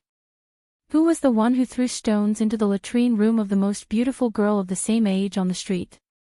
At that time, he and she were only 13 or 14 years old. The girl was so scared that she didn't dare to come out of the latrine room for a long time. When her parents found her, she finally dared to cry. After that, Xia Bamboo Pole gave old Xia a good beating. It was really shocking. Until now, Xia Bamboo Pole, who was crippled, hadn't said a word to her for more than 10 years. When they met in the alley, both of them wished they could walk close to the wall. It was a pity that for some reason, she was still unmarried. She had gone from being a beautiful maiden to an age where even the children of other women were old enough to buy wine for their fathers. Her parents were so worried that they couldn't wait to throw their daughter out like splashing water whenever someone wanted her. Anyone with a discerning eye knew that she was waiting for someone. Her parents, who were originally arrogant, had secretly met with the wine seller, old Xia. It wasn't that old Xia didn't have any thoughts. It was just that he didn't see his son many times a year. The few times he went home, he came and went in a hurry. It was only until this time when his son rarely stayed at home and didn't look like he was in a hurry to leave. The taciturn old Xia finally said that if he didn't get married, he wouldn't have a son like Xia Shi in the future. The child of the Xia family, who was always outside, sat on the steps. Every time a neighbor passed by the door, he would definitely smile and greet them. Most of the elders would also tease him about when his father would have a grandson. At that time, he would be able to freeload wine. The day that could make Xia Shi willingly pluck his feathers would definitely be the day that the child of the Xia family got married. Xia Shi also said with a bitter face that he wanted to have a wife, but he didn't know where she was. At this time, it wasn't that no one deliberately glanced at the old lady of the Lu family. Xia Shi, who had been clever since he was young, started to play dumb. Xia Shi sat leisurely on the steps, but he couldn't help but turn his head to look at the Spring Festival couplets on both sides of the door. The handwriting was ordinary, and the content was tacky. However, he heard from his mother that at the end of last year, his father begged for them with great difficulty from the boy of the Song family who passed the imperial examinations. The Song family had taken at least 10 caddies of wine from his wine shop for free this year. Xia Shi sighed. He thought that before he left home this time, no matter what, he had to make 7 or 8 spring couplets and dozens of spring characters. He couldn't let his parents suffer anymore. Most of the men here didn't study much. When they were young, they compared whose wife was prettier and whose needlework was better. Then, in the peaceful second half of their lives, they compared whose children were more promising and whose son-in-law and daughter-in-law were more filial. Xia Shibian rubbed his face hard. It wasn't that he didn't want his parents to think that their son wasn't any worse than the children of other families. In fact, he might even be more successful. However, even though his parents were ordinary commoners, everyone in Dechu and the entire capital knew that there was war after war. If their son was successful and their son was safe and sound, Xie Shibian knew that his parents would definitely choose the latter. He didn't want his parents to be on tenterhooks all the time. He would rather they complain that he wasn't married yet. Why wasn't he willing to live a normal life? They would nag at him about how the sons of other families his age were already learning how to write couplets in private schools. When Xie Shibian returned home this time, he was prepared to grit his teeth and tell them the truth. However, when he looked at his parents who seemed to have aged overnight and his father who sat down to drink with him with a straight face, Xie Shibian couldn't bring himself to say it. He was afraid that if he really died on the battlefield one day, his parents would immediately know that he was dead, and not that he was traveling to study. Old Xie, who didn't open the wine shop today and didn't do business, walked out of the courtyard. When he saw his son who wasn't doing his job, he snorted coldly and left with his hands behind his back. Xie Shibian's mother walked out of the door and chuckled softly. Don't worry about him. Actually, he went to buy meat.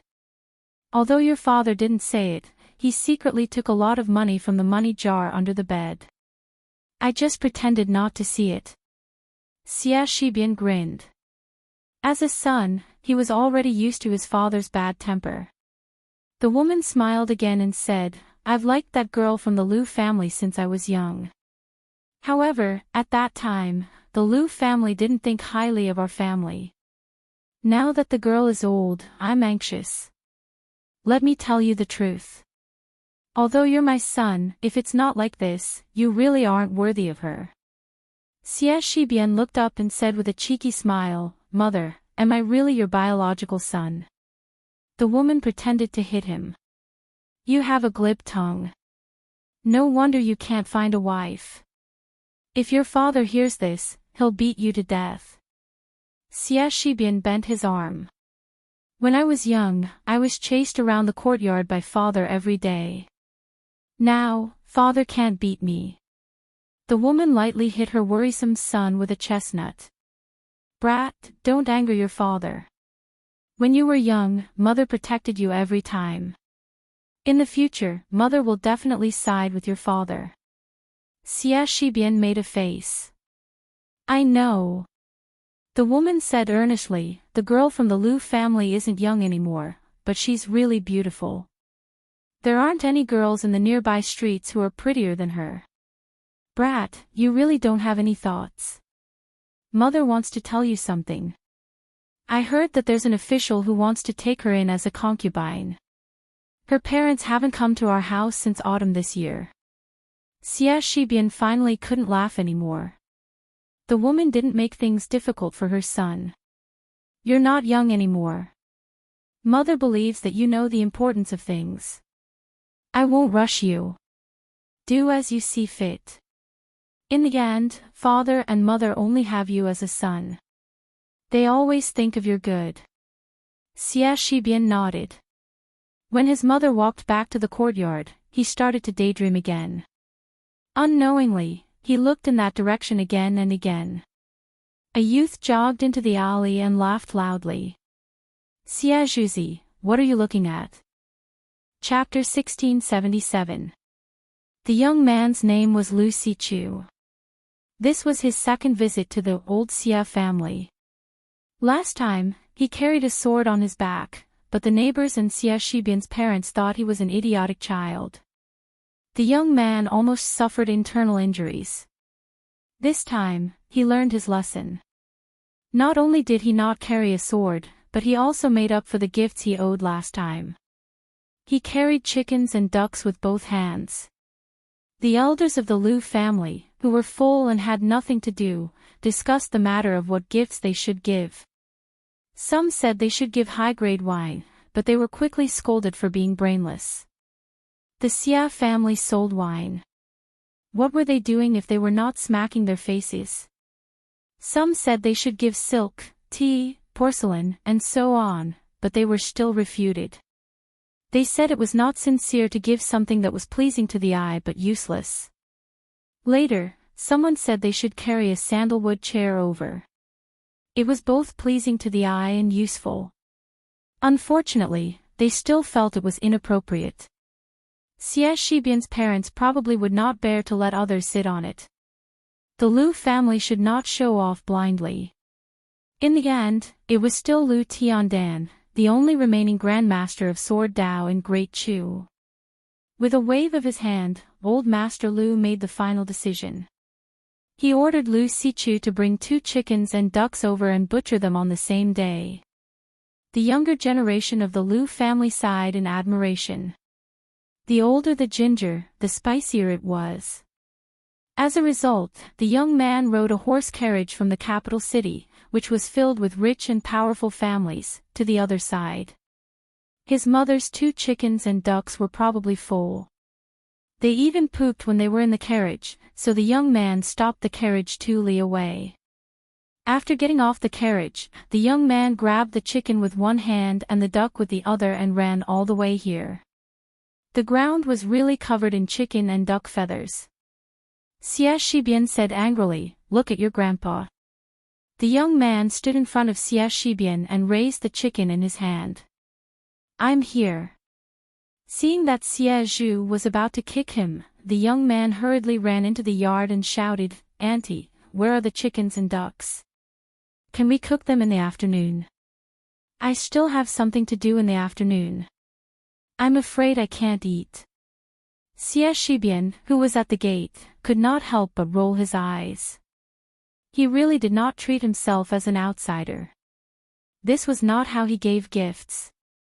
Just as his mother and Lu Sichu were chatting in the yard, Xie Shibian frowned.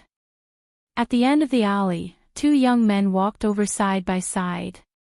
Due to their arrival, a few of the neighbors who were walking in front of them not only stopped in their tracks but also wanted to hide behind the walls. Some old people who were sitting on small bamboo stools and chairs to bask in the sun also suddenly fell silent. One of them was Pei Sui, the future head of one of the 10 great clans of the spring and autumn period. Xie Shibian was his good friend from the same school. At that time, Yang Xinxing and the Ji Zhou soldiers were caught like turtles in a jar. It was because of Xie Shibian and Pei Sui's flawless cooperation that Dechu won their first great victory. However, Xie Shibian didn't like the other person. Song Maolin, the eldest grandson of the Song family. Xie Shi was known as Dechu's twin Jade Annulus of Dechu. He was as handsome as a tree in the wind and was worthy of being called a banished immortal. But strangely, Xie Shibian could accept Ko Jianghuai's arrogance, but he didn't like Song Maolin's impeccable gentleness. The young Lu Sichu also didn't like this beautiful and virtuous, jade-like gentleman. The reason couldn't be more simple. The young man didn't like this fellow liking the emperor's older sister, and even more so, he didn't like this fellow wanting to marry the emperor's older sister. In the young man's words, he would rather take 10,000 steps back and let the emperor's older sister marry that young vassal king he had never met before. He didn't want the emperor's older sister, whom he had met at White Deer Cave, to have anything to do with this sanctimonious Song Maolin. The young man's thoughts had always been the same as the Lu family's elders. He just felt that this fellow who might never fart in public was definitely a hypocrite. Xie Shibian, who rarely hated someone, deeply agreed with this. Hence, Xie Shibian stood up and walked toward his good friend Pei Sui and the Song family's young master with a smile. He grabbed Pei Sui's arm and pinched it without batting an eyelid. As expected of Xie Shibian's best friend, Pei Sui also endured the pain and smiled. Xie Shibian couldn't help but say, "Let's go, I'll take you to a shop to drink." "Don't worry, my shop isn't open today and I don't have a habit of killing acquaintances. However, it's hard to say when I won't be able to open the pod in the future." Xie Shibian brought them to a relatively clean restaurant. Of course, in Song Maolin's eyes, it was all the same. After an hour, they left happily. Xie Shibian and Pei Sui sent Song Maolin to the carriage and watched him leave. The two of them walked back to the alley. Pei Sui teased, "It's been hard on you to talk nonsense with someone for an hour." Xie Shibian said indifferently, "The wasted saliva was made up for by the wine. The only flaw is that you paid the bill and not him, young Master Song." Pei Sui smiled and said, "Why would young Master Song carry that yellow and white thing with him? However, if he didn't have the money to pay the bill, young Master Song would definitely not be stingy and take off the jade pendant on his waist to pay for the wine." Xie Shibian said with a fake smile, "Then it's another beautiful story." Pei Sui put her arm around Xie Shibian's shoulder and said shamelessly, "All right, anyway, my friendship with the Song family ends here. Just treat it as drinking with me for an hour." It was no different from a miracle that Xie Shibian, who was born in a humble family, could become good friends with the son of the Pei family. One had to know that in the strict Dechu family, they had always been people of noble status. They viewed the sons of the Han family as lowly servants and were ashamed to be in the same group. They would never sit at the same table. At that time, Xie Shibian and Pei Sui became classmates and did not know each other's identities. Pei Sui's catchphrase was, "I like to be brothers with people who treat money like dirt. I'm willing to pick up shit every day." Xie Shibian could guess that this fellow had an extraordinary background. However, when Pei Sui finally said his family's identity, Xie Shibian was still shocked. Kunyang's Pei family. That was a true rich family that only married into the 9 families and did not enter the imperial family since the Defeng dynasty. It was also at that time that Xie Shibian treated Pei Sui as a friend. It was not because he was an unattainable son of the Pei family that he was willing to be friends with, but because he was willing to tell Xie Shibian, who was still unknown at that time, his true identity. Their teacher, Chao Chongqing, was the person who had once sat cross-legged and drank with Xie Shibian's father. Chao Chongqing had long ago told these two students with great disparity in status, "The reason of the world is reason. It is not unreasonable because there are few people, and it is not reasonable because there are many people. Do not bully people because they are poor, and do not flatter people because they are noble. Do not think that people are all good because they are poor, and do not think that people are all evil because they are noble. Knowing reason has its own etiquette. Without the risk of collapse, the world is at peace and everyone is content." This was the Confucian Tao. Pei Sui said softly, "Song Maolin's thoughts are not complicated. Right now, there are people in the court who are suggesting that we should take advantage of Wu Zhongshuan's betrayal of Nanjiang to form an alliance with the King of Yen. The implication is nothing more than trying to persuade Zhao Bing to let Crown Prince Zhao Zhu marry into the Jiang family of Dechu. Of course, Song Maolin cannot sit still." Xie Shibian laughed coldly.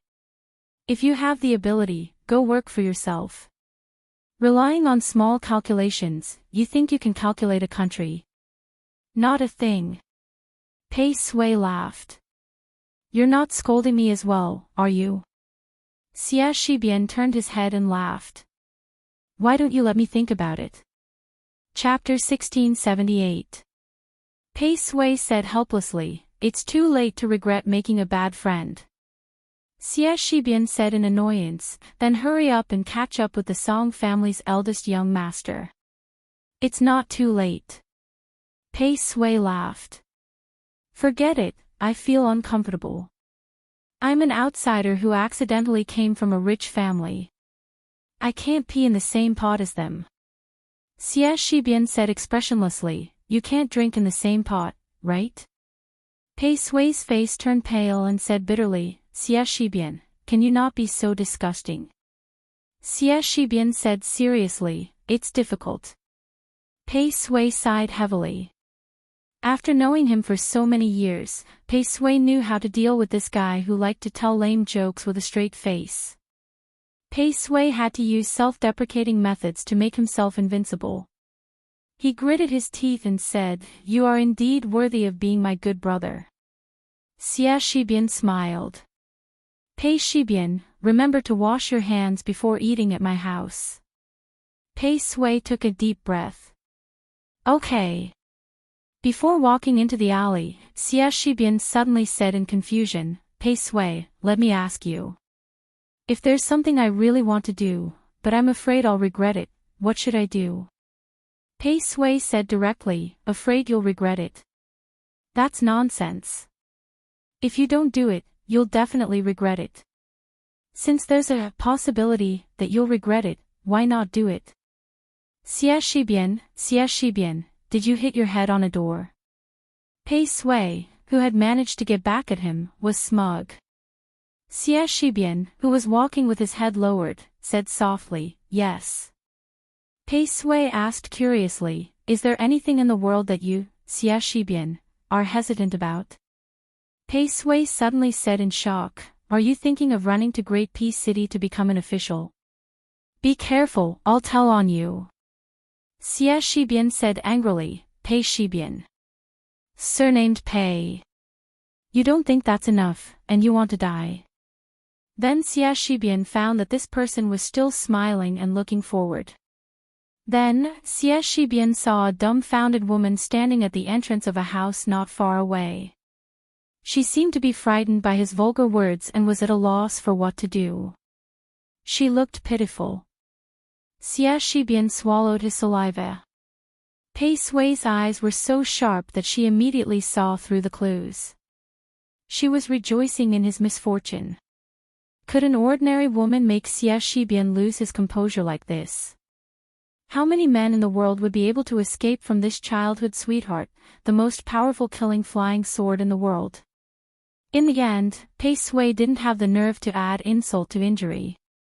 Just as she was about to leave, she suddenly realized that someone was grabbing her sleeve tightly.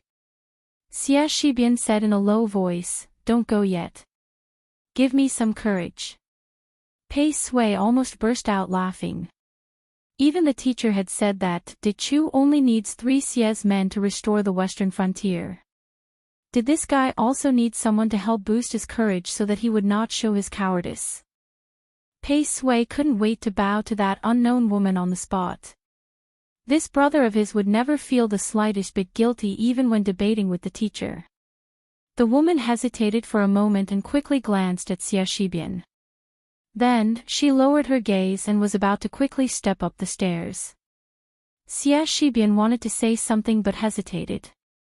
Pei Sui elbowed the coward beside her.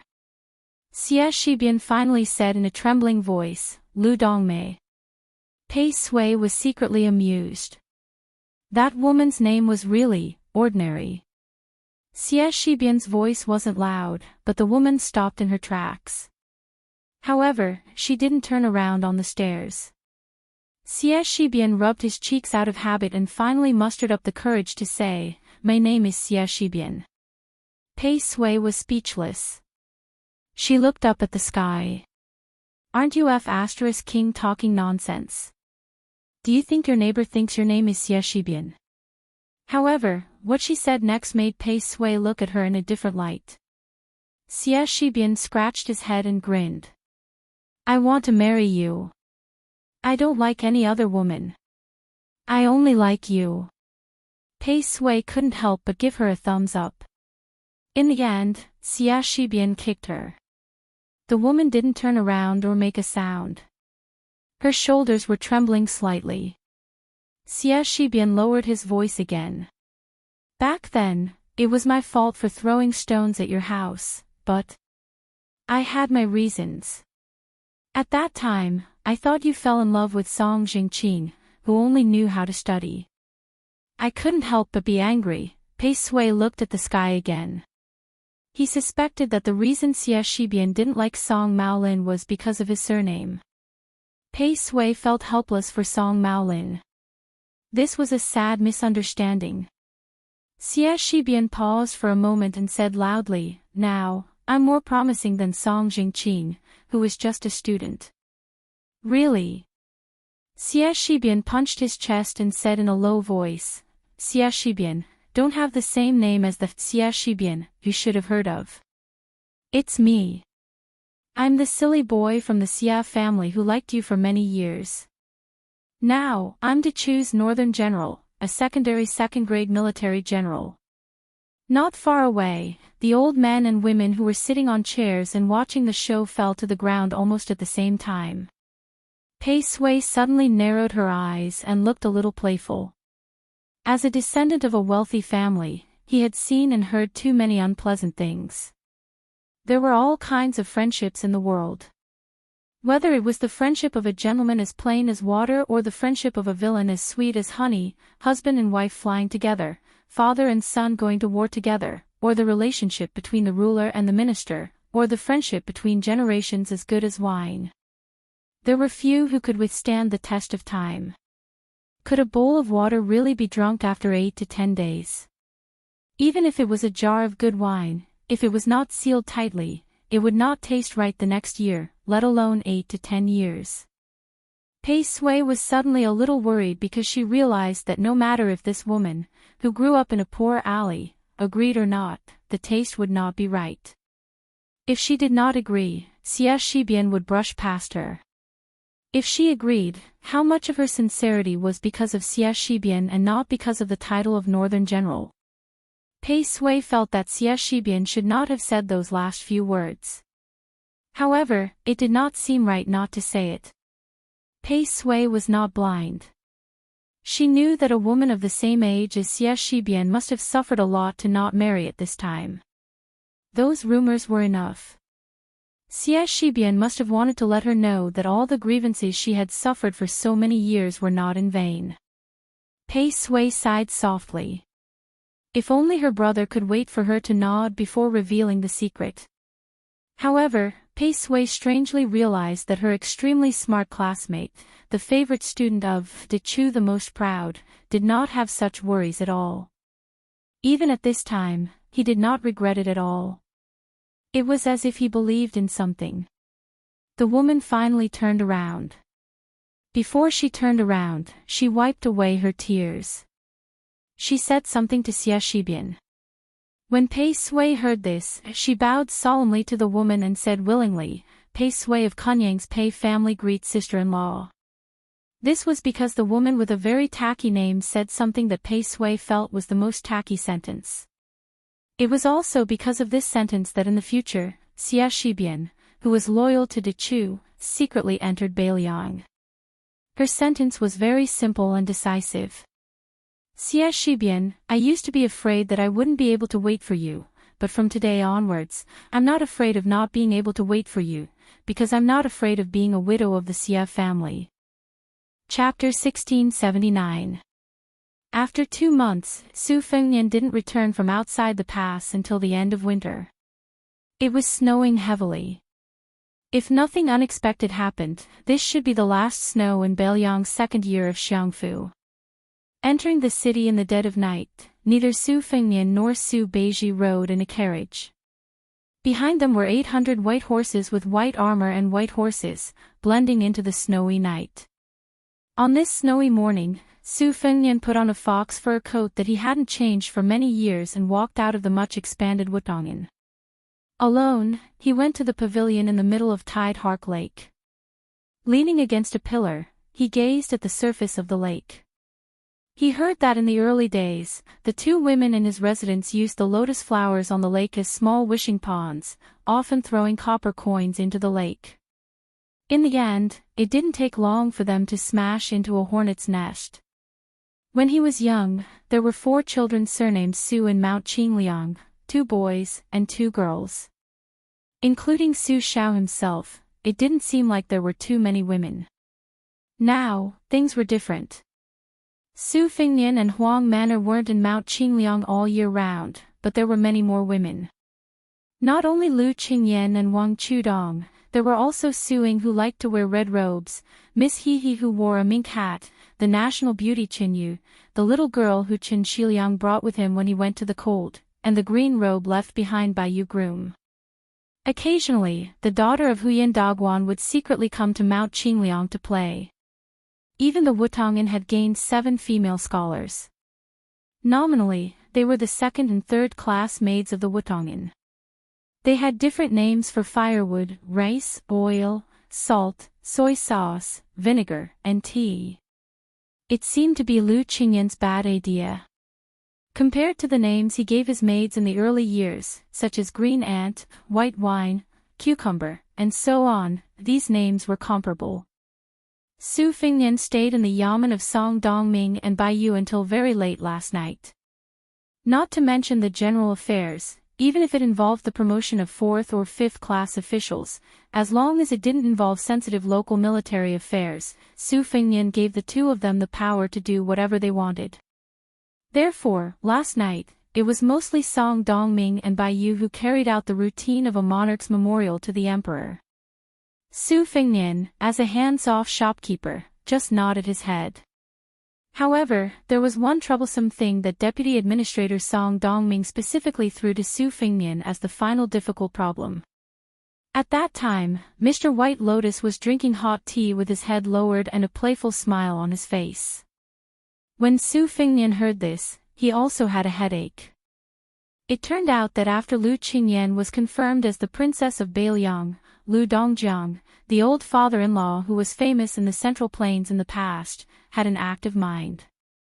He wanted to compete for the position of the provincial governor of Liangzhou. Regardless of the original intention of the original provincial governor, Tian Peifang tactfully retreated at the last moment, or was forced by the situation. After returning to Liangzhou from North Resisting City, she submitted her resignation to Mount King Liangshan. Subsequently, the provincial governor of Liangzhou was inside and outside. The situation of internal and external provincial governors was already set in stone. This made Lu Dongjiang, who originally only coveted the position of the provincial governor of Beiliang, suddenly change his mind. Taking advantage of the good momentum of a father relying on his daughter, he hoped to take the position in one step and become the third in command of the civil officials in Beiliang. Su Fengnian couldn't do anything about this and could only use the tactic of delaying. As for the actions of the Lu family's children after they entered the cold, Su Fengnian was actually very clear about them. Those arrogant scholars either couldn't be helped, or the few talents that could be counted on one's fingers could be counted on one's fingers. It was also not that Lu Dongjiang didn't think so.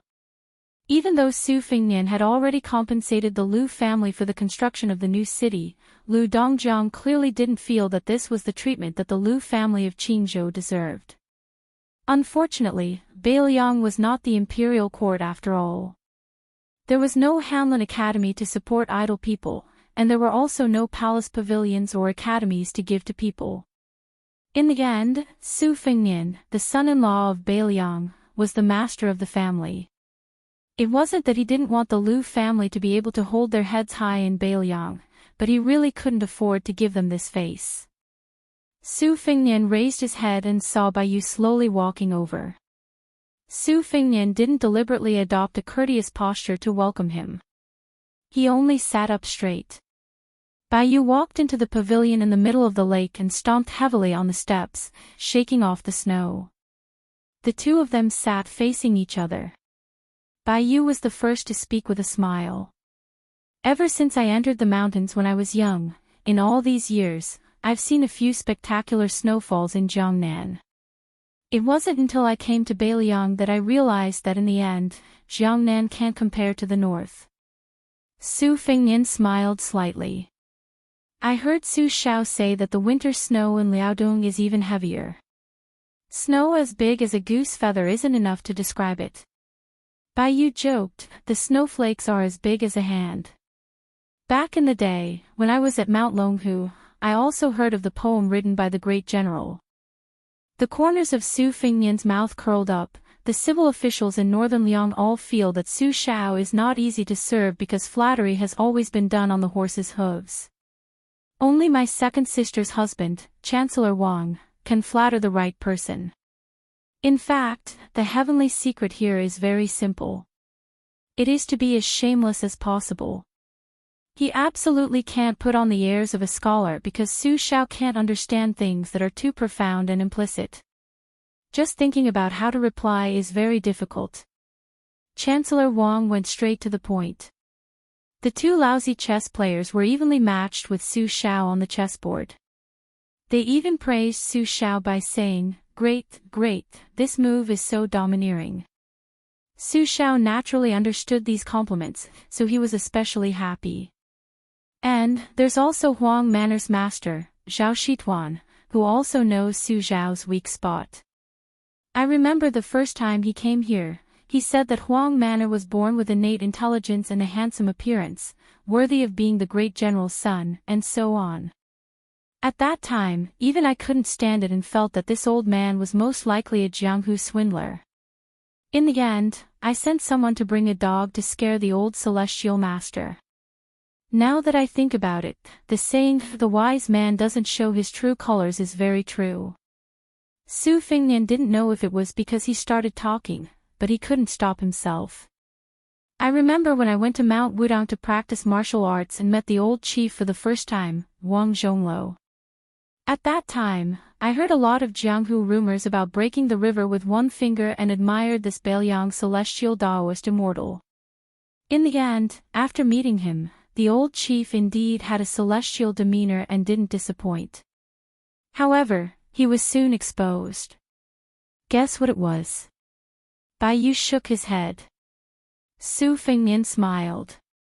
He squinted his eyes and said softly, "At that time, I was curious and asked the old chief if he really broke the river with one finger. He first shook his head and said no. Then, he stretched out 2 fingers and said 2 fingers. At that time, other than being stunned, admiring, and fascinated, I also felt that this old chief was actually quite dignified despite his celestial aura." You didn't see the old man's expression after he said those 2 words. He was obviously trying his best to pretend to be an otherworldly expert, but he didn't do it well. When people thought about it afterwards, they felt that he was just an old man who had done great things in his early years. When he got older and was remembered by the young people, especially when they mentioned him face to face, he was so happy that he couldn't even hide it. Bai Yu said softly, "The celestial master's residence is different." Su Fengnian looked at the lake and murmured, "Later on, I understood that Su Xiao was also such an old man. However, when I was young, I never praised him face to face. Instead, I often scolded him and even beat him up, always wanting to embarrass him. At that time, I only thought that you were the one who caused my mother's death. Now that I have no manners and no manners, it's actually all your fault, Su Xiao. Don't blame me, Su Fengnian."